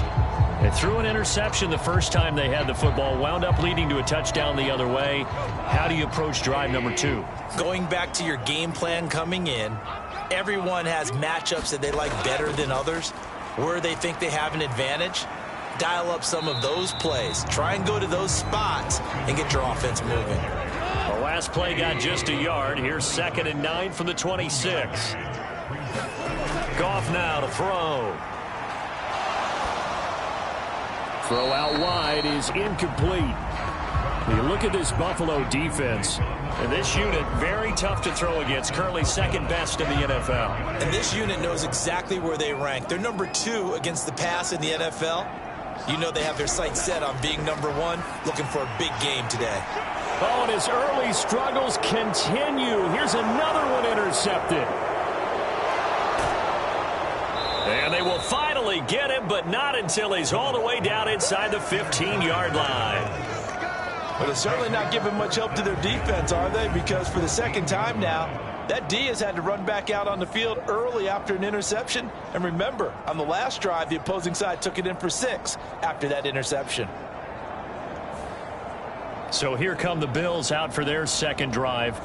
They take over here with good field position thanks to that nice return after the interception, as they're already in the red zone. 1st and 10. Here's a 1st and 10 at the 14-yard line. They'll come out throwing here to start the drive. He's got it. Touchdown, Bills. Dawson Knox, a 14-yard touchdown. And the Bills are able to strike quickly to add on to their lead. We're still in the first quarter, but it's apparent they're going to have to come up with a different defensive game plan for him, because right now he's kind of having his way against that defense and has added a touchdown to the list. How do you slow him down? They're going to have to mix up some coverages, maybe change who's guarding him. Here's Bass now for the extra point.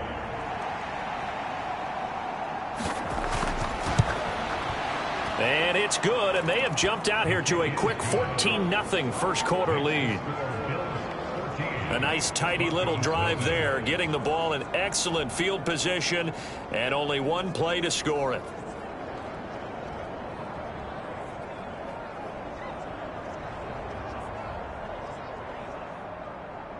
After the touchdown, Bass to kick it away.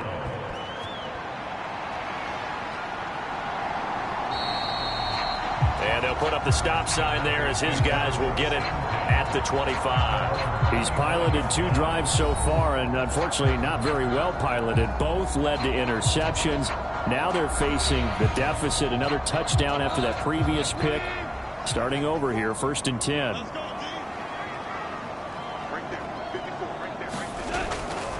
They started on the ground with Eckler. And not a lot of daylight. Not really any daylight inside as he's going to be stopped right at the line of scrimmage. Brings up second down. Here's Goff. He'll get that to Hurst out of the backfield. And he gets this up just shy of the 30 to the 29 before he's out of bounds. 4 yards the gain, and it'll bring up a third down.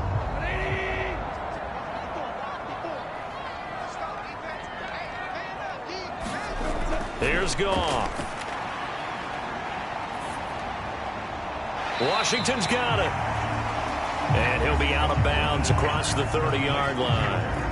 They'll give him 4 yards there, and it'll be fourth down. Partner, it took a while for him to lock onto a receiver, and he finally found his man coming left to right across the formation. But by the time he got the ball to him, not much of a chance to turn upfield and make anything out of it. It'll be 37 yards there on the punt, and the Bills will take over the football with a 1st and 10. Here's the Buffalo offense now as they get set to take over here. It has been about as perfect of a start to this game as these guys could have asked for, Charles. They've scored on their first 2 drives. They still haven't given anything up on the other side of the ball, so they can already make this a 3-score game here if they can come away with points on this drive. Yeah, they're almost pushing them to the brink, aren't they, partner? Almost to the point now where it's a loss of words for me, which I know would excite all of our viewers, but you're just now supposed to see that type of dominance so quickly in a game like this. Everything they've done has been working so far. Offense, defense, you name it, it's going well for them. And he's going to have a Bills first down as good running gets him to about the 44. The numbers a week ago for Cook. 14 carries, 55 yards. There were some signs of life from their ground game last week, but overall, just a so-so performance. Everyone knows they can make a slight improvement how they contribute to this aspect of the offense. Linemen can set their blocks and hold them a little bit longer, and he can be quicker to the hole and hit a lane. If they do that, they should get some better numbers produced this week. And that's good for a gain of 6, and that will bring up second down. When you execute a drag or a crossing route really well and give them a chance to let it develop a little bit, you can gain some significant yardage hitting your tight end on that one.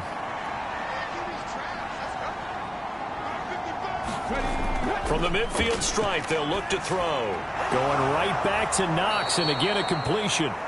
And Knox is going to have a Bills first down as a tackle made at the 42. In motion left here, one of their tight ends. They go play action here on first down.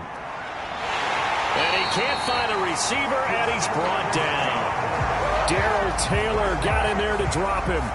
I think a lot of time when we see a sack, you say, well, you blame it on the offensive line, the quarterback, but here, maybe you just tip your hat to the defender. What a play.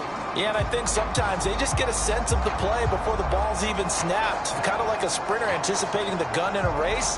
They're off, and guess what? The quarterback's down. Now following the sack, they'll come up here on a 2nd down and 12. Cook up the gut. And this one goes nowhere. Losing yardage on the play back at the 46. Just a loss of a yard there, but it's not going to help. Now they face a 3rd and 14. But you look at this Bronco defense.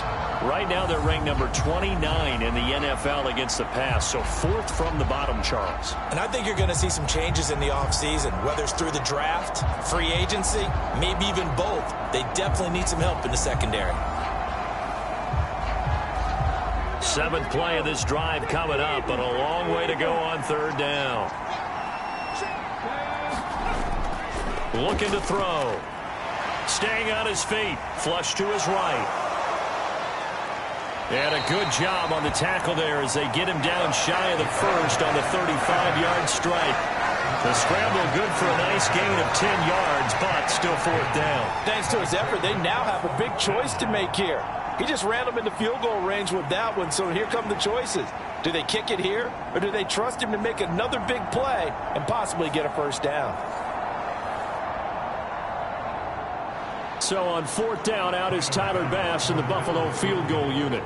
It'll be spotted on the right hash. A 52-yard attempt. The kick by Bass is good.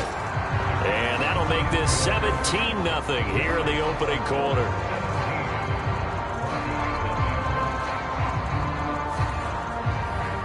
So a great first quarter continues here as they add on to that lead. And Brandon, I think it sets up what's going to be an important drive because it's now 17-0. So the other guys, they got to figure out something quick before this game gets away from them.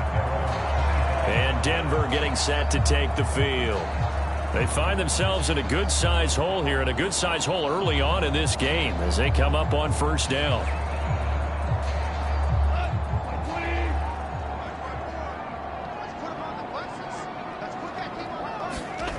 Goff now looks to throw.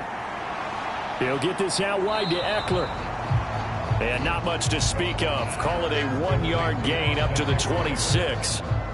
All defenses worry that whenever anyone catches the ball and has a head of steam come out of the backfield, it could turn into a big play with missed tackles or he runs through people. But they were right there waiting, and they stopped him for a minimal gain. So he'll be stopped here for no gain. And that's going to set up a tough 3rd and 9. Goff. And this pass broken up. Excellent coverage there on 3rd down, as that was not an easy one to hold on to. He'll send this one into the mile-high air, and it's a good one.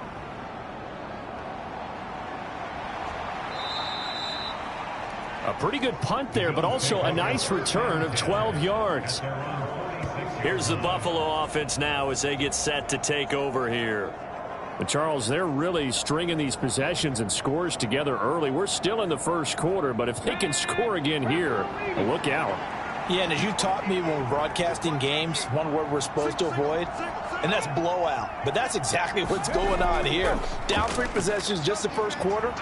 That goes beyond any worst-case scenario we might have thought coming into this game. And another touchdown here, that should eliminate any hopes for any type of a comeback.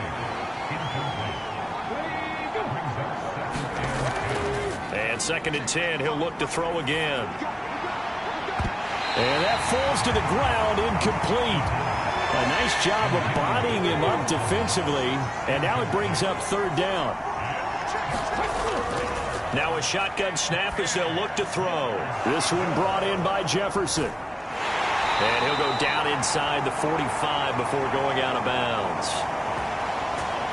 A busy first quarter. His 3rd catch of the afternoon is a first down. Now that's a catch of some significance. It's number 631 of his career. And why that's significant, it ties him with Hall of Famer Raymond Berry, who was one of the most precise route runners at any position during his time in his career. So I think that we're seeing something very similar here. He may not have known Raymond Berry, but he goes about his business the same way. Understands how defenses are going to play, understands where the leverage is, and goes away from it to the tune of 631 catches. He'll be brought down by the Broncos. It's a sack. That one will set him back nearly 10 yards here on first down on the sack. Are you seeing what I'm seeing?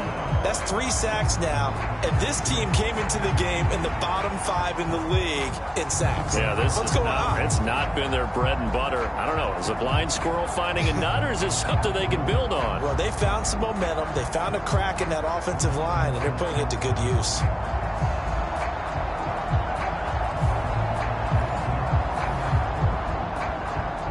After the sack, it's 2nd and 19, and the road gets a bit tougher from here. They'll look to throw. Little pitch and catch to the tight end, Knox. And he's out of bounds as he gets this down to the 45. So they'll get 8 out of that completion, and that'll bring up a 3rd and 11 situation. Let's not quibble about the gain there on 2nd down. That was a positive play because that was a take-what-you-can-get situation. Got out to the tight end. Now it gives them a much better opportunity to convert on 3rd down. 17-0 our score after 1. The Bills with a football as we start quarter number 2. And this offense on 3rd down today, they've been okay. 2 for 3 thus far. This is 3rd and 11. That is caught. And this is going to be another first down as they'll make the tackle at the Broncos' 28. They give him 17 yards that time as that'll move the chains. Well, things are definitely going right for them here in the first half. Pick it down, any down, even 3rd down, no problem. They get a connection there and pick up a fresh set of downs, continuing to move the ball. Come on. Hey, don't be lying. They'll look to throw now on first down. Setting up the screen for Cook. And he went nowhere. He'll lose yardage back to the 29. That one unable to develop, never got going. A loss of a couple, and it's second down. You know what the key to a good screen pass is, don't you? But you're going to tell me, good blocking? Well, good blocking eventually. But first is good acting. You want to let the defenders go past you, leak out to whichever side or even in the middle where you want to set up the screen, and then you do your blocking. How about the read, though, by the defensive guys? They weren't fooled at all and actually ran with the lineman to where the play was and smothered it for a loss of yardage. On second down, Cook. And he'll be brought down inside the 20 at the 19. They'll look to make it 3 for 3 on third down conversions. They need a yard here. Flag comes in. This might be a free play. Pass taken in by his big tight end. And he'll be taken down, but he does have first down yardage. So with the completed pass and the yardage they got, they'll decline the penalty. So obviously more yards on the pass completion than they would have gained with the penalty. They did the math. They did it well, and it works for them. Cook following the penalty. And they go the wrong way on this one.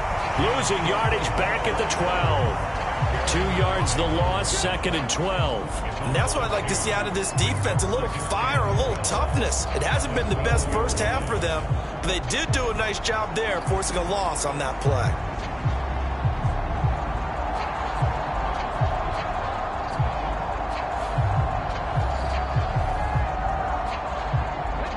Rare misstep on that last play because the drive has been strong, but now it's second and 12. Mooney, the motion man, right. And he'll get it here on the touch pass. And he'll get this one down to about the 10-yard line. Now, they did get a little gain on this play, but all in all, a nice job defensively against the touch pass. They were able to string it out towards the sideline and never let him get the corner and turn it upfield for a bigger chunk of yardage. On third down, he'll drop to throw. He showed off the athletic juke, but it didn't buy him a whole lot of real estate. The decision to tuck and run gets him 3, but that's not enough. Now it's 4th. Nice call on defense, rolling out the nickel package for that big third down play, and they did an excellent job locking down coverage and forcing him to try and run for it, and he doesn't get there, which brings up a big 4th down call. Tyler Bass out for the Bills field goal. From the right hash here, should be an easy one. The kick by Bass is good. And the Bills will add on to their lead.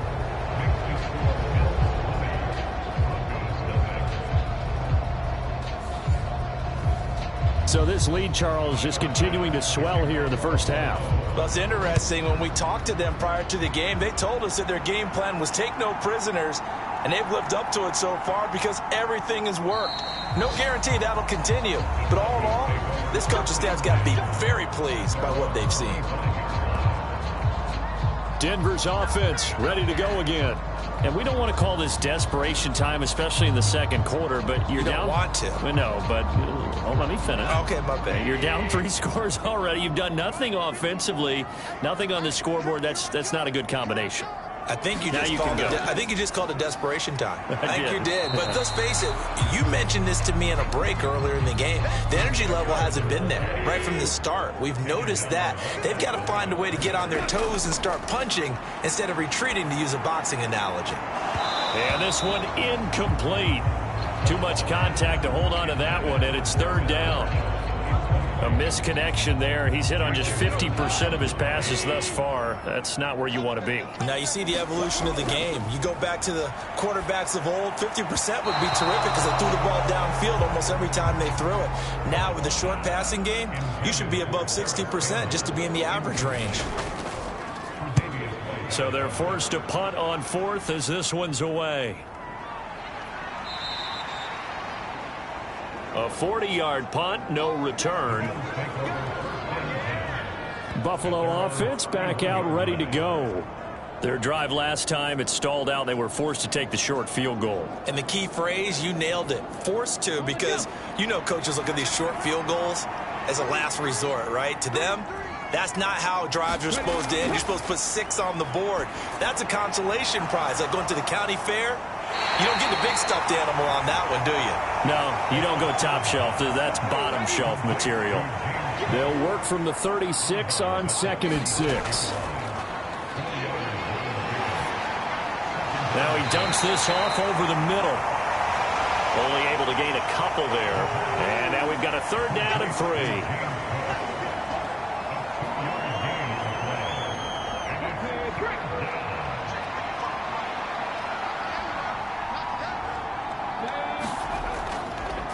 They'll set up a throw.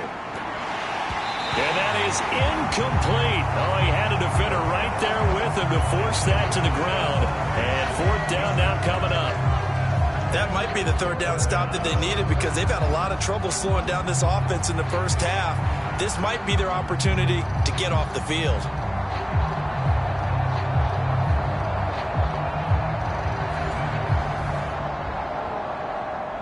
Now on 4th down, it's Cameron Johnston on to punt it away.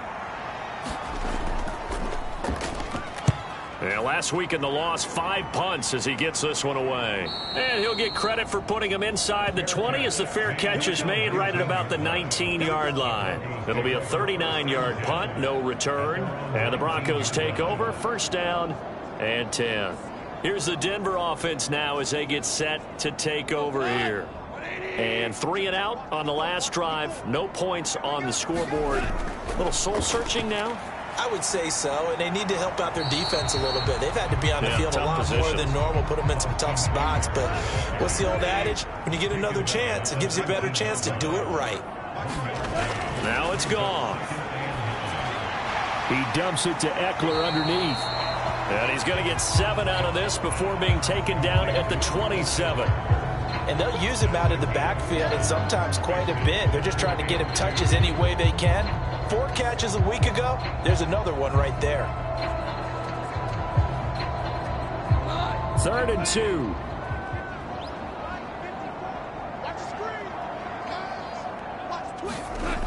They'll try to pick up the first with Eckler. And he's able to take this one up to the 35-yard line. 8 yards there and a 1st down. Even though they gave up more than they wanted to on that play, it actually illustrates how well they've bottled them up throughout the game, because that was his longest run of this contest.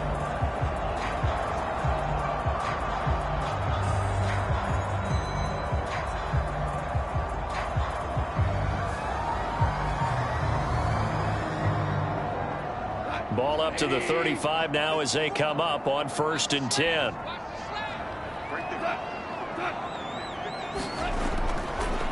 They stay on the ground. This time it's Williams. And he's going to be hemmed in and brought down right at the line of scrimmage. Brought down by Ed Oliver. What an advantage having an elite guy in the middle of the defensive line, because not only does he take up the space and let the linebackers run free, but he can also make plays himself, as we just saw there. Williams going to get it again on 2nd down. And he'll get about 2 there to the 36. The Broncos on 3rd down. They've had their troubles. Just 1 for 6. This is 3rd and 9. And that's going to be incomplete. The contact there enough to jar that ball free. And it brings up 4th down. On is the punt team now as this one's sent away. Stays on his feet. They'll call it a punt of 44 yards. The return was for 7. And it will be 1st and 10 as they take over. The Bills offense coming out, ready to take over. And Charles, a very uninspired effort. The last time we saw them out there was a quick 3 and out, then they punted the football. Yeah, and you never want to get stopped so soundly during a series, but what would be even worse now is letting it happen again right here. They've got to get going. And he's going to be dropped following a pickup of 7 past the 30 to the 32. They'll operate from the 32-yard line here, 2nd and 3. They'll look to throw here. Got his man complete over the middle. It's Cook. So from the 36 now, 1st and 10. They'll drop to throw. He's got his target. It's the tight end Knox. And he'll have it past midfield almost to the 40 before being taken down. 23 yards on the play. And now at this point in the first half, you've got to realize as an offense, you're not going to get it all back in one fell swoop. This is going to be about sustained drives and making sure you finish with points. And that's a good throw there for a first down. So a 1st and 10 now in Denver territory at the 41. They're going to look to throw. Locates Mooney on the out route. So 8 yards on the completion there, and that'll bring up a 2nd down and just a couple. Now a 2nd and 2.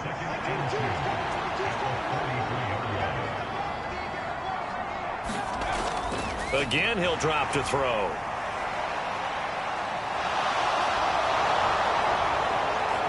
And all the way home for a Bills touchdown. It's their quarterback. 33 yards. And the Bills are able to widen their lead here in this first half. And maybe the defense got so caught up in him throwing the football, they forgot he can take off too. And you often hear about the quarterback being the unaccounted for guy as a runner. Well, even on a passing play, he's unaccounted for as a runner, and he turned it into a nice gain. A very nice run, and it turns into 6 points. Extra point by Bass, up and good. And the route is on here in this first half. After the touchdown, Bass to kick it away. Washington now brings this out. And ultimately cannot get this out to the 25-yard line as he's dropped it to 23. And the football going back over to the Denver Broncos.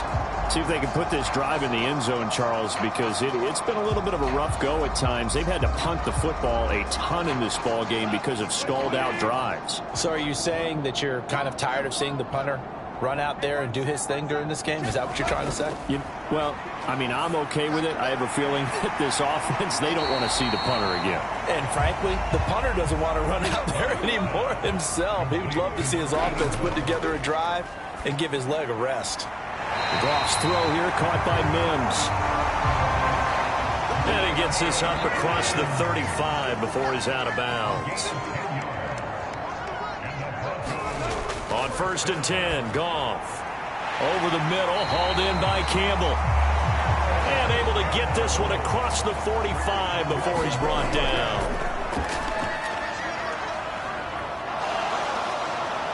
And he's going to be taken down. Goff is sacked. Now the Broncos are going to call the first of their timeouts as they get the stoppage with just under 50 seconds remaining in half number 1. Now that after the sack, it'll be interesting to see what they have planned for 2nd and 23. From the gun, here's Goff. Nowhere to go here. He lost the football. Oh, and one of the linemen on the other side has got it. And he will bring it back to about the 11-yard line. The pocket collapsed around him. I know we talk about it a lot, but a QB has to have that sixth sense, doesn't he? He really does, and I know of one team at one point was training their quarterback with that time frame, and anytime he didn't get rid of the ball within the right amount of time, they would blow a horn or blow a whistle to show him this is what that time is, just what you're talking about, training him to understand this is the amount you have, make sure the ball's gone. Didn't happen in this case. And a quick throw here, that's complete. Now the Bills are going to use the first of their timeouts as the clock will stop with 33 seconds to go in the first half. Now 2nd and 5. Snap will come from the 6. Back to throw here. Toward the back corner of the end zone, but he could not get the feet down. This will wind up incomplete. Back to throw. Eluding the pressure right. Only able to get back a yard for his efforts, and that leads us to 4th down. I'm not quite sure what he thought he saw there, but the reality was certainly a much different picture than what he anticipated. And give credit to the defense. They were down on the flash when he broke out of there, and they forced him out with almost nothing to show for his efforts.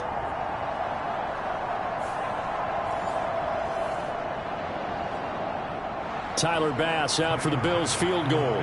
From the right hash, and this one just a chippy. The kick by Bass is good. And the Bills will add on to their lead.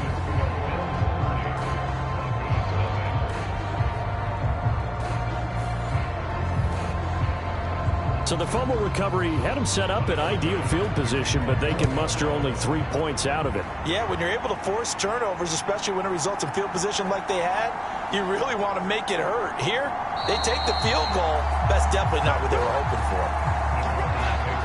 Denver offense at the line, ready to go.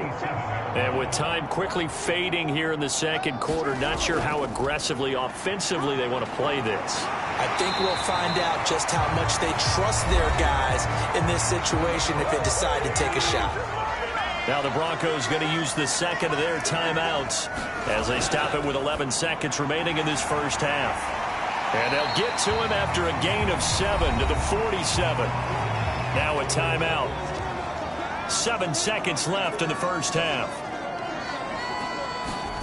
On second down, here's Goff. And he drops it incomplete. And their struggles continue here. These guys have punted 4 times already, and they're staring at a 5th, barring a conversion here on 3rd down. The final shot before break here, Goff. And a little floater there is incomplete. So we've reached halftime with the visiting Bills taking the lead to the locker room. As we send you on out to our studios in Orlando, here's Jonathan Coachman at REA Sports Halftime Report. All right, Brandon, thank you very much. We're starting to get near the home stretch of this NFL season. It's Week 13, so let's get an update on what's going on. We'll begin up in the Still City, Acrisure Stadium in Pittsburgh, where you see the final score there. Kenny Pickett leading the way in the victory with 3 touchdown passes. From there, we'll head down to Charlotte to check on the Panthers at home at Bank of America Stadium. And they were winners in that ball game over the visiting New Orleans Saints. Jonathan Mingo, a touchdown catch in the victory. Finally, we head to the shores of Lake Erie, see what's going on with the Cleveland Browns. And they were losers in that one to the visiting Tampa Bay Bucks. The Bucks have pretty well resigned themselves to a postseason without football, but they are able to up their record to 4-8 with the win.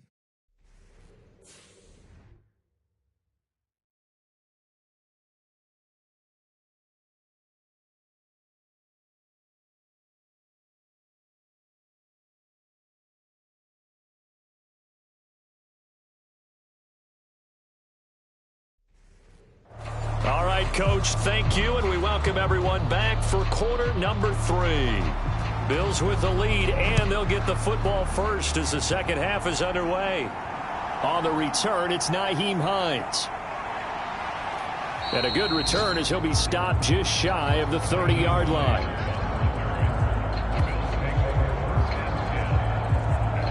The Bills offense set to take over to begin quarter number 3.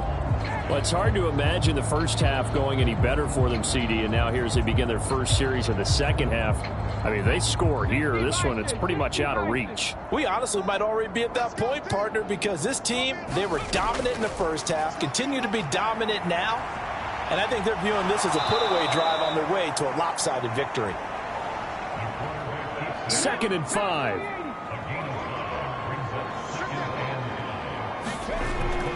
Now back to throw. Left side caught by Diggs. And he slips up past the 45 before being tackled.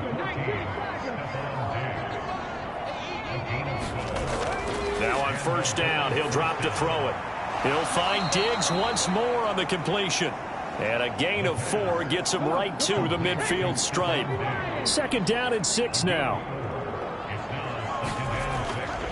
From the gun, it's a give to Cook. And that play going absolutely nowhere as he's belted before he could get out of the backfield. That's a big loss of 3, and it brings up 3rd down. And plays like that are exactly what this defense needs here early in the second half to give it a little spark. I think their halftime adjustments, what they talked about, maybe it was just a little inspirational speech. Who knows? But looks like they're ready to go. They'll come up now 3rd and 9.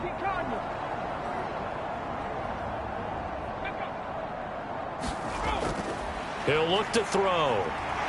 That escapes the sack. And they do get this across midfield to the 49, but a small consolation prize as he's well short of the first. He'll wind up getting 4 yards there on his own, but it also brings up 4th down. He certainly had plenty of success running the ball, and right now I'm getting the sense that he's looking to take off and run every time he steps back to throw it. But they did a nice job there collapsing on him and holding him to a short gain.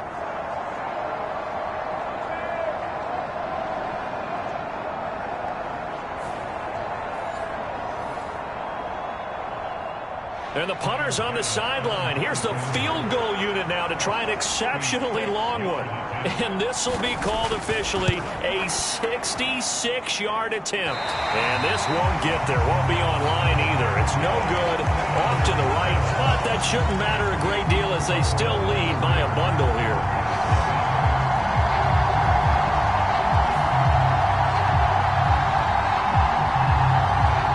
So now a look at the Broncos as they head back out there for their first possession of the second half. Well, CD, they certainly know the hole that they face as they begin the second half. They have to do what precious few teams have done in NFL history. That's try to come back from a 4-possession deficit. And, partner, you know as that team gathers, they're saying to each other, there he goes right side. And he's brought down, but not before he reaches the 8-yard line.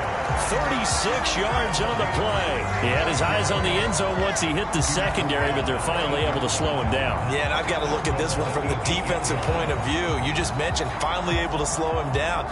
They've got to figure out a way to make that at the point of attack, at the line of scrimmage, because once he gets through, he's shredding them.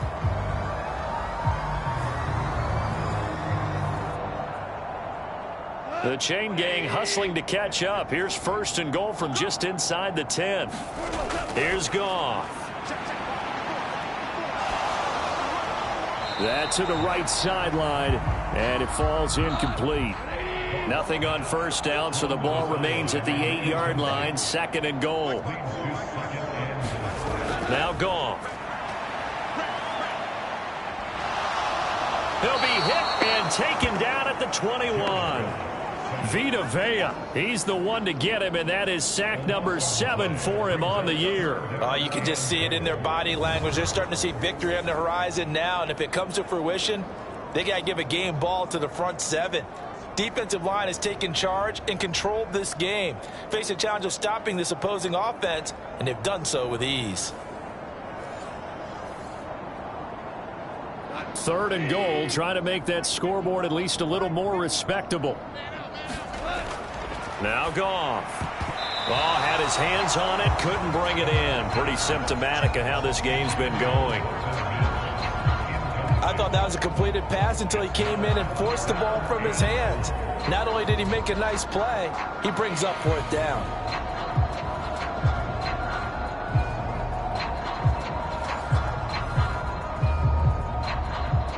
So now on 4th down, Sean Payton's going to turn it over to the field goal unit. This will be, let's see, 38 yards out. And his kick is good. And they'll make a small dent in that big deficit as it's down to 27.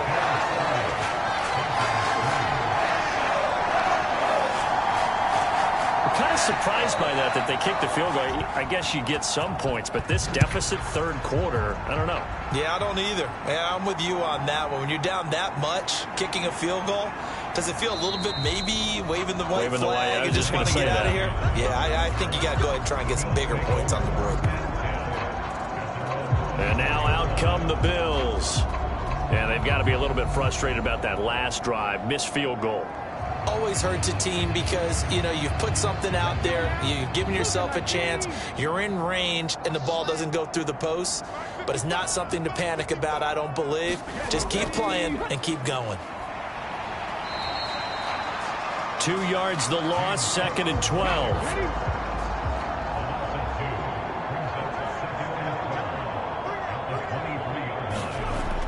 They'll set up to throw. Middle of the field to Jefferson. 2 yards still to go. 3rd down now. They'll run it. Here's Cook. And he'll lose yardage. Brought down at the 32. A loss of a yard, and it brings up 4th. Hey, a lot of points have been scored in this game against them, but tally that one on the side of the defense. Do you think maybe, possibly, it can be a little bit of a changer for them? Maybe not a game changer, but a little bit of a momentum one that maybe they can string together some pretty good plays and slow them down.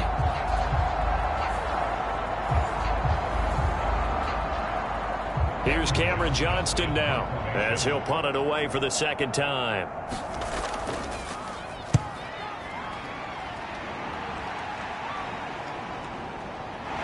And shedding through the tackle. Call that a 44-yard punt, 5 on the return. And they will take over 1st and 10. Now the Broncos offense, they get set to head back onto the field. Well, we haven't exactly been treated to a nail-biter in this one, CD, and if they cannot score here, this one's pretty much all but over. Are you saying that you feel like people are starting to think about getting out of here, maybe beating the trap? And now a fumble. The ball's out. And the defense says they have it. They do. One play into the ball game, an early turnover. Well, this jet sweep is so popular now in football, but Charles, here's the downside, a turnover. Yeah, because you want so badly to get the ball in the hands of your receivers, let him try and create something. I think that when he took the handoff, he was thinking something big. Instead, he didn't feel the pressure, and the ball came free. So 1st and 10, and if they score on this drive, might have to start digging in our second-half blowout material. Here's a play fake as they set up to throw. Into the hands of the tight end, Dalton Kincaid. Give him a gain of 5 on the completion, and it'll be 2nd down.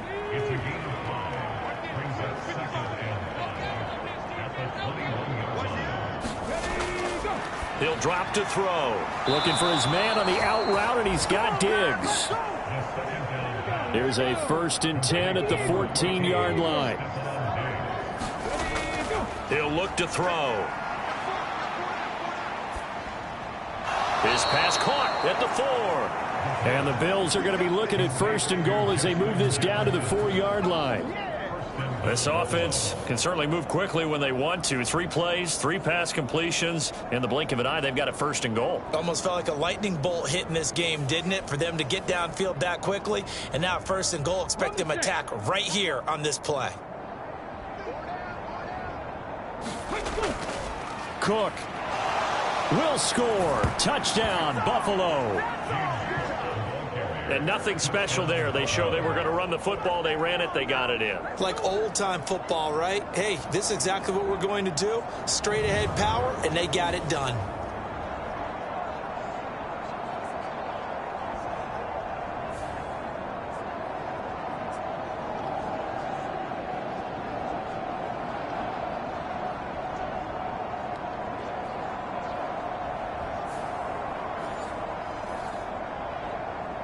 Pass on for the extra point.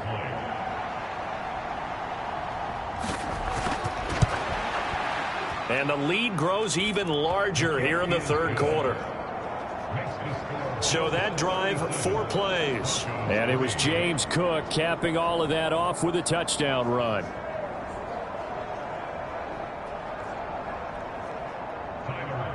After the touchdown, Bass to kick it away.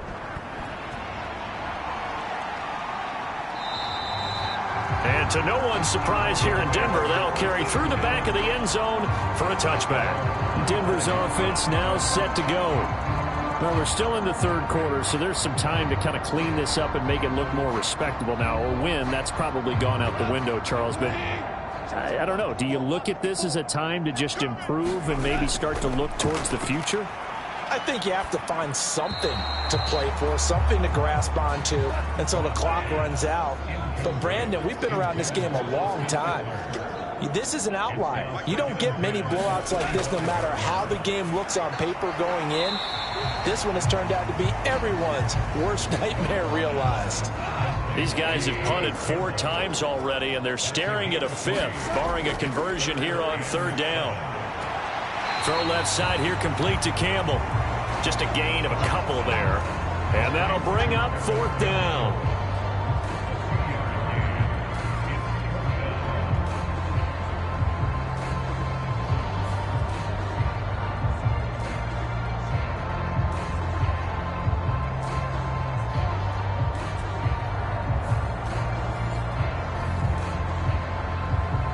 The Broncos send out their punter now as he's on for the 5th time here today.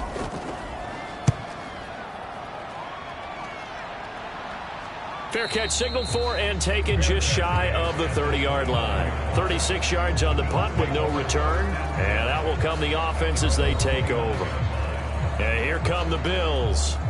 This drive here beginning probably with a pair of motivated groups. Remember, the offense scored a touchdown on their last time out, looking to repeat that in Charles' defense. They were very frustrated after giving up 6 the last time on the field. And frankly, it's just a battle of wills in a lot of ways because you know they're both motivated. They both game plan for this drive, and they both have specific outcomes in mind. To me, it just comes down to who can execute better and which side can step up and assert its will over the other. Well, those backups on the sideline, they got to be eagerly anticipating the 4th quarter upcoming. Look at the size of the lead, how they're moving the football. This defense really struggling and giving up plays like we just saw. Yeah, Stars have certainly done all they've needed to in this one, haven't they? But my question is, will he be able to resist the urge to continue to run things up a bit and get his main guys a few bonus? And he can't get rid of it. He's taken down. Quentin Williams able to drop him for a loss of a couple. This is a little hard for me to compute because I'm watching sack after sack happen, but somehow they're still behind in the game. I would expect all of this defensive pressure to translate to them taking a lead, and thus far, it hasn't happened. Time's winding down. They don't want to waste this type of performance from these ace pass rushers.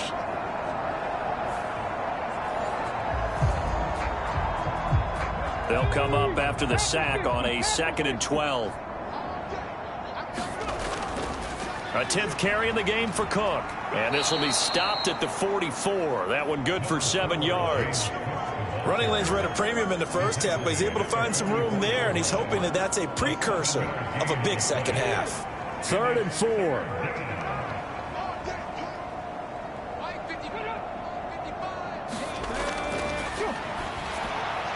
He's going to get that to his running back out of the backfield. And he is going to have a Bills first down. They needed 5 there on 3rd down. He winds up getting 7. I'm not sure that that was necessarily a safety valve or a check down throw on 3rd down. Sometimes just try and find the open guy and get him the ball. He did exactly that and found a way to pick up a first down.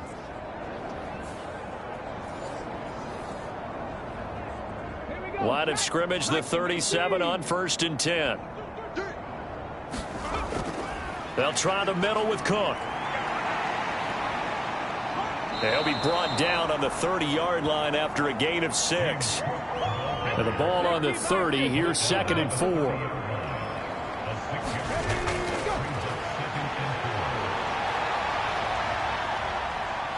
And he's able to get it down to the 25-yard line. Under a minute to go in this 3rd quarter as they come up 1st and 10.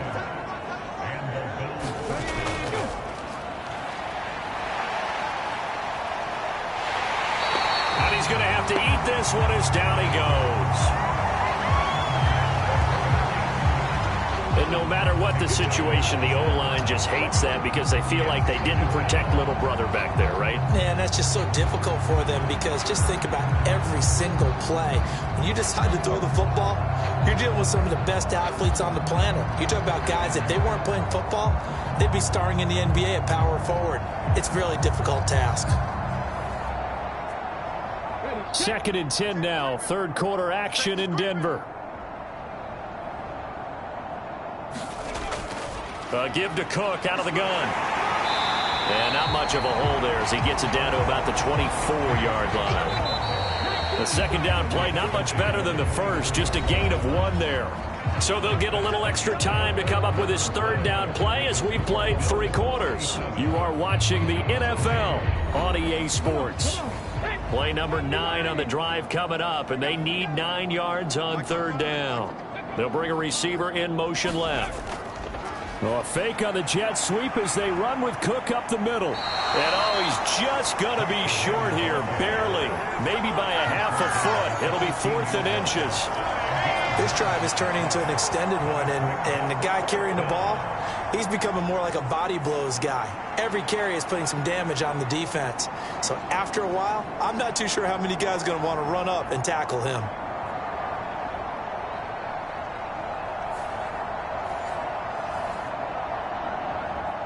The offense here not budging. They're going to fight for it on 4th and inches. They'll run for it. Cook. And down he goes, but the stiff arm utilized effectively there, and it helps them move the sticks. They only needed a few inches, and they didn't get much more than that, but by about the width of a shoelace, they convert on 4th down. Now they'll switch it up here and look to throw. And he can't find anywhere to go with it, and he goes down. Baron Browning. He's the culprit, dropping him for a 2-yard loss. And it's never going to take a sack. You really don't want to take one down here in this part of the field, down near the red zone. Not at all, because you're already pretty much assured of a field goal. If you take a big sack, it could push you out of range, and that's why defenses get a little more aggressive in this situation. They're almost conceding the 3 points. They want to push you back and try and take you out of that. A small bit of adversity here on what's been a strong drive as they come up 2nd and 12. Up the middle, it's Cook. And he'll get it here to the 10-yard line. 48 yards rushing for him now to this point. 3rd down and 6. Out of the gun, they'll look to throw. And he will slide to a stop. He does have the first down.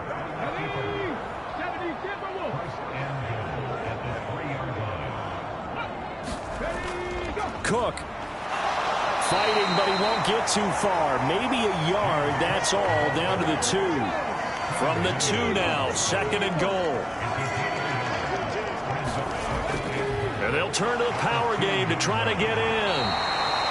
And just a short gain that time as they're able to get him down. 3rd and goal as they look to pour some more salt in the wound. And they'll let the fullback try and take him home. And he'll take it into the end zone for a Buffalo touchdown. Reggie Gilliam with his 4th rushing touchdown on the year. And the Bills look like they're going to get back in the win column as they extend their lead here in this 4th quarter. Well, Charles, just impressive in all 3 phases. Offense, defense, special teams have really done their job. And here the offense doing its part yet again with another score in the 4th quarter. I know it seems like something we shouldn't do because the scoreboard does tell it all. But let's set it aside for a moment. This game was absolutely memorable with how they played it.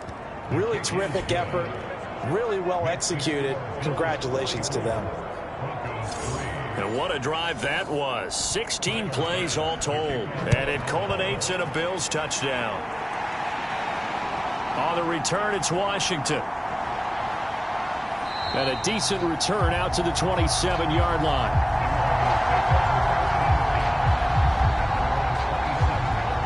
And Denver getting set to take the field. It's now appearing that this losing streak is going to continue. You know, the coaching staff was confident that this was going to be the game to stem the tide, but that just has not been the case. Goff on 1st down.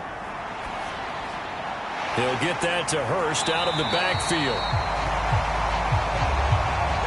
That's tough to play zone defense when they can just curl up right there in front of you. Yeah, absolutely. Well, we talk about finding the soft spot. Defensively, how do you make sure they don't find the soft spot like they did there?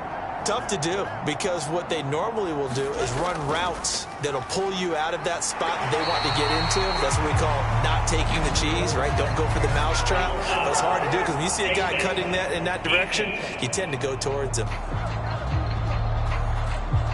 Well, you hate that defensively. They had him pretty well corralled, but the face mask, that obviously changes things. Yeah, it's a bit frustrating because you feel like you did everything right. You had him stop, but the hand gets up just a little too high, and the natural inclination is to hold on, and that's going to get called every time. Now a first down throw. Gone. So the completion good for 6 yards, and it'll be second down.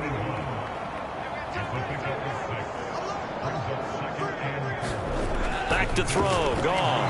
And that is incomplete. A lot of force bearing down on him there. He could not hang on. It's third down. Here's Goff. Able to find the open man. That's complete. And he will have the Broncos first down as they're able to get the third down conversion. Now, this is certainly one of the bigger losses that we are going to see for quite some time. And you have to think at this point where we're at in the fourth quarter with how wide this advantage is. For this offense, they're just trying to end things with a positive drive and then get the heck out of here. Yeah, if this had been a concert, you would have heard plenty of sour notes in this one. But they certainly don't want to end it on one. They want to put together a few more throws like that and at least have a final drive to give them a little bit more hope as they move forward. On first down, it's gone. And he's going to be intercepted for the third time thus far. Tre'Davious White with a pick. Oh, my goodness, CD. I mean, this defense just continuing to dominate. They're really dominating on both sides of the ball. But for the defense, that's now 3 interceptions for them here in this ball game. And what a great teaching tape for this defensive coordinator, right? When they go back and review this game, what does he always tell us that he preaches to his team? We're going to lead the league in effort. Well, they're doing that in this game as well as making big plays.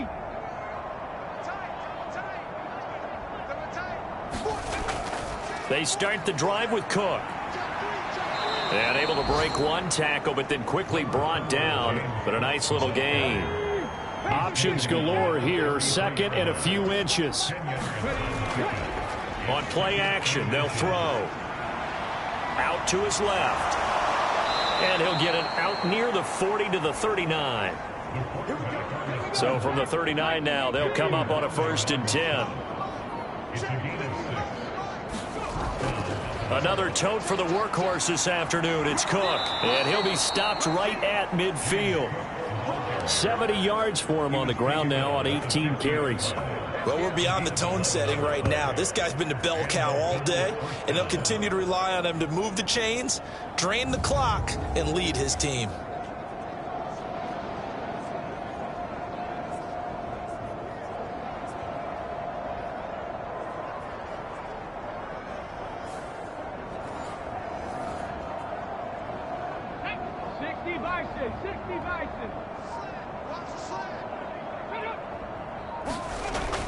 They run again on first down. Cook.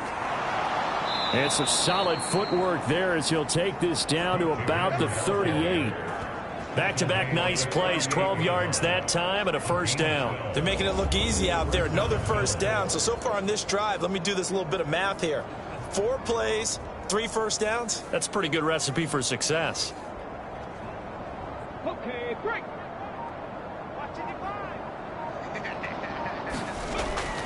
First down, here's the run with Cook. And he can only manage to get a couple. 2nd and 8 coming up. He's had success on this drive, but not on this play. Finally, they bowed up defensively. I think they were determined not to let him take it pretty much all the way down the field. Yeah, it looks like they handled their run responsibilities correctly this time. What we call them run fits, everyone was in the right place. They run it again with Cook. And he stopped immediately there. Officially no gain on the play, and they're left with a 3rd and 8. Looking to throw. Work in the middle of the field, and he's got a man complete. And this is going to be another first down as they'll make the tackle at the Broncos' 26. Give them 10 yards there as this offense is on a roll. This drive continues to plunge forward. Tell you what, partner, the way he's been slinging it in this one, I think he should be ticketed for a baseball cap and a set of headphones for the next drive. He's been absolutely sensational. But one thing we've both learned about quarterbacks in this league, they often stay on the field longer than you expect.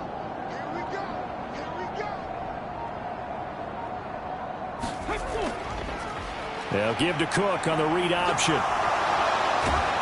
And he will reach the 8-yard line before going out. Another big hitter there. This one good for 18. Yeah, another good run there. He's been such a big part of their success here this afternoon. And that last carry, it puts him over 100 yards now for the day.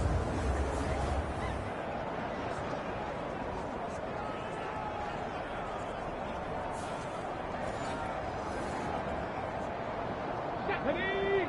18 Cardinal, 18 Cardinal.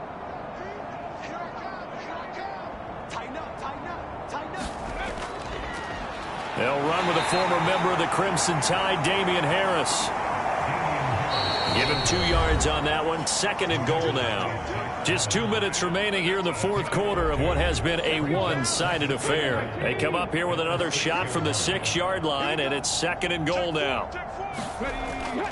Cook up the gut. And he gets halfway there from the 6 to the 3 on a gain of 3. Big play coming here. It's 3rd and goal.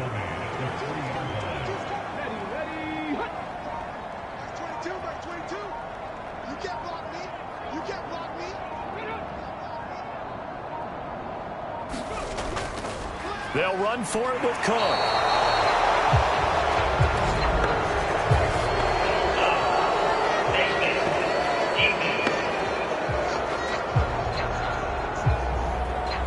Trailing here in the fourth quarter, and that personal foul, that only adds to the hole that they're currently standing in. Yeah, absolutely a bad job of just losing your cool and letting your anger take over. Mistakes like that, not going to help you at this stage of the game. Cook following the penalty, and maybe a measure of revenge there. He's had his way in this one, but this time they get him behind the line. That's going to go as a loss of 1 on first down. I know a defensive coordinator is going to be pretty excited by what he just saw there. Great knockback by their front. And now with the ball where it is, I would expect to see the offense throw the ball on 2nd and 3rd down here. Back at the 2 now. Here's 2nd and goal.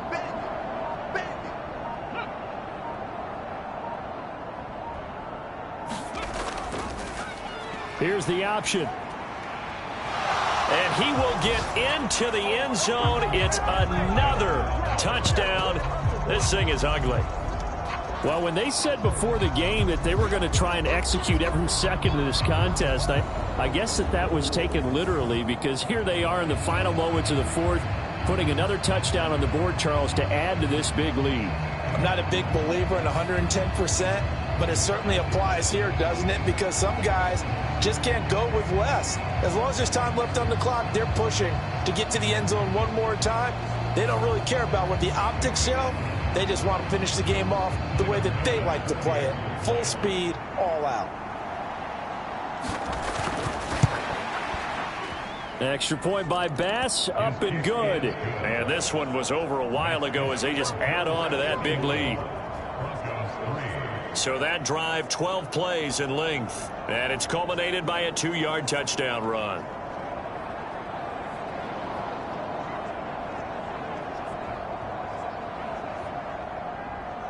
After the touchdown, Bass to kick it away. Taken at the goal line. And he'll go down as this drive will start at the 25-yard line. Here's the Denver offense now as they get set to take over here. Where we stand right now in the fourth quarter, this one pretty much out of reach. And, Charles, I know they're going to be disappointed about several things with this ball game, but the self-inflicted wounds, they've had several turnovers. You would have to think that's going to be something they're going to discuss heavily in the film session in the coming days. You're absolutely right about that, partner, because they're going to have to sit in that film room and watch every error that they made and figure out how to not do it in the future. And mentally, I think a lot of the guys are already starting to think about, okay, how do we put this behind us and get better for the next time out? This, they'll use as motivation for the rest of the time that they play to hopefully never be in this type of situation again. Well, this was a blowout supported by both sides of the ball today, Charles. It would be easy to look at the offense and say, man, they were clicking, and they were, but don't forget about the effort by this defense as well. Yeah, they weren't going to let up just because the lead was safe. They wanted to play as big a part in this game as their offense did in making this blowout. They needed to be noticed as well, and they played accordingly. So for Buffalo, the win moves them a couple games over 500 now at 7-5. And they'll get another road test next week as they head to Jacksonville to take on the Jaguars. Meanwhile, for Denver, not much more to say. They dropped to 1-11, and they'll get a chance to redeem themselves at home next week. I'm Brandon Gaudin. Certainly have to thank Charles Davis, my broadcast partner, and our entire crew. We'll catch you next time right here. It's the NFL on EA Sports.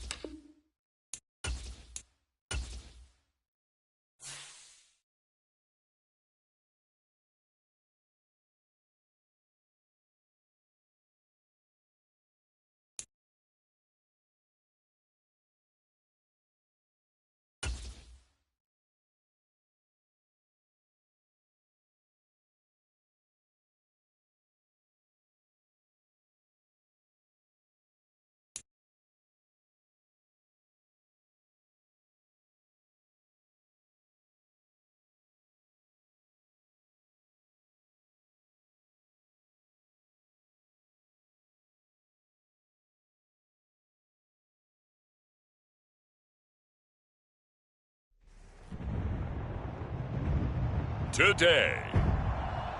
From MetLife Stadium in New Jersey, it's Week 13 of the NFL on EA Sports.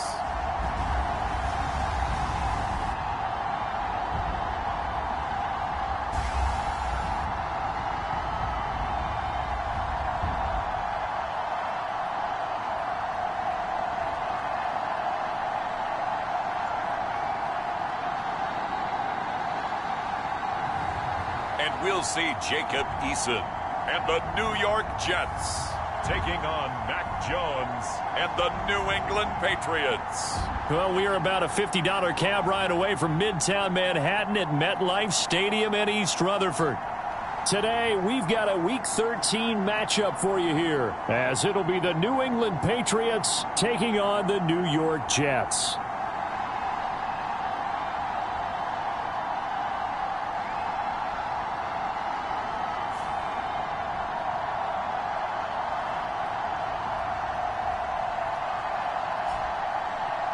Hi again, everyone. With Charles Davis, I'm Brandon Gaudin. And, Charles, you look at this Jets ball club. They have certainly got it rolling of late. Winners of 6 in a row. And it's simple. The more you win in the regular season, the more likely you play at home in the postseason, and that can take you deep into January. On the other side of the field,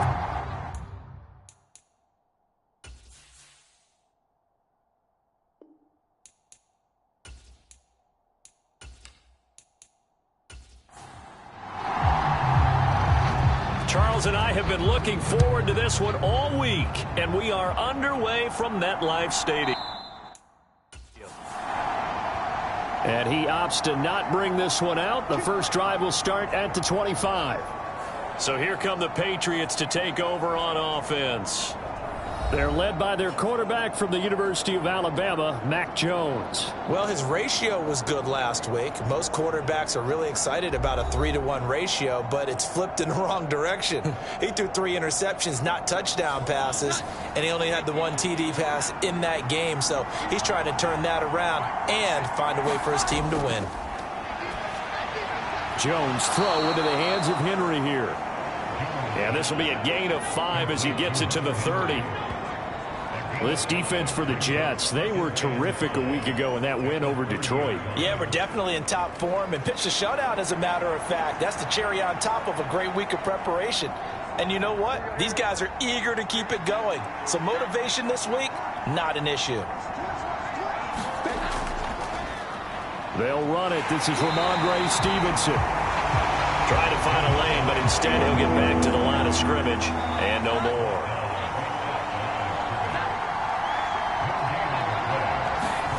Throwing Jones into a double team, and it's intercepted. It's Devin White, the linebacker, and his guys are going to take over at the 34-yard line.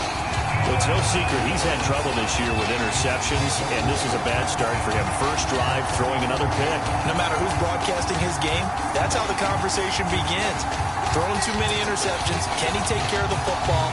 If I were his backup, I'd be edging towards the coaches and saying, hey, how about giving me an opportunity? So the Jets now in great position here to start things out.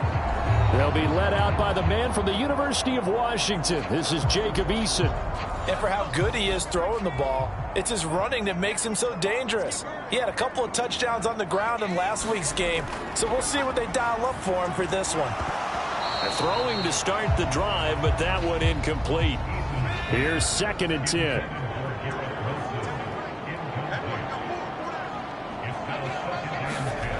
Eason. And that'll be incomplete. Took a pretty good shot as he tried to pull that one in. Couldn't hang on, 3rd down. Eason sets to throw it. Middle of the field, he's got McLaurin. And they will stop him short. They get him to the ground at the 27, no first down. That's good, the completion there for 7 yards. And that's going to bring up a 4th down. One of the money routes for any offense, the drag route. So tough to defend because the receiver can stop at any point and make himself available to the quarterback and get a completion. But I love the communication we saw there. All the defenders pointing out the receiver where he was going, and then they're able to rally to the ball after the catch and stop him short of a first down. Koo knocks this one through the post. And the Jets hit the board first. It's 3-0.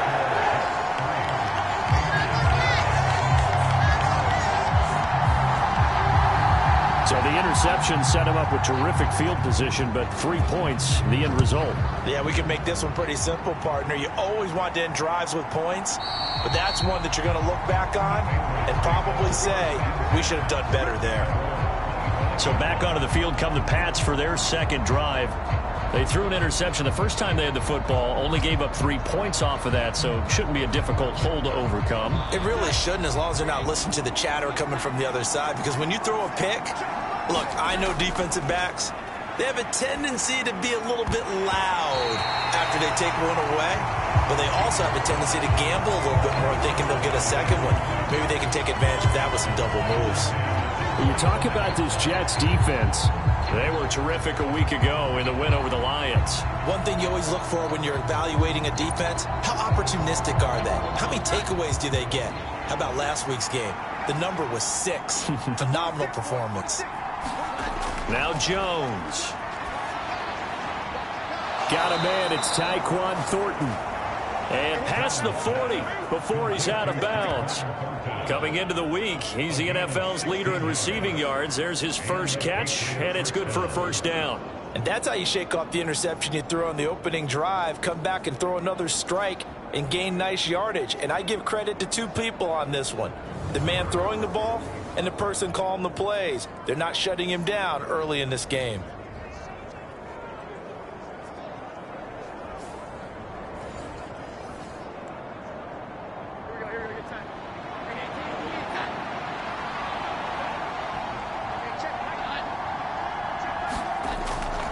Stevenson now on 1st and 10. And able to break one tackle, but then quickly brought down. But a nice little gain. From the 48-yard line, here's 2nd and 3. They run once more with Stevenson. And now the ball's out. Fumble near midfield. And it's scooped up by the Jets. And he takes it to the house. It's a fumble recovery for a Jet touchdown. Even the great ones, some of the best, they're not immune to the fumble, and here it really hurts them. If the ball gets away from any runner's body, that's when the defense pokes at it, swipes at it, swats at it, and finds a way to create a big play for themselves.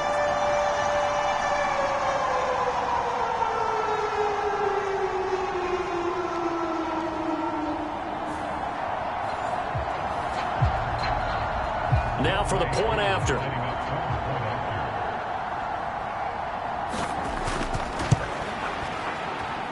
He's got it, and now it's a 10-0 lead here in the opening quarter. So not only the cough up, but then the pickup on the other side, the scoop, and the score the other way, the fumble return for a touchdown. So an early 10-0 lead for them now as they kick it away.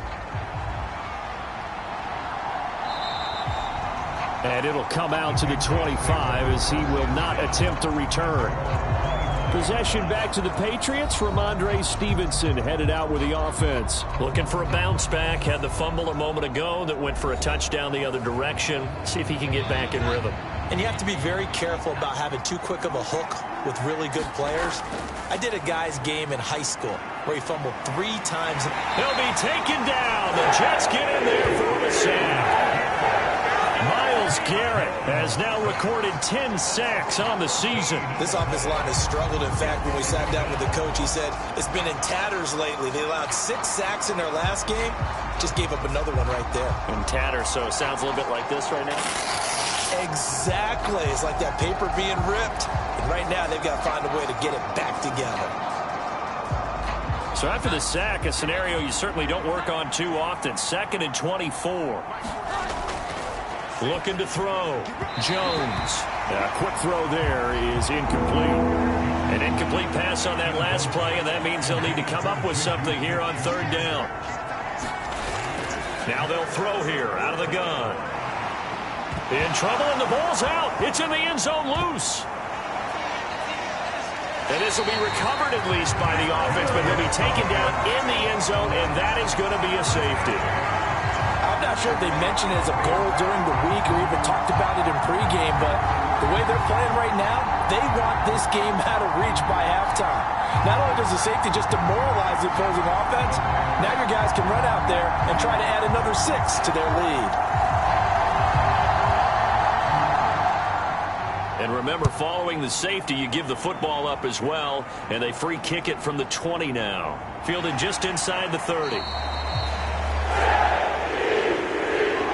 At some point, we're going to get it through our heads. Special teams, special teams, special teams. The spark that often wins games. Back onto the field come the New York Jets for their second drive. And they split the uprights last time for 3. They've got the lead. They're not going to play this conservative. They're not hoping for another field goal. They're hoping for a touchdown. I'm with you on that one. I like where your head is. I like the way you're thinking because you're exactly right. Trying to sit on a lead and play that way, that doesn't work too well for most teams. Run your offense. Run what you do best. Exactly. Put it all the way down and try to increase your lead in a big way. And the best way to do it, touchdowns. And they'll come up 2nd and 7. First carry of the game now for the Texas superstar, Bijan Robinson. And this Patriot defense up to the challenge once more as they again stop him behind the line. It'll go down as a 2-yard loss, and it brings up a 3rd down. They went with the run-pass option, and I don't know if the option really mattered there because the defense was ready. So many times you put the defense at a disadvantage because you have those multiple options, but when they read their keys and play it correctly, sometimes the result goes in their favor.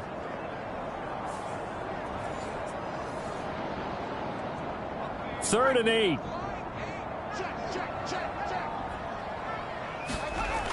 Throwing is Eason. That is caught. And he takes this one down almost all the way to the 30. 27 yards there on a very nice 3rd down conversion. You know I'm going to lean towards the defender, right? You know I'm going to do that. I know. That's a tough situation for him as I see it.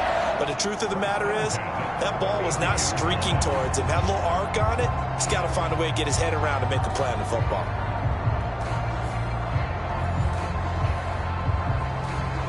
So into Pat's territory now. Here's 1st and 10 at the 32-yard line.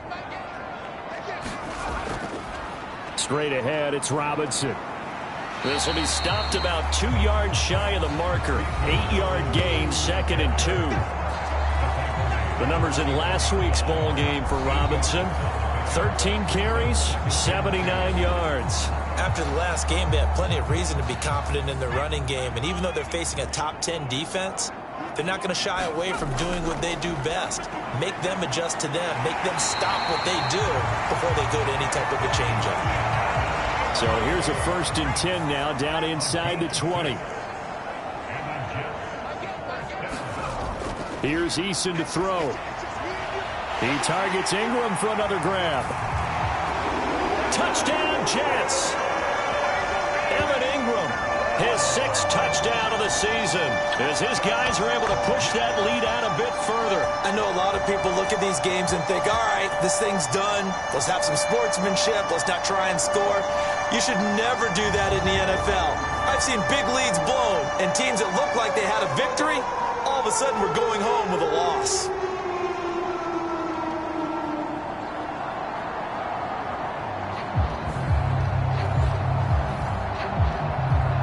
Coup now for the point after.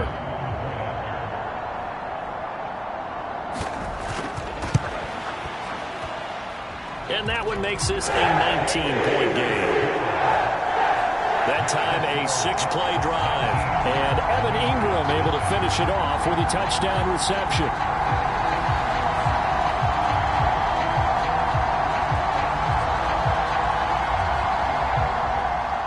The kickoff unit is out on the field, and they will send this one away.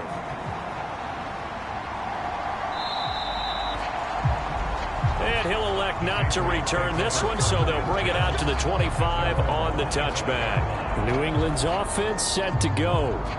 And now their hill to climb has gotten taller. They had the safety last time they had the football. That led to the touchdown a moment ago. So that deficit going in the wrong direction as they try to right the ship here. 1st and 10. Throwing to start the drive. Jones. He'll go underneath here to Stevenson. He'll be dropped after a gain of about 6 across the 30 to the 31. From the 31, Jones. His first catch, good for 9 and a first down.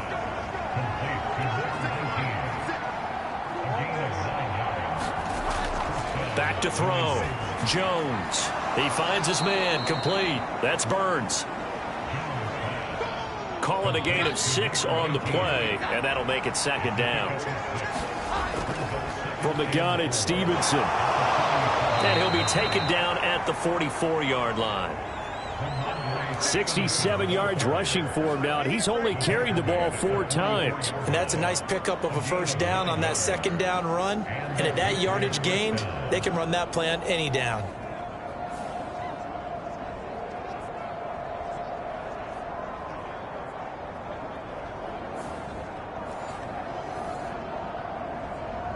So in Jet territory now. Here's 1st and 10 at the 44-yard line. Operating from the gun, Jones. And that is incomplete. He couldn't hold on through the contact. Brings up second down. When you talk about this Jets defense, they were terrific a week ago in the win over the Lions. Yeah, they pitched a shutout in that game, didn't they? And those don't come around all that often in the NFL. The ability to keep someone out of the end zone and also from kicking one through the post. Well done. On 2nd and 10, Jones over the middle, complete. It's Burns.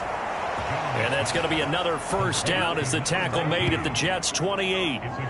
17 yards on the pickup there, and the drive will continue.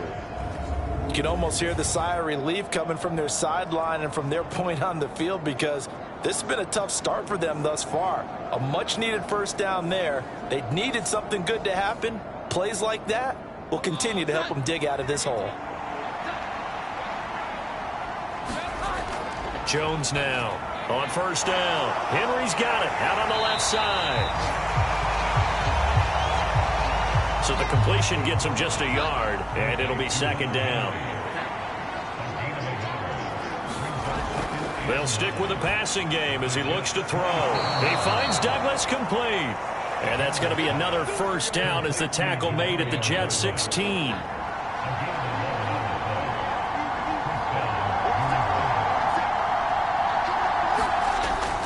Up the middle, here's Stevenson. And they'll get him down after a pickup of 8, 2nd and 2. Next to receivers, they'll spread the defense out, and they were able to come through with a slashing run. But to that point, it's going to be interesting to see the personnel chess match as this one progresses. Yeah, you're exactly right. Can they continue to create running lanes out of passing sets? And if so, it's going to be a long day for the defense. On 2nd down, it's Stevenson. And he'll be brought down here at the 3-yard line. A 5-yard gain, and now they're set up 1st and goal. A quick burst there, and he nicely bit off a pretty decent gain. 1st and goal, and they got to be thinking a chance to get right back into this football game. Operating from the gun, Jones. Now a battle for the football. It's caught. It's a touchdown. From 3 yards out. And the Patriots are able to make some inroads here to that deficit. We always admire a guy who go through his progressions and find the open receiver. I believe we just saw that there. And we admire him just a little bit more when it goes for a touchdown.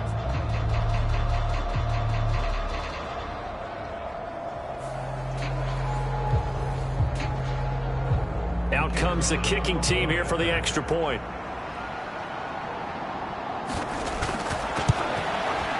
And they're able to cut the deficit to 12.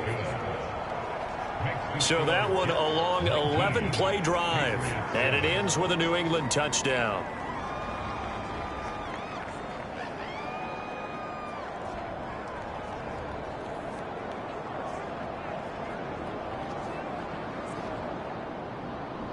The kicking unit out for the Patriots as they send this one away.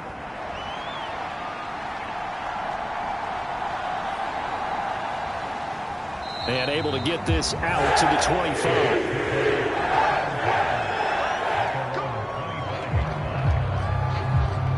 New York set to take the field.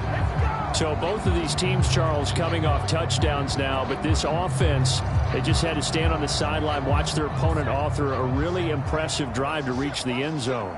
Yeah, and I think you're not telling yourself the truth if you don't think there's some one-upsmanship going on right now, because they just had their touchdown answered by a drive of double-digit plays that also found the end zone.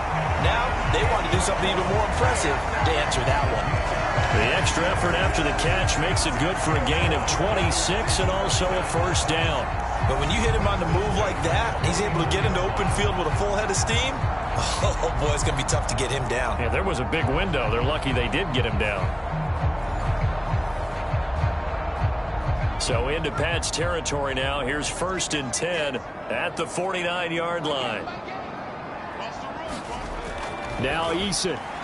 He completes that to Garrett Wilson. And he's got this down to the 35.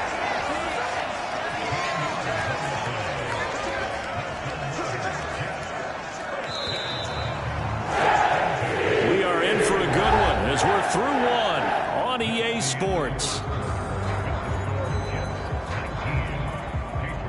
Second quarter now from MetLife Stadium. The Jets with the football here as they've got it with a 1st and 10.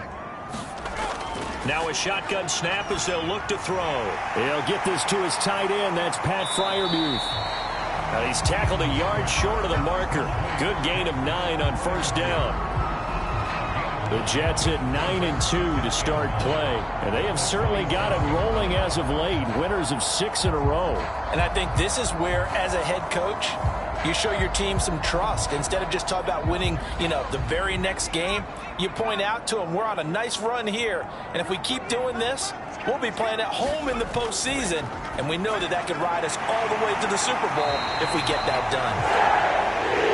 Catch number 4 for him on the afternoon, and it'll give him a first down. These two teams, they met up earlier in the year, back in week 2, and it was the Jets winning on the road, so they're looking to finish off the sweep here now at MetLife Stadium. They'll throw on first down with Eason.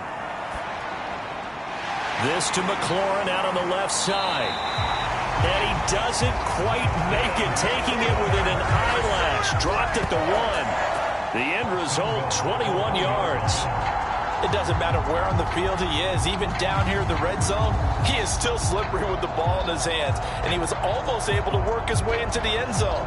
Instead, they'll have to settle for 1st and goal, but they'll take it.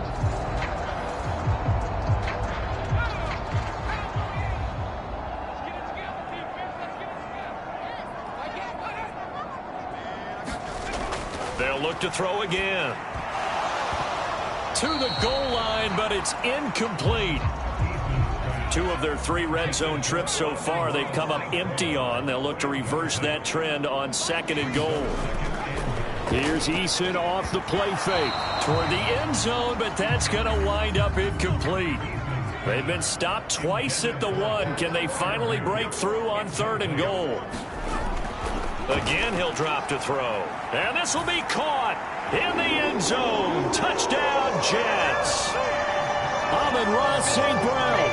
A 1-yard touchdown reception. And the Jets are able to stretch out their lead. Well, it was 3rd and 1. I was expecting run so much for that. They pass it, they score it. That had the feel of the head coach telling the offensive coordinator, you've got 4 downs here. We're going to go for it on 4th down unless there's a disaster on 3rd. Go ahead and take a shot if you want to. And he gratefully accepted the opportunity and did exactly that. If they didn't get it there, that had the feel that they would come back and try it on 4th down. Extra point by Koo, up and good. And that will make this a 19-point game.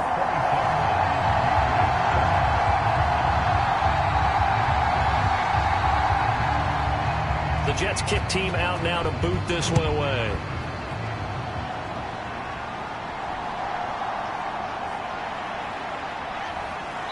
And he'll be stopped up at the 25.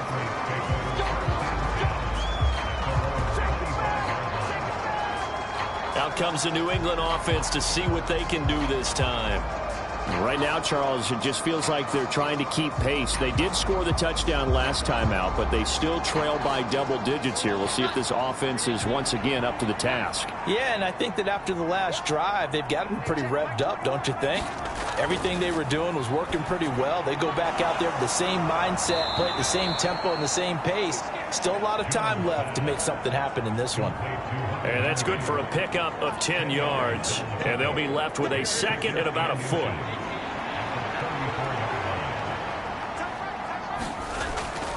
Out of the gun, they give it to Stevenson. And he is going to be stopped cold behind the line of scrimmage. This will be a loss of 3, and now a much tougher third down looming. Defensively, he has been a presence in their backfield in the first half. Had a sack earlier, and now he comes up with a big tackle for a loss.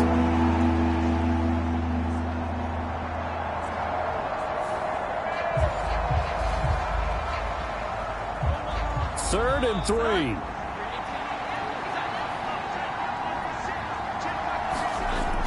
Operating from the gun, Jones.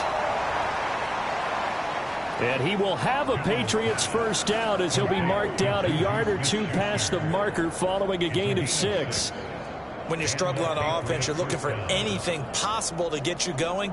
Sometimes you do it like basketball teams that don't normally press. You put a press on, bring people to life, make them move a little bit quicker. Maybe that'll help them as they head towards the half.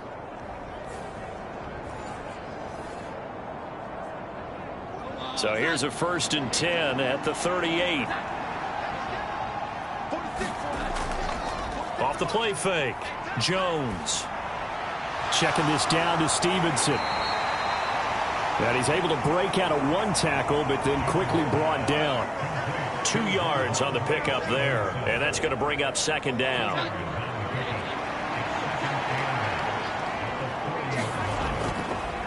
Off play action, Jones. And this one incomplete. Too much contact to hold on to that one, and it's 3rd down. Back to throw again. And the Jets pressure too much as down he goes. Quiddy Pay gets in there to drop him for a loss of 13 yards, and it's also 4th down now. And they're picking up right where they left off with the shutout that they pitched last week. A huge part of that, this pass rush. They know how to get after people. Offensively, good luck finding some answers right now.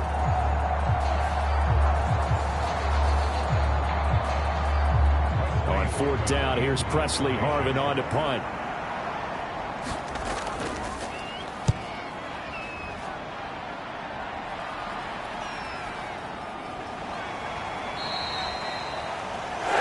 Big kick, 50 yards that time with a return of 4. And the Jets will take over.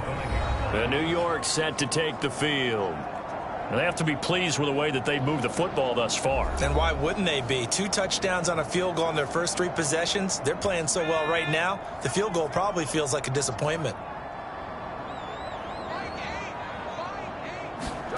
1st and 10, Eason. Over the middle and complete to Wilson. And this will leave him a yard short. Nice pickup of 9 yards on 1st down. Maybe a good spot to take a shot. Here's 2nd and a yard from the 34. Looking to throw. Eason, a short throw to Ingram. 5th catch of the afternoon, and that gives him a 1st down.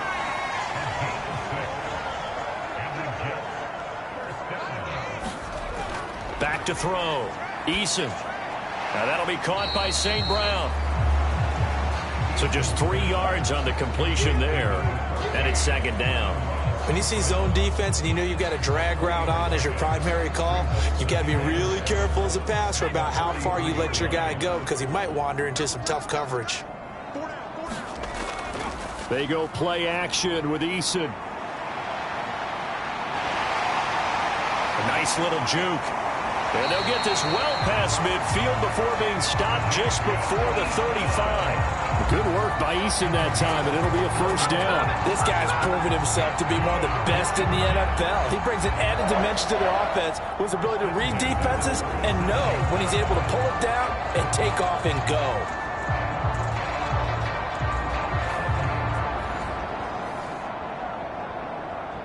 So into Pat's territory now. Here's 1st and 10 at the 37-yard line. Robinson up the middle. So a good spin move there before he's taken down. A nice little gain.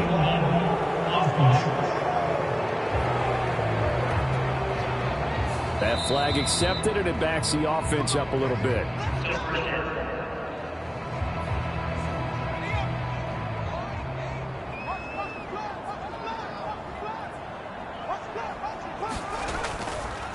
On the give, here's Robinson. And he'll snag about 5 yards down to the 32. From the 32-yard line now, here's a 2nd and 5. From the gun is Eason. Throwing quickly to Wilson. And he's got another 1st down as the tackle's going to be made at the Patriots' 20-yard line.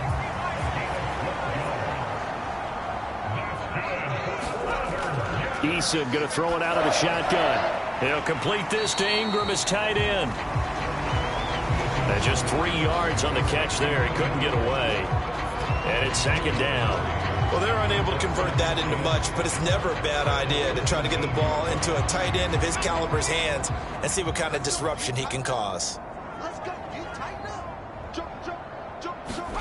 Eason on 2nd down. Finds his tight end Ingram. A minimal gain there on the 8th play of the drive. This offense so far on 3rd down, they've been okay. 2 for 3 thus far. This will be 3rd and 5. And he fires one, but incomplete. Field goal coming from Younghoe Koo. That's just 32 yards officially from the right hash. Koo knocks this one through the post. And that will extend their lead even further.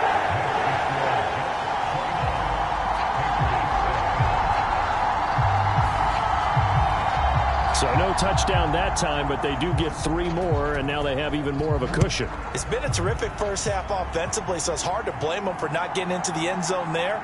But the way they've been moving the ball in this one, I don't think these will be their final points of the game. And he brings us out past the 20 to the 24. New England trying to get a place on offense. Defense got the better of them last series, forcing a punt. See if they make a few changes in the game plan here and try to get points out of this drive. 1st and 10. Jones and the Pats now with a 1st and 10. At their own 24. They'll come out throwing here to start the drive. Throw finding Thornton over the middle. And he's going to get a solid gain of 9 before being brought down. 2nd and right at a yard. Off the bootleg.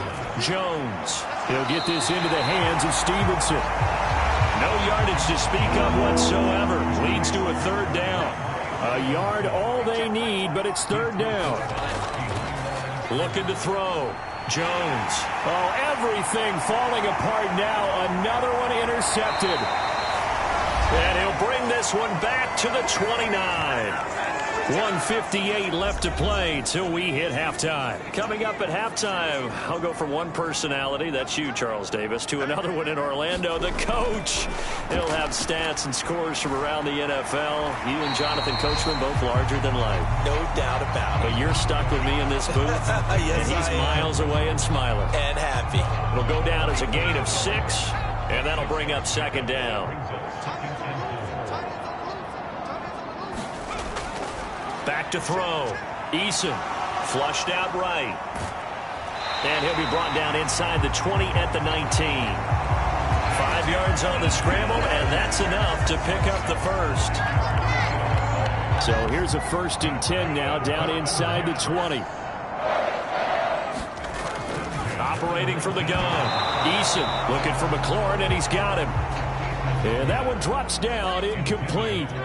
Good coverage there, forced the ball free, and it's 2nd down. Eason's throw complete to Freiermuth. And he will be brought down at about the 6-yard line. A chance to really cap off a big first half here as they come up on 1st and goal. Sets up the screen to Robinson. And he's brought down right at the 5-yard line. Give him 2 on the play. The Jets are going to use the first of their timeouts. as the stoppage will come with a little under a minute to go in this first half. Second down, here's Eason. He's got Wilson, and that's a Jets touchdown. A 5-yard touchdown catch. And the Jets continue to pull away here in this first half. They have really had their way so far in the first half, but they wanted to continue to build on their lead. They know that no lead is safe in this league, so they decided to try their best to get one more as they headed into the half, and they got it done.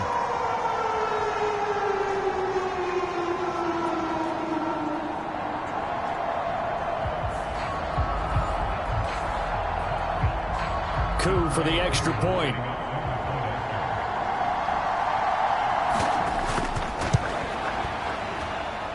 And that'll push the lead up to 29 now. A drive that time of 6 plays. And Garrett Wilson capped things off with a touchdown grab. The Jets kick team out now to boot this one away.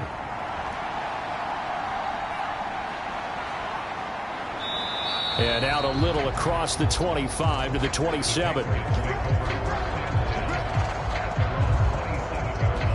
The Patriots with the football here late in this first half.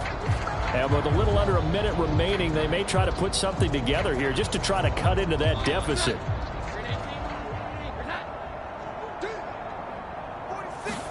Trying to shake off the interception. He'll look to throw. Out left and complete to Thornton. Now the Patriots going to use one of their timeouts as the clock's going to stop with 47 seconds to go in half number 1. Throwing again on second down. Jones. And he slips up past the 45 before being tackled. Now the Patriots will use the second of their timeouts as they'll stop it with just over 40 seconds to go in the first half. Got his man complete over the middle. It's Stevenson. They're going to need to get up and set in a hurry. Looking to throw again on second down. Jones. And he'll go out of bounds right around the 40.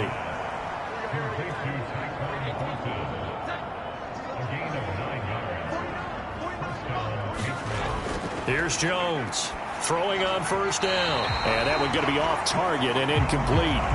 This could be the start of a nice stand from this defense now after getting walked backwards on this drive. Come through with another one here, and you have them staring at a 3rd and long, and that puts the defense in a position to dictate to the offense. And he drops it incomplete, and their struggles continue here. Now play number 7 of the drive as they're looking at a 3rd and 10. Looking to throw.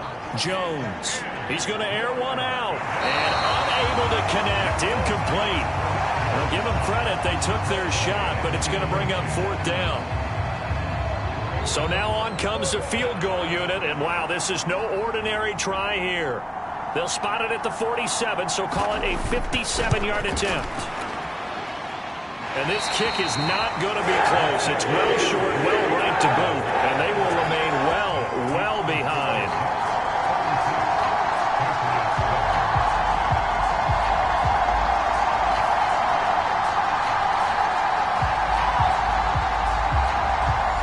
Well, Brandon, anything beyond 50, you start rolling the dice a bit. And once you get up around 57, 58 yards, the chances of making it go down dramatically.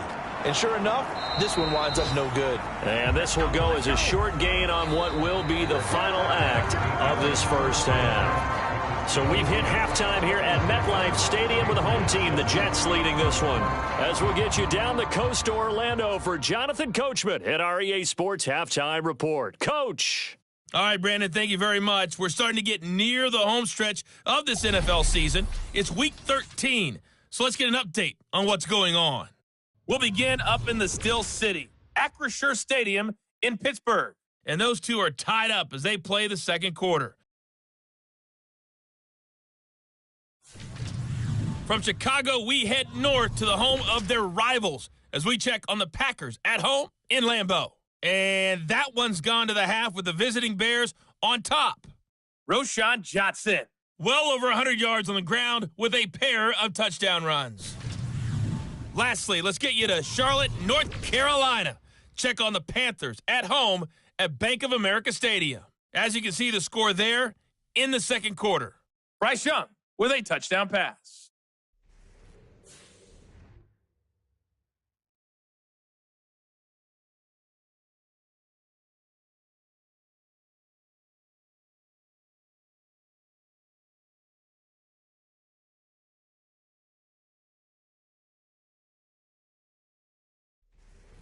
Okay, Coach, thanks as always to you and the gang in Orlando as we welcome everyone back in for quarter number 3. And the Jets set to receive this third quarter kickoff, and they have the lead as well as we are underway in the second half. And he will not bring it out. It's a touchback.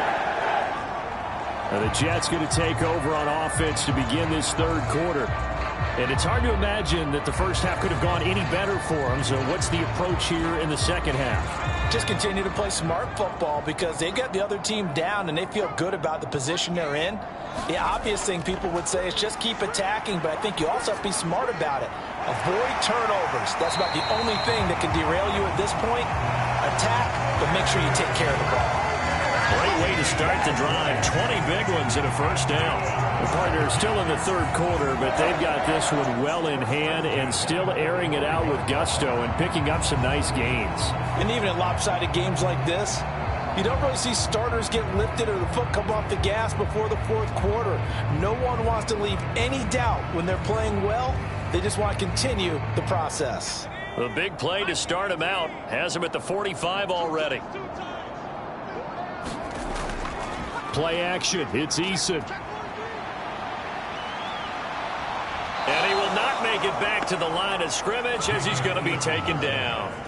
Samson Abukum able to collapse the pocket, get to him, and drop him for a loss of a yard. Defensive end gets in there that time. They were in a 4-3. What's the responsibility of the ends versus the tackles there, Charles? Well, most of the time when you talk about the ends, they're your pass rushers. They're the guys that you turn loose to try and get to the guy who's going to throw the football. The tackles, usually more of the run-stuffing variety. But the way this game is advanced, you're wanting a little bit of everything out of all of your guys. But let's just go ahead and break it down and make it simple. The guy who's the right defensive end versus a right-handed quarterback, that's the blind side. He's going after the quarterback. He's going to put him on the ground.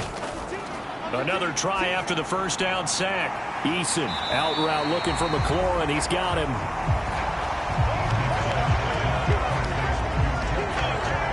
But it appears that they read man defense and went to the out route, and what you have to do on that one is the receiver's got to make sure he works the defender towards the middle of the field to give himself space to cut to the outside and have that ball delivered with good timing, and they got it done. Now they need 2. Here's third down.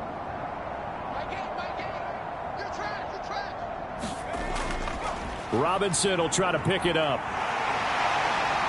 And good work there in open space. And he's got this all the way down now to the 32. Give him 15 yards on that one, and the Jets move the chains. Most of their damage has been done through the air. I mean, they've rung the bell 3 times with passing touchdowns, but guess what? Ground game has not been neglected. Nice little burst right there.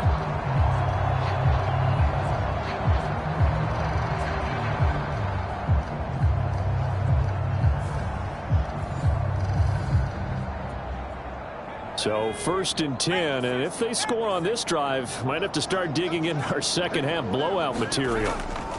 Back to Robinson now on first down. And he struggles to get a yard here, maybe a yard, down to the 31. From the 31, here's 2nd and 9. Back to throw. Eason. He'll wind up getting 4 there on his own, but it will leave him now with a 3rd down situation. Partner, just a second earlier, and they might have had him because they certainly thought they were going to close in and drop him behind the line of scrimmage, but he had just enough time to dodge the pressure, and he ends up getting yardage before being stopped. Pass taken in by his big tight end. And he's got another first down as the tackle's going to be made at the Patriots 16. The Jet passing game in rhythm. They've got another first. Whatever the discussions were at halftime to try to slow down this offense, it has not worked to this point. Yeah, I have a vision right now of everything that was discussed at the half just being torn in shreds or being erased off of the Microsoft Surface tablets because none of it is working. They are really locked in on offense. And he can't find a receiver, and he's brought down. It'll only be a loss of a couple, but the pressure gets home on first down. It's interesting, partner, that most defenses try and guard the 35-yard line actively because they think the way kickers are nowadays, about a 52-yard field goal, they're kind of giving up points. But you get even deeper into territory, you get into the red zone, they're going to guard it even more, which means more pressure, more blitzing. Now following the sack, they'll come up here on a 2nd down and 12. Looking to throw. Eason. And he will slide to a stop. He does have the first down. They pick up 12 on the play there, and they move the chains. At this point, this offense feels like they could just roll out anything, and it would work. They are certainly in no hurry for this one to end. Now when they can rack up some stats and continue to add to their lead. It looks like a jumbo set with 3 tight ends here for 1st and goal. They'll run with Robinson. And he'll get this one back to the 5-yard line, but no further than that. The line of scrimmage, once again, the 5 as they get ready for 2nd and goal. Again, it'll be Robinson. And he gets halfway there from the 6 to the 3 on a gain of 3. They've been so good on 3rd down all day long. Can they convert another here on 3rd and goal? Back to throw. Eason got a man. It's caught. Touchdown, Jets. Terry McLaurin from 3 yards out. And the Jets take the opening kickoff of the 3rd quarter and drive right down the field to extend their lead. Boy, he has been fun to watch throwing the football in this one. It's certainly not fun for that defense, though, Charles. Now up to 4 touchdown passes in this ball game. Yeah, we're supposed to be neutral, but I'm feeling their pain right now because he has absolutely carved up this secondary. A clinic on how to attack the defense and take them out of the game. Koo able to connect on the extra point, and the lead grows even larger here in the 3rd quarter.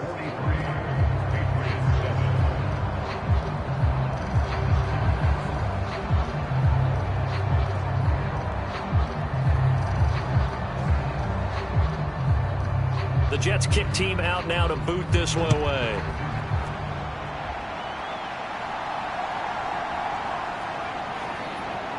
Oh, a dangerous return man showing it here. And good starting field position. He'll get this one all the way up to about the 35-yard line. So here are the Patriots now. They get ready for their first possession of half number 2.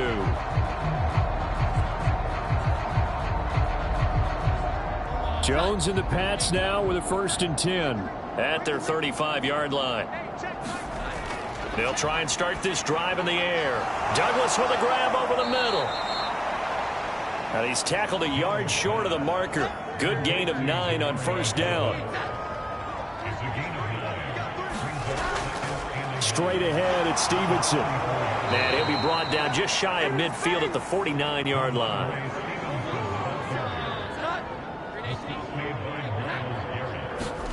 Throwing Jones. And that'll be complete to Stevenson.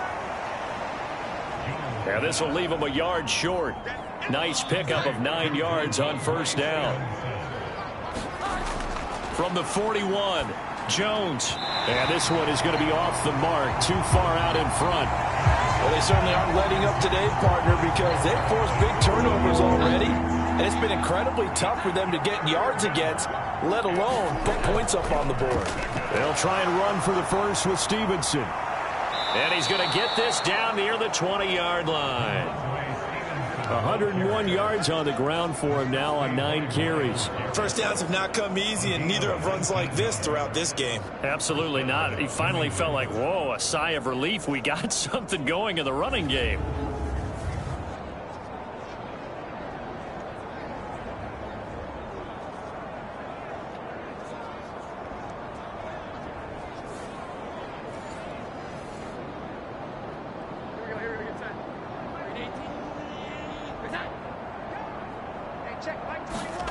Now Jones on 1st and 10. That's complete to Troutman right side. Short completion, just 4 yards, and that will bring up second down. Looking to throw. Jones. Open man is the tight end, Troutman. It'll go as a gain of 4. And now 2 yards to go on third down.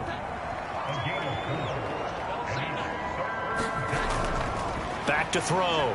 Jones. And he's going to go down. Back at the 27-yard line. He's sacked. Myles Garrett able to get in there for his second sack of the afternoon. That's his second sack of the game. And the best defensive ends, they do their homework as much as offensive guys do. They know how to beat the offensive lineman across from them, what moves they need to do to set them up. This guy's been pretty good at it all game long.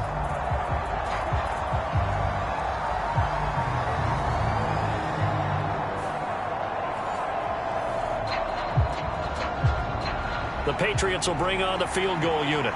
This from 44 yards away. And his kick is indeed good. And they'll get back 3, but this remains a large deficit.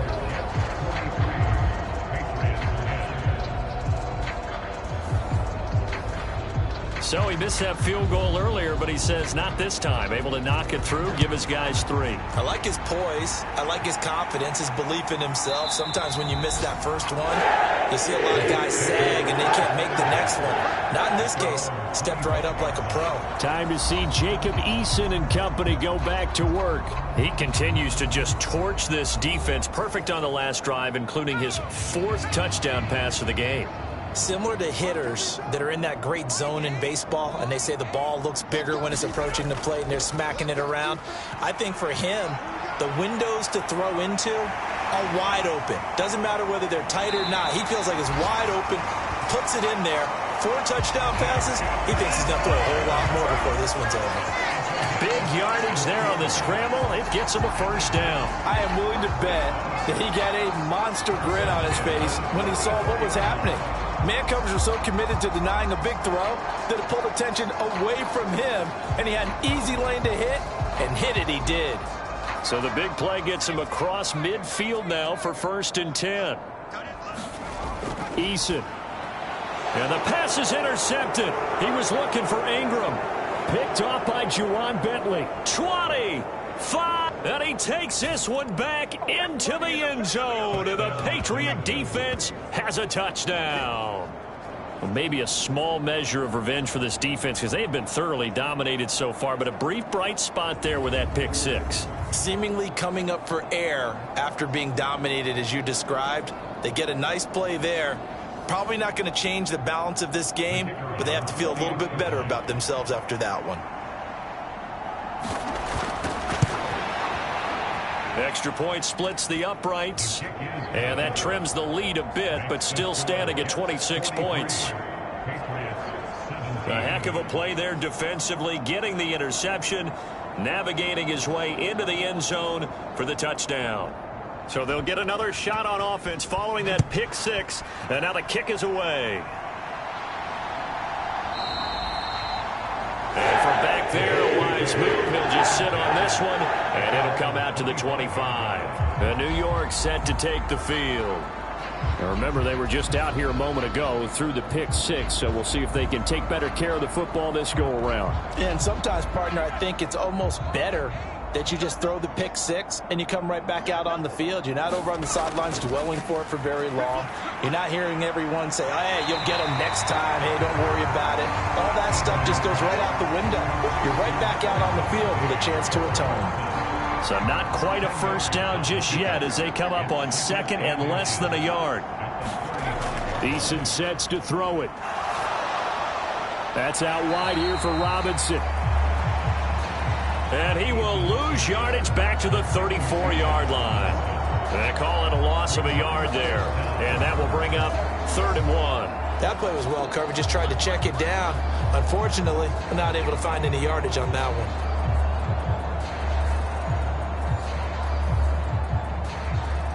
Third down and 1.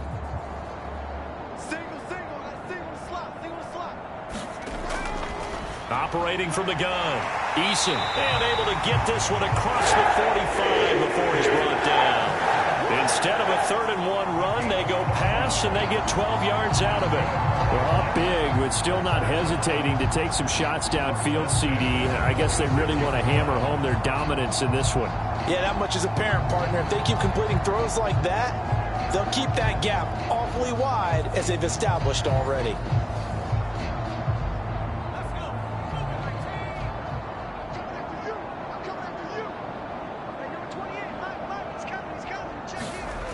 On first down, Jacob Eason. A short throw to Ingram. And the result here, a pickup of 8. Leaves him with 2 to go on second down.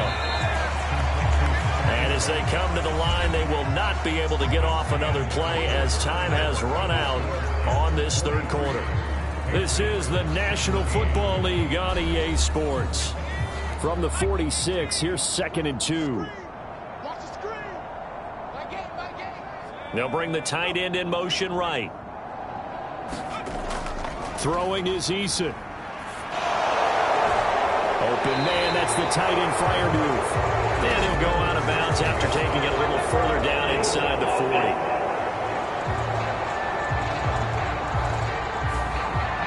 So that flag obviously takes away the good yardage that they had on the play. And talk about a momentum shift, because we can visibly see this celebration shifting from one side of the field to the other as soon as everyone saw the flag. And he will slide to a stop. He does have the first down. That one a broken play, but it ends up being a good play. The scramble goes for 20.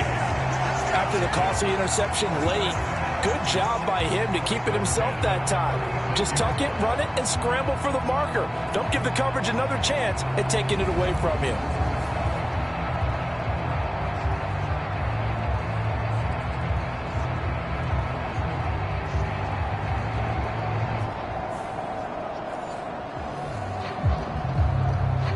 So into Pat's territory now. Here's 1st and 10 at the 36. Hand off now to Robinson. 5 yards is the tally on first down. That brings up 2nd and 5. Brandon, 5 yards on that run. Let's get back to the huddle and make sure if you're a back, you spend time with your offensive line and give them credit. Hard to move those 300-plus pounders at the line of scrimmage, and they did for a significant chunk of yardage. And he's dropped just before the line to gain. 4-yard pickup leaves him with 3rd and 1.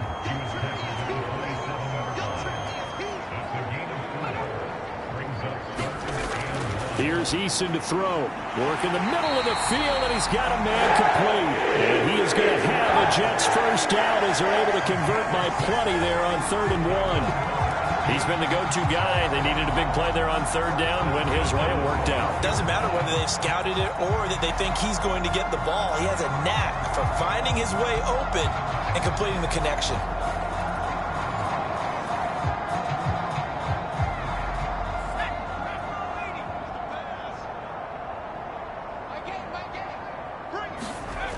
Throwing on first down.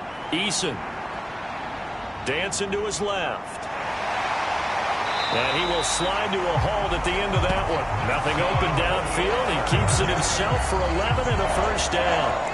And this is a rarity in the NFL, a 100-yard game on the ground for a quarterback. Even as those passers get more athletic and mobile, we only see about 5 of these a season. It takes a special set of circumstances for it to happen, and, of course, a special player. So not quite a 1st and goal. It's 1st and 10 from the 10. Hand off to Robinson out of the shotgun. And running room hard to come by here. He gets it down to the 8. This is 2nd and 8. Robinson with another carry.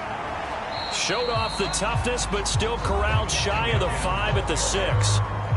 They'll get a couple yards on that one, and that's going to lead to a 3rd down.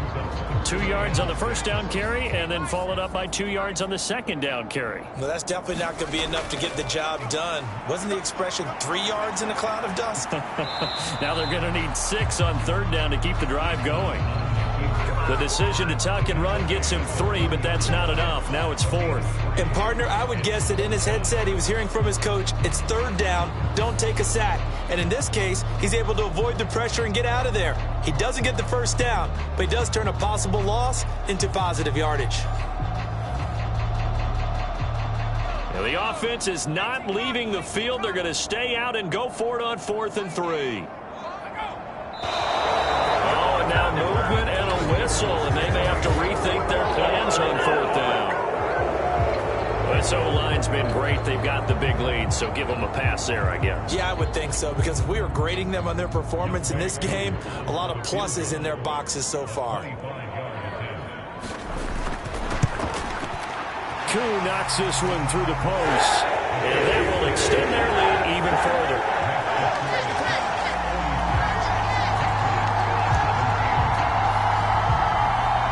So they get 3, certainly hoping for 6 after a 13-play drive. So you console yourself on defense by saying you did your job, right? If they go 13 plays, you only give up a field goal, you did a nice job there. But here's the other part. 13 plays, you don't force any mistakes, you don't take the ball away. Maybe that's the way they should look at it. New England's offense set to go. We certainly had a sense coming in here that these guys were in for a tough one on the road. That has been how this ball game has played out. They trail big as we continue on now here in this 4th quarter. Now Jones.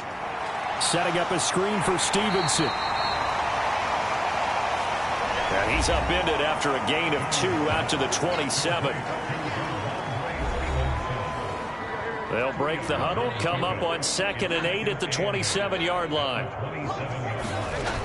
Operating from the gun, Jones. Short pass caught by Henry. The offense on 3rd down, they've struggled to the tune of 2 for 8 so far. This time they face a 3rd and 2. Looking to throw. Jones able to find the open man. That's complete. And he will have a Patriots first down as they're able to get the 3rd down conversion. And with this game well in hand, perhaps we are seeing the coverage lighten up a little bit as they got burned there a bit for a first down. But we certainly know the coach isn't happy along the sideline, because he certainly wants them to finish this one out the way they started it. He doesn't want to give up any soft completions, no late points. He wants this lead to stay right where it is.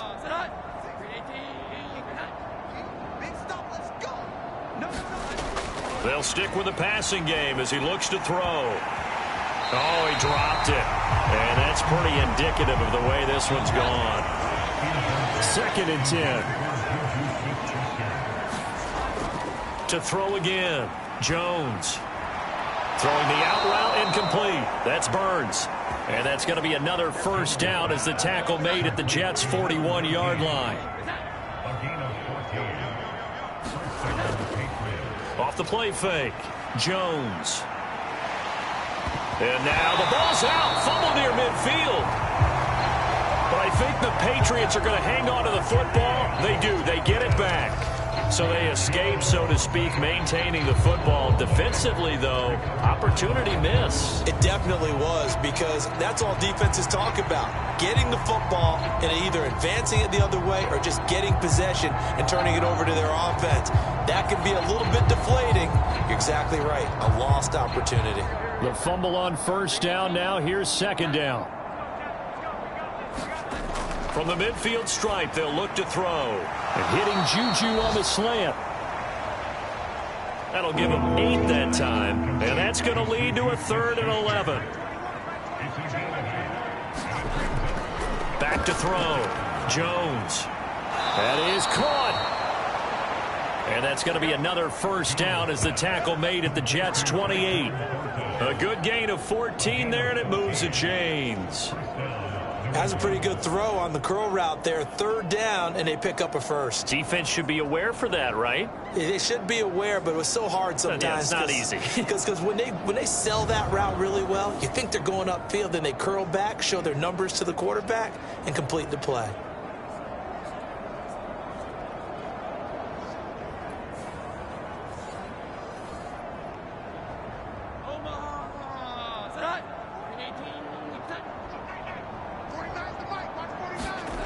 Jones on first down. Oh, Jones has just thrown his 3rd interception.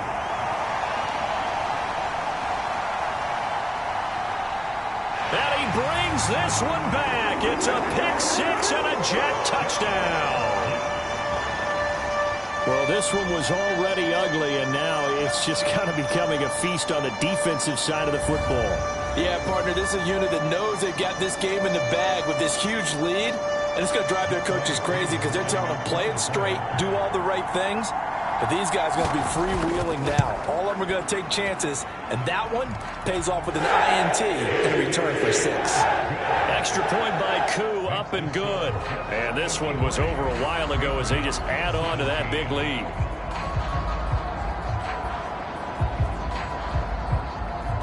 So they throw the pick six. They'll get another shot at it now as this one's in the air. And he'll just take a seat, and the drive will begin at the 25-yard line. New England trying to get a place on offense. And they, unfortunately, are staring at a mini losing streak developing, trailing here in the fourth quarter. This would be their third straight defeat. Jones and the Pats now with a 1st and 10 at their own 25-yard line. After the pick six, they go right back to the air. He finds Douglas complete. And he gets this up just shy of the 30 to the 29 before he's out of bounds. 2nd and 6, just inside the 30. Looking to throw. Jones. And his throw's going to be incomplete. So after the 2nd down incompletion, they'll come up now against a 3rd and 6. Back to throw. Jones. Short pass caught by Henry. And he will have a Patriots first down as they're able to get the 3rd down conversion. I got a kick out of that one, partner. You and I talk often about trying to hide receivers in certain situations, but a guy of his size can't really hide him. But the tight end drag route, definitely an effective way to sneak him across the formation for an easy completion and a first down. So from the 36 now, 1st and 10. Looking to throw. Jones. Short pass caught by Henry. Ball on the 39. Here's 2nd down and 7. Back to throw. Jones. A short one to the tight end, Troutman. The result, only 4 yards there on the play. And now we've got a 3rd and 3. Just 2 minutes remaining here in the fourth quarter of what has been a one-sided affair. They'll come up now, 3rd and 3. Operating from the gun. Jones. And he knocks the ball away, and it falls incomplete. The Patriots send out their punter as he'll kick it away for the 2nd time.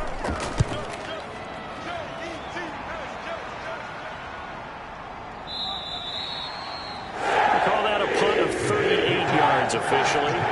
And the Jets will take over 1st and 10. And New York set to take the field. And this crowd has certainly liked what they've seen. Their guys fully expected to win this one coming in, and they have not disappointed as they've got the big lead here in the fourth. Now a handoff to start it out. Robinson. He'll work his way up the middle for a gain of about 4. 2nd down.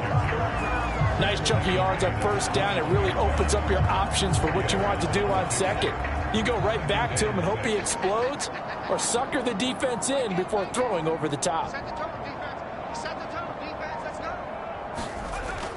On 2nd down, another shot for Robinson. And he's upended after a gain of 4 up to the 25-yard line. Here's 3rd and 3.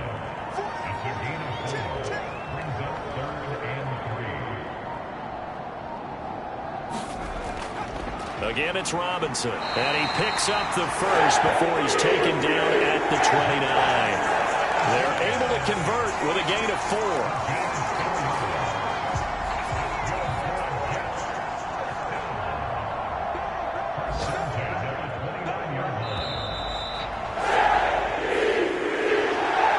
Charles, a lot of happy faces heading into the tunnel as this one ends, and understandably so. Not only did they get the win, but boy, their offense was on fire in this ball game. And partner, I have no idea what the top speed is on one of those high-end sports cars. What's the top gear you can get into?